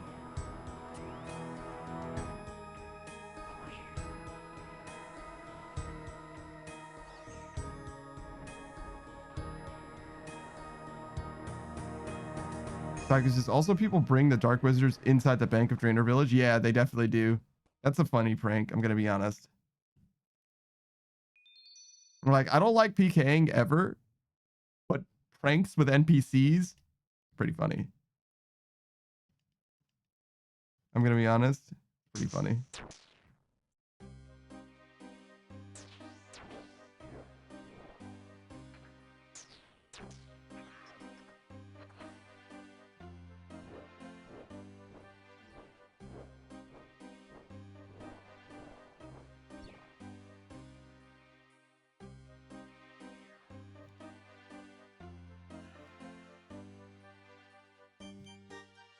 Speaking of NPC pranks, there's this you guys might have played MapleStory. There's this intercontinent ferry. Sure. It's a ferry that takes you from one, like specifically Alinea to Ludibrium and Obrium, which is like, call them different worlds. They're like different continents or countries, whatever. It's got fucking Balrogs on it. It's got fucking pirates. Well, not on it. They like just show up and like raid the ferry every now and then. And they'll just like dunk on fucking everybody that's low level. Which honestly isn't like guaranteed to be like everyone on there. Sometimes you can have someone that's strong enough to like take them on. But like the first time you want to go to Obrium or Ludibrium, they're going to be way too fucking strong for you, if I recall, or whatever. They'll just like dunk on like everything for free. Hold on. Dying? See that you said something. Taki says, we were talking about the creation of the wilderness. Actually, that's the event that woke Gothics up and expelled the gods. So in a sense, made the world a better place by getting the God Wars ended. I see. So what you're saying is Zamorak made the wilderness. Gothics was like, all right, you fuck completely off. No more gods anywhere here. Fuck everybody, go fucking home. And then he just went back to sleep. Fucking children. Oh shit, all right. Shout out to Gothics.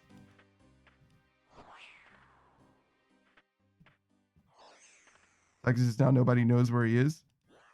I mean, you say that like we know where any of the gods are. I mean, I guess not here is like the answer. Well, I guess we know where Saren is. Sakus is not here. Yeah, no shit. Saren is she's in every fucking teleport seed or whatever. Saku says Saren in pieces in our Bofas. Yeah. Yeah, we actually do know where she is. There's a significant amount of Saren in our Bofas. A not negligible amount of Saren in our Bofas. Saku is in our crystal shields. I think it's gotta be mostly Bofas, right? Like if you think about the scale of RuneScape, most of her has to be, well, no, because you only charge that thing once, right? So it's probably most crystal shards in like the world. Saku says crystal shields and bows, I think. How often do people use crystal bows though? I feel like maybe, I mean, obviously it's free and you get it, right? I was thinking like axes and pickaxes. I guess it's because you get it as a reward from the elf quest. Yeah, for sure. And I know that you're going to use the crystal bow at least a little bit. But I don't know. I guess I shouldn't underestimate like the value of something that you use, like that everybody uses a little bit. You know what I mean? Because there's so many of us. Saku says, I use crystal bow to complete Monkey Madness too. I did as well, actually. I'm surprised she didn't have a dark bow at the time, but yeah, I sure did as well myself. Saku says, want the safe spell? Yeah, of course, you were hardcore at the time. Saku says, piff. What? You don't like dark bows? They have the same range and just shoot double arrows or whatever. It's just better, right? I don't know, man. Dark bow's 90 Slayer? Oh, shit. I see. What a piece of shit weapon. I knew it was a Dark Beast drop. I didn't know that they were that late.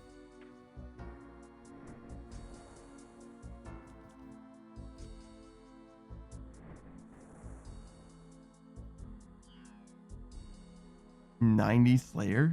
Damn. What a piece of shit upgrade. What the fuck? What is there anything that you can even use the dark bow on in time to get the dark bow reasonably then?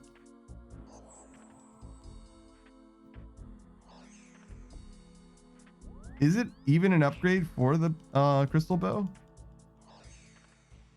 I know it has a spec, so I figure it must be just effectively better, but you have to use arrows as well. So like, is the thing has 8 tick attack to shoot 2 arrows.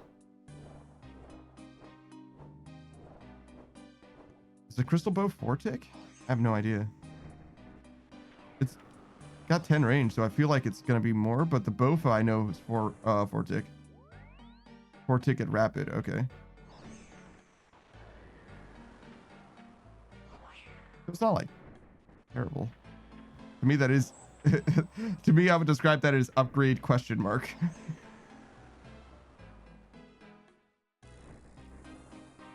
Saku's dark bow's not a good weapon. Yeah, no shit. But I mean, but like neither was the crystal bow, to be honest. So like, Saku says, I've used the spec though. Found a use for it. I'm glad that you did, because I'm like, right now I'm like, I don't even know what the fuck. I don't know.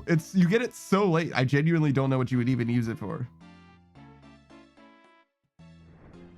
90s. By the time you get to 90 Slayer, you could have already done Zulrah, to be honest. I could just spec Leviathan after shadow barraging him.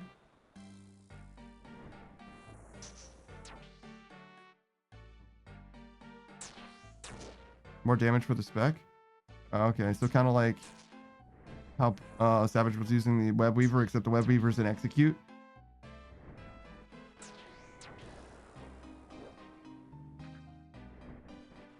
Yeah, fair enough.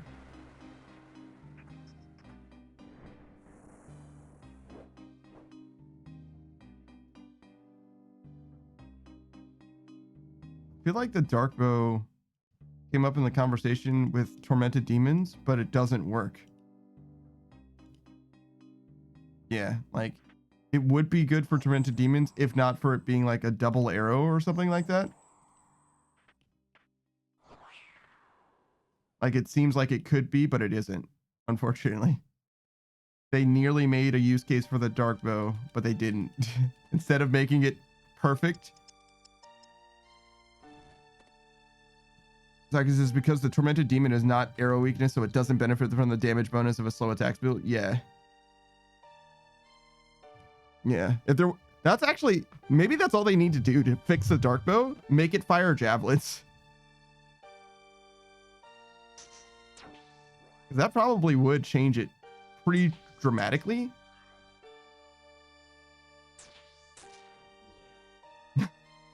Like a Dark Souls Dragon Slayer bow. Because it's just make it a Dark Souls bow with javelin ammunition. Literally the same thought. Literally the same thought process. Yeah, 100%.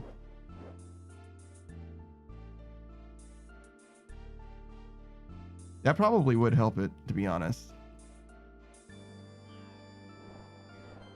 And then it would probably be the single best thing that you can use on Tormented Demons when they change. Because you'll get the damage steroid for 2 attacks, presumably, right? 2 damage instances. Like every time they're weak or whatever, that would be the thing. Because nothing can be better than hitting 2, right? There's no way.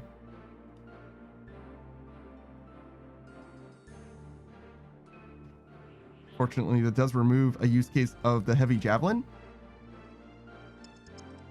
But you know, whatever. I'm sure that there's other use cases of the heavy javelin, right? Somewhere. I don't know. One problem at a time.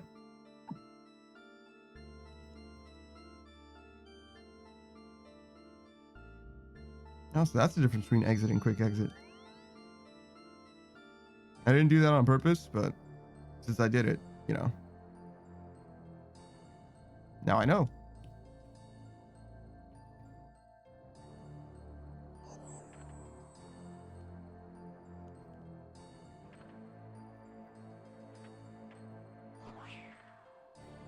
Oh, your boy is yawning right now.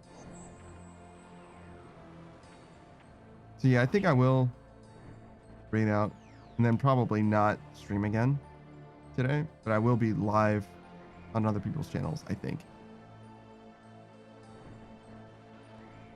It seems like the story. Because it will be a little bit easier for me if I'm not, like, trying to do the whole song and dance. Just take it a little easy. Be quiet sometimes instead of talking all the fucking time. Do my best to keep it together.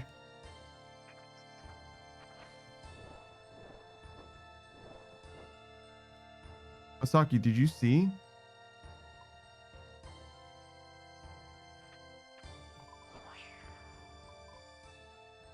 There's like a red spot. So like you can see those bones on my map because they're an item on the ground. There was a red spot in the wilderness. Let me see if I can find it again.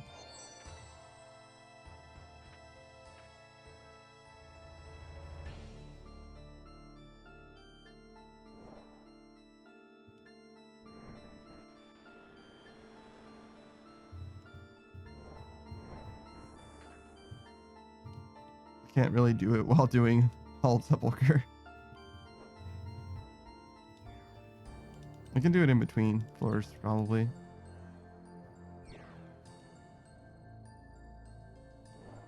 I mean, I probably have time, honestly. Like, I almost always have like 2 minutes to spare.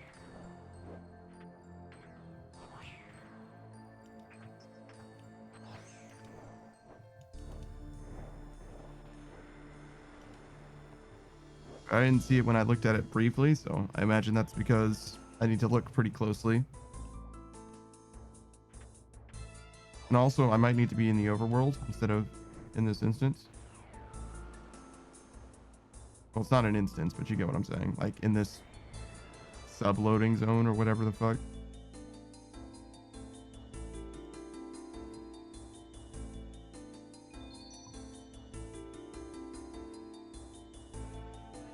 Yeah, there. Why is red? Why is red?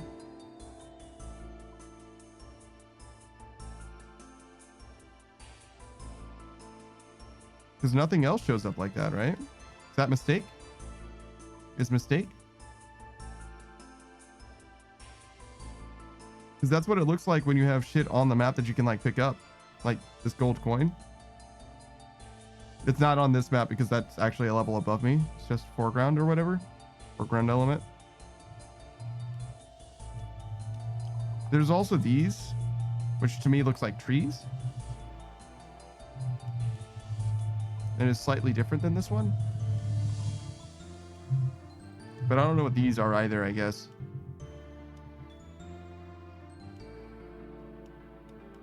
It's also weird that this one's just all by its lonesome. What's that? That's all. Just thinking out loud. Wondering. I guess I can go visit. I can go look at it. I imagine there's not going to be anything there, though. I'm going to go there and it's just going to be nothing.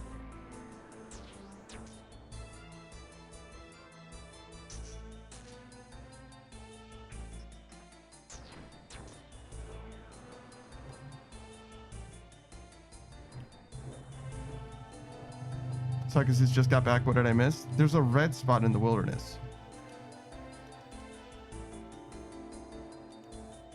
So, like, when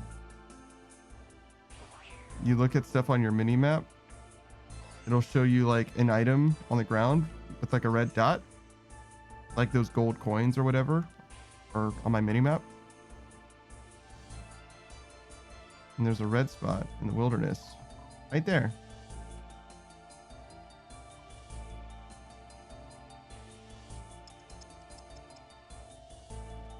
Just right there. Don't know why. Don't know what it means. Don't know what it is. Some sort of rune or random debris, but it's not. But you don't see that anywhere else, right? If I go to Lumbridge Castle, there's no shit on the ground here, right? And there's like fucking logs and a fucking mind rune and all kinds of shit, right?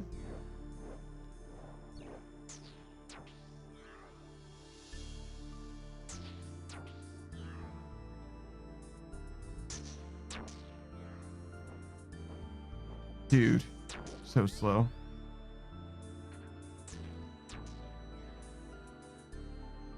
It's fine, we got it.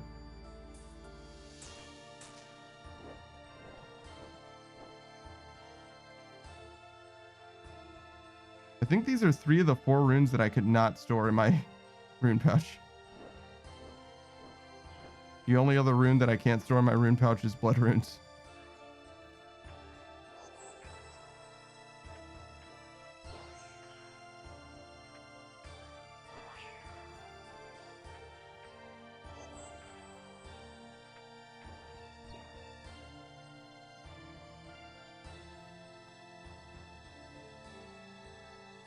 All right, actually, I've decided we're gonna investigate. I want to know. I'm sick of wondering. We're gonna see for ourselves. We got fucking monkfish.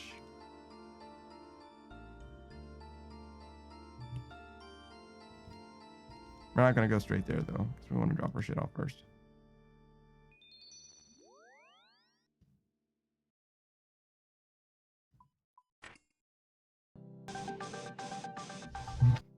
Taku says Operation Investigate the Red Dot. Thanks, man. Hold on. Got a little bit of an intermission going on here. God, sounds like burp, burp, burp. Oh, something about us. Was there something between us anyway? How do I get there?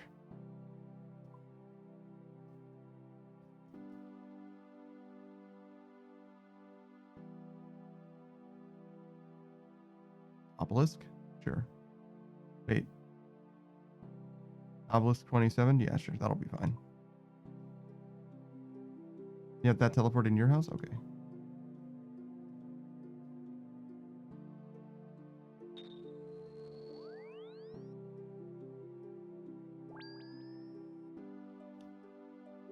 investigating. Sarcasm, or maybe it's cemetery, but if it is, it's close enough. Yeah, sure, whatever.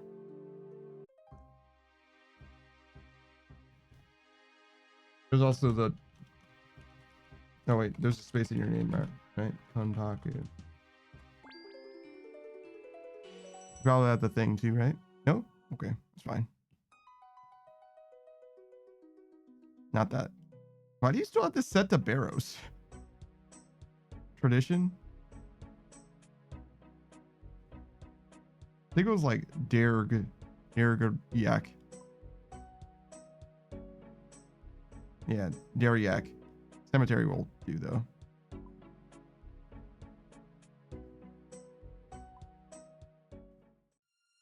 Saka says all wilderness TPs are at the bottom. Yeah, I remember that.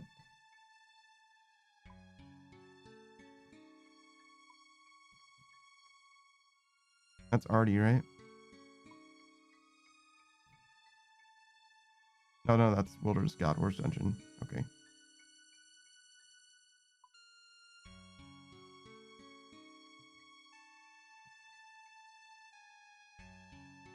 Wait. So there's a tile here.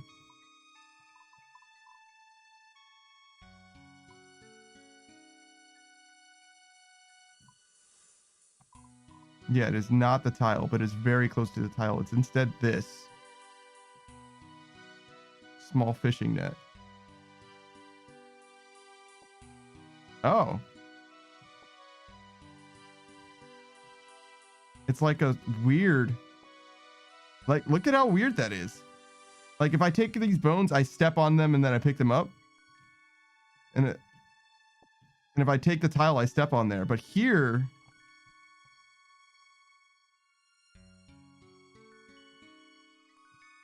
it's different. This is not normal.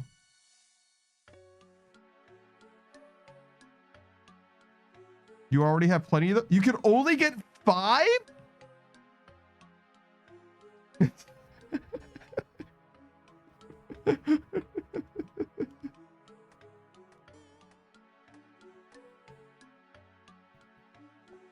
Jesus fucking Christ.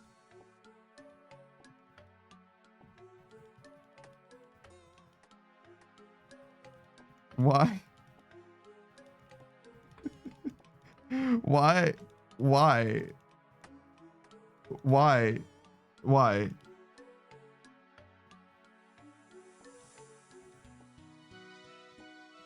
Is this a better moneymaker than selling hammers from Wintertide?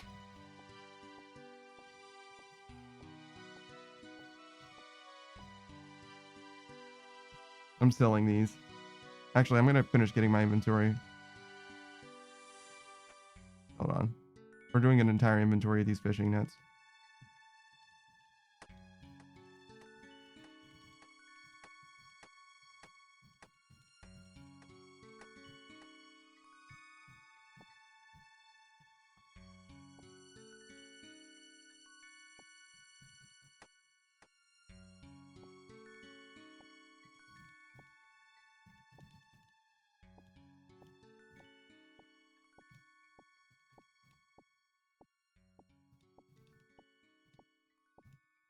I hope somebody fucking kills me. I hope some PKer kills me. It gets 25 fishing nets. Please, God. Please, based God. Let this PKer. That's not right. Hold on.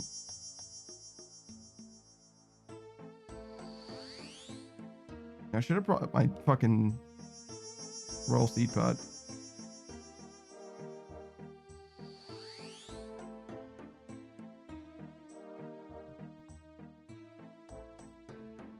I just realized I'd have to deposit these in order to get to the GE.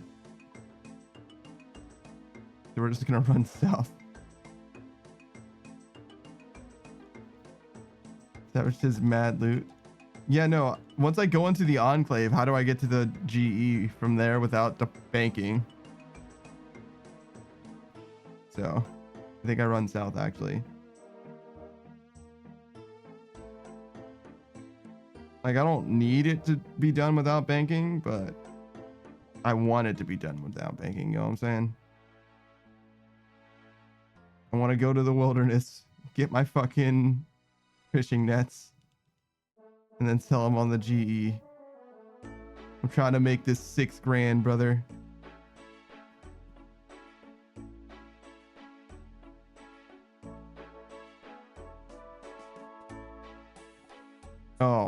Oh, baby. Actually, you know what? I want to fast sell this. Damn. Well, we tried. Saki says, does this net exist in free to play? Hold on.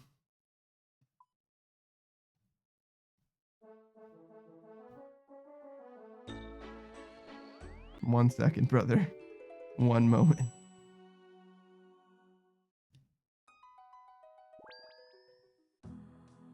Savage says if it does. Oh, don't wonder if. Don't call it a comeback.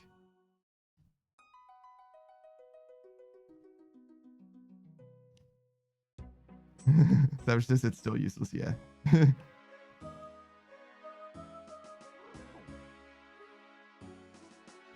Fucking Anku.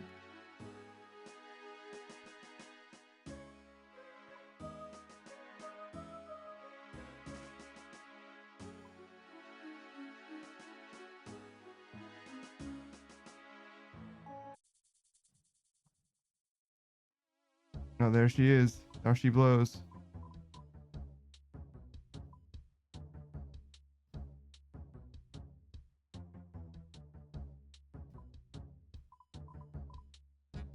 I guess it's a little hard to tell. I think it is the fishing net though, and not that tile. Yeah, it's above me right now, right? Now it should be to my left, but not above me. Yeah. Well, sort of. It's kind of below me, but can I pick it up? Of course I can.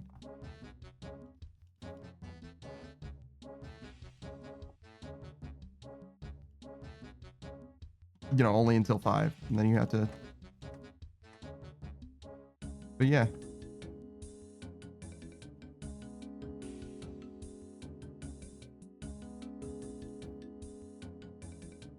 Wait, this doesn't work, does it?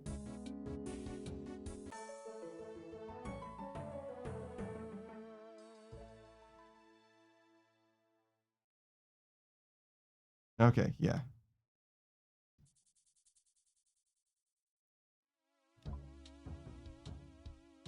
Douglas is probably a better moneymaker than anything in the wilderness and free to play, I mean.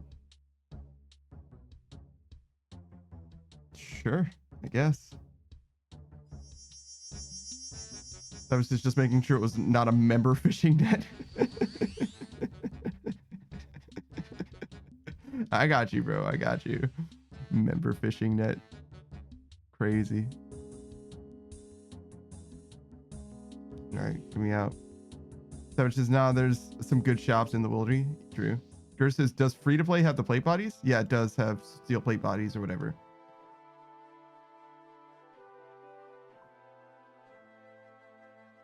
But like, look at how much further you have to go to get to the steel plate bodies. Those bitches are like here. They're near lava. Or maybe it's this. Because you're running. In free to play, you fucking running. That was just elk them, never leave. Nah, man. You're going to get your shit rocked, brother. In free to play? No, they're going to come for your plate bodies, bro. They know you're alking that shit. You go to the Fountain of Rune, the Temple of Rune, they're gonna fuck your shit up. Oh, actually, that reminds me. What are these fucking red dots? Is it just this shit on the ground?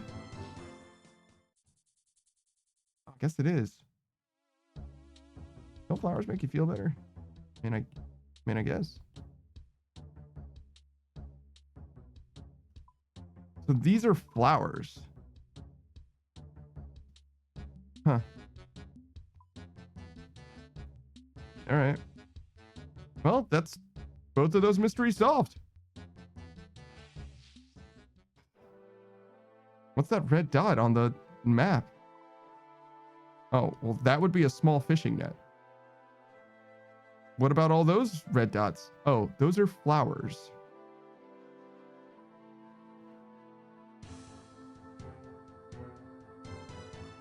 Specifically patches of flowers, I guess. What is this?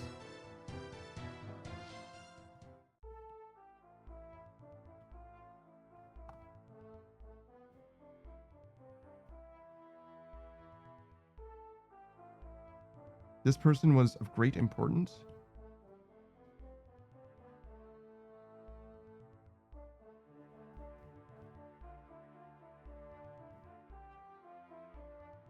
Not important enough for a name? Yeah, it seems that way.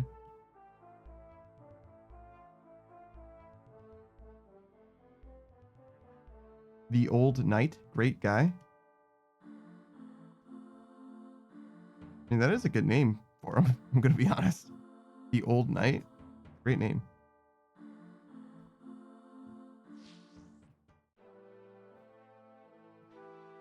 All right. That was just, I mean, it's a real dude. You know, yeah, but like he chose the name The Old Knight, right? Surely.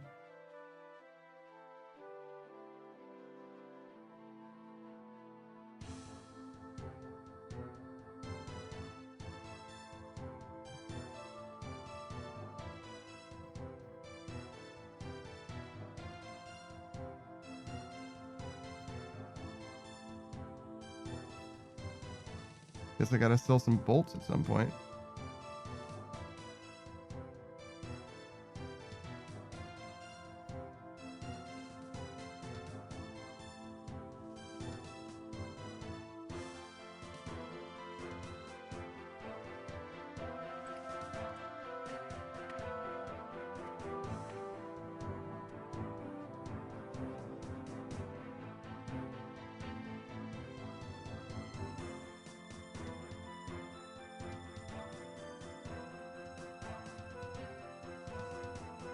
Oh, my saw.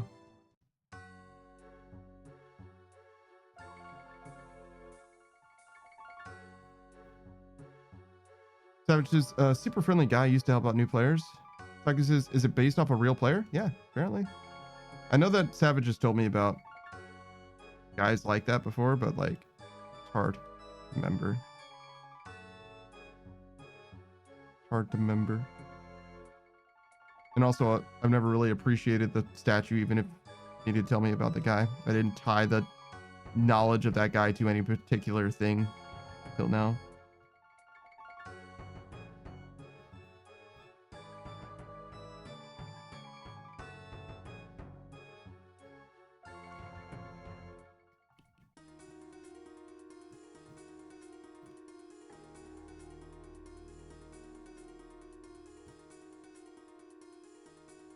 Well, that was a nice little adventure, right? We learned a little bit. You're welcome for your RuneScape trivia night, everyone.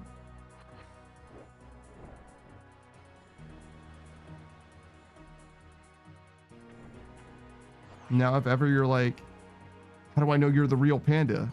You could be like, what's the red dot on the map in the wilderness? And I'd be like, do you mean the flowers or the small fishing net? And you'd be like, it's Panda! It can only be him!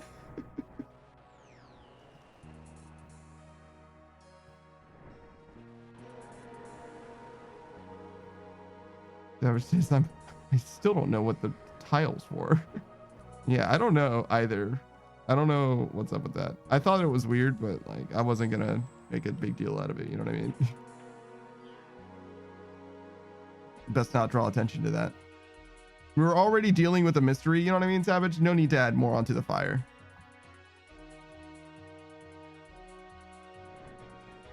One problem at a time, brother. One problem at a time.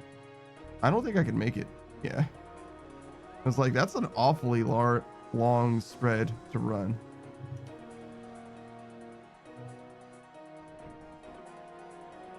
Maybe you can, but I certainly didn't just now.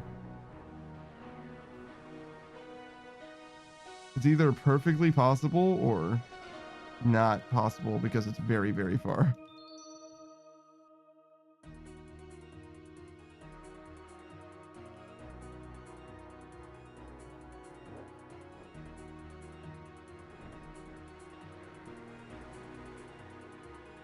That was just not really, that just became the lore around it, but unfortunately it's kind of a tribute to him.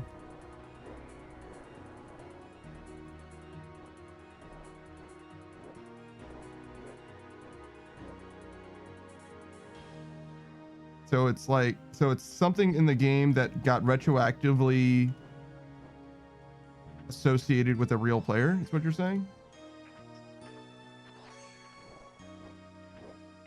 So it wasn't originally a memorial, but now it kind of is. It's kind of what it sounds like you're saying.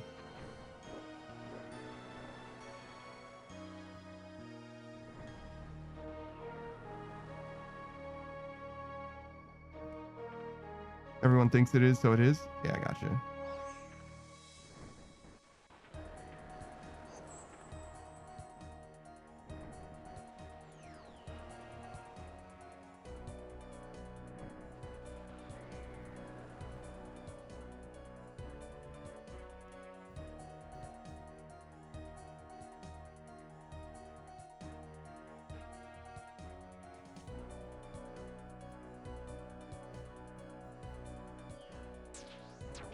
All right, so I'm looking at Games Done Quick right now, and they're live with the Sly Cooper. Marcus says, "What the fuck? What's going on, brother?" So we're gonna raid out to them very, very soon, because Ostrava's gonna be live very, very soon. As soon as this first Sly Cooper thing goes out, so I'm probably just gonna finish this run.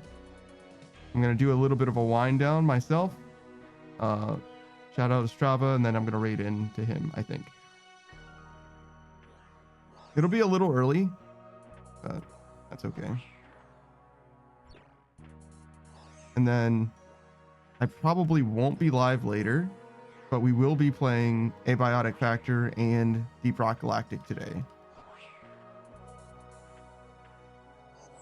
So, I mean, you can check both those out on Delta stream.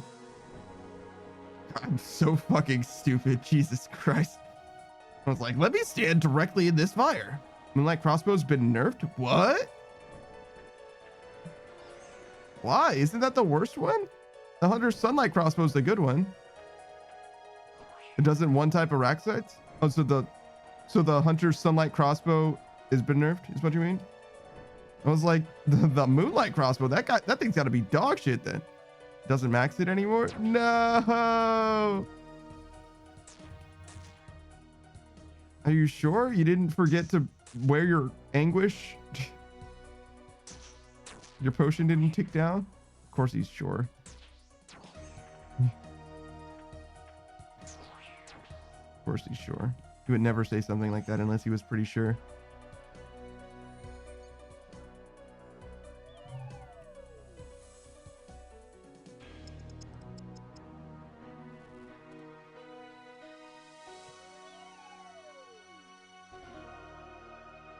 Like, says, I know the difference between 9 and 29. Oh, yeah? Then what's the difference between 9 and 29? Oh, yeah? If you're so smart about numbers, why don't you name every number? Saki says, that's fucked up. That they nerfed it? Yeah, for sure. That it made you name every number? That's also kind of fucked up, I'll be honest. Nice emote, Savage. I know the difference between 9 and 29. It's a lady holding a finger to her lips, like she's trying to keep a secret. It seems very, very erotic, very sexual.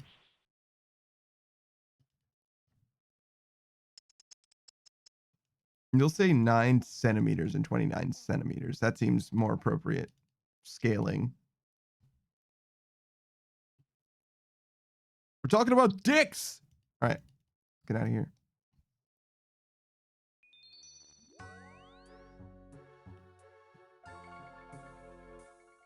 Here, take my things. Perish from my sight. Fools. Because when you switch to it, is ranged your highest accuracy stat. When you switch to it, is ranged your highest accuracy stat. I mean, if you have a crossbow in your hand, definitely ranged is your highest accuracy. I don't think there's any doubt. I don't even have... I don't have other accuracy. Well, no, I can do magic still, I guess, right? I can't do melee.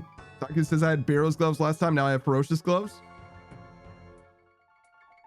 Ah. So, because... Okay. Yeah. Barrows used to have a bonus to ranged. Ferocious might have less. Like, it might actually reduce it. Yeah, minus 16. So you got like effectively a minus 28. Because I bet my gloves right now don't do shit. Taku Sister, so you're telling me I have to a two-way switch if I want to use Ferocious?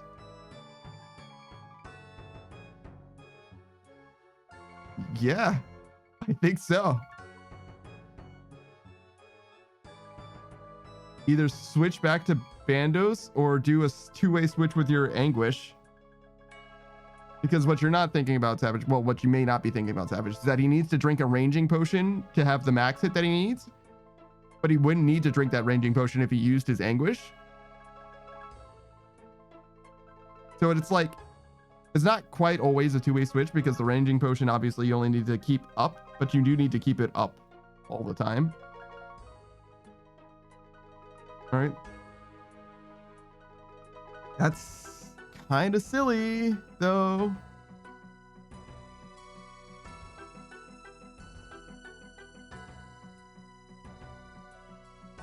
How close is it? Is it like close?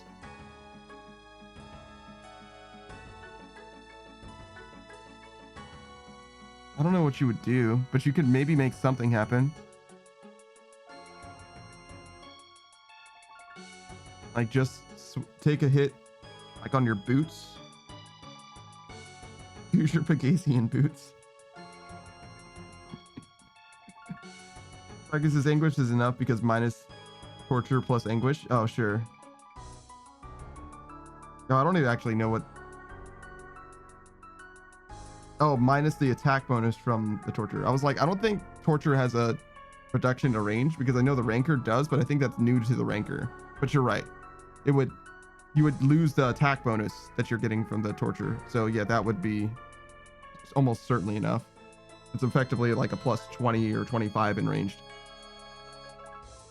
I would just get a light ballista. Is light enough? I have no idea. I know that heavy ballista is enough.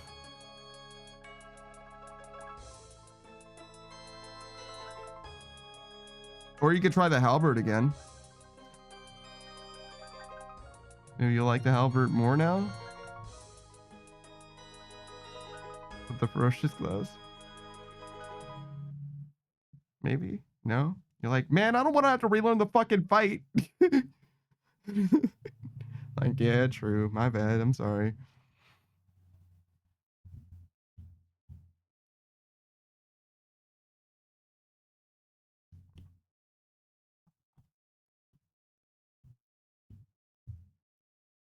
He's right behind me, isn't he? That was just, I'll catch you later, mate. Oh, yeah, no. I'm about to raid out anyway, so you're good. You're good. All right. Like I said, so first of all, we're not going to see him immediately. It looks like right now we have Gehis 514 is the runner for Sly Cooper. Sly Cooper, the first one. But I'm going to give you a shout out to Ostrava, right? Friend of the channel. He's been around here for ages and ages at this point. I accidentally kind of got him back onto RuneScape. Whoops. But he's been a RuneScape, no, I'm sorry. He's been a long-time RuneScape player, and he's also been a speedrunner in Sly Cooper for a decent amount of time at this point. Had, I think it was like a level-based world record in Sly 2. And he's going to be showing off the Sly 2 100% speedrun literally in about an hour on the grand stage that is Games Done Quick, AGDQ 2025, I believe is what's going on right now. So it's going to be a fantastic time. I hope you guys don't mind watching some speedrun content, which is what I'm going to be rating you guys into. Again, he's not live literally right this moment, but very, very soon he will be. It's going to be like 45 minutes is the estimated time or whatever. And I do feel like I'm going to rate in a little earlier so that you guys can see the first game as well. So you have an idea of what Sly Cooper's like, I guess, rather than just like rating in during like his run. I feel like it's like a little bit more distracting than it is anything else. And I wasn't quite like all together to like rate in before this run happened. You know what I mean? Like it is what it is. I'm doing my best. All right. So we're going to rate in, assuming that it's cool to do that. It's a charity, right? It'll be fine. /rate Games Done Quick. Yeah, sure. It's got followers only chat, so you guys can't chat, but you know how Games Done Quick is. You guys are familiar. It's a speedrunning nexus. You know what's up. Again, this isn't Ostrava, but it will be him soon. Hope you guys have a fantastic night. I'm going to be back on Delta's channel, on Lokrin's channel, on Cam's channel, probably at 4 p.m. That's Abiotic Factor. And following that at 7 p.m. EST, we're going to be live with Delta, Sasuke Cat, and Zephyrus. I don't know if any or all of them are going to be streaming. I'm pretty sure Delta's going to be streaming both times, but for now, I'm going to record it locally. So you'll get a VOD, but you won't be able to see it live here. That's okay, though. You'll catch me somewhere. Don't worry about it. All right, guys, I'm that Daft Punk fan. I appreciate you guys for being here. I appreciate you for watching. I'm sorry for the early end of the stream, but you know how it is. We got a lot happening this particular Sunday. And also, I probably should rest up a little bit. I feel a lot better now, actually, but you know, I'll take it easy anyway. I appreciate you guys for being here. I've been that Daft Punk fan. Goodbye, everybody. Goodbye. Wait, did I do a shout out for the undrafted? Yeah, I think so. Yeah, okay, we're good. Okay, yes. Again, goodbye. Goodbye. Just making sure. I was just thinking about that for a second.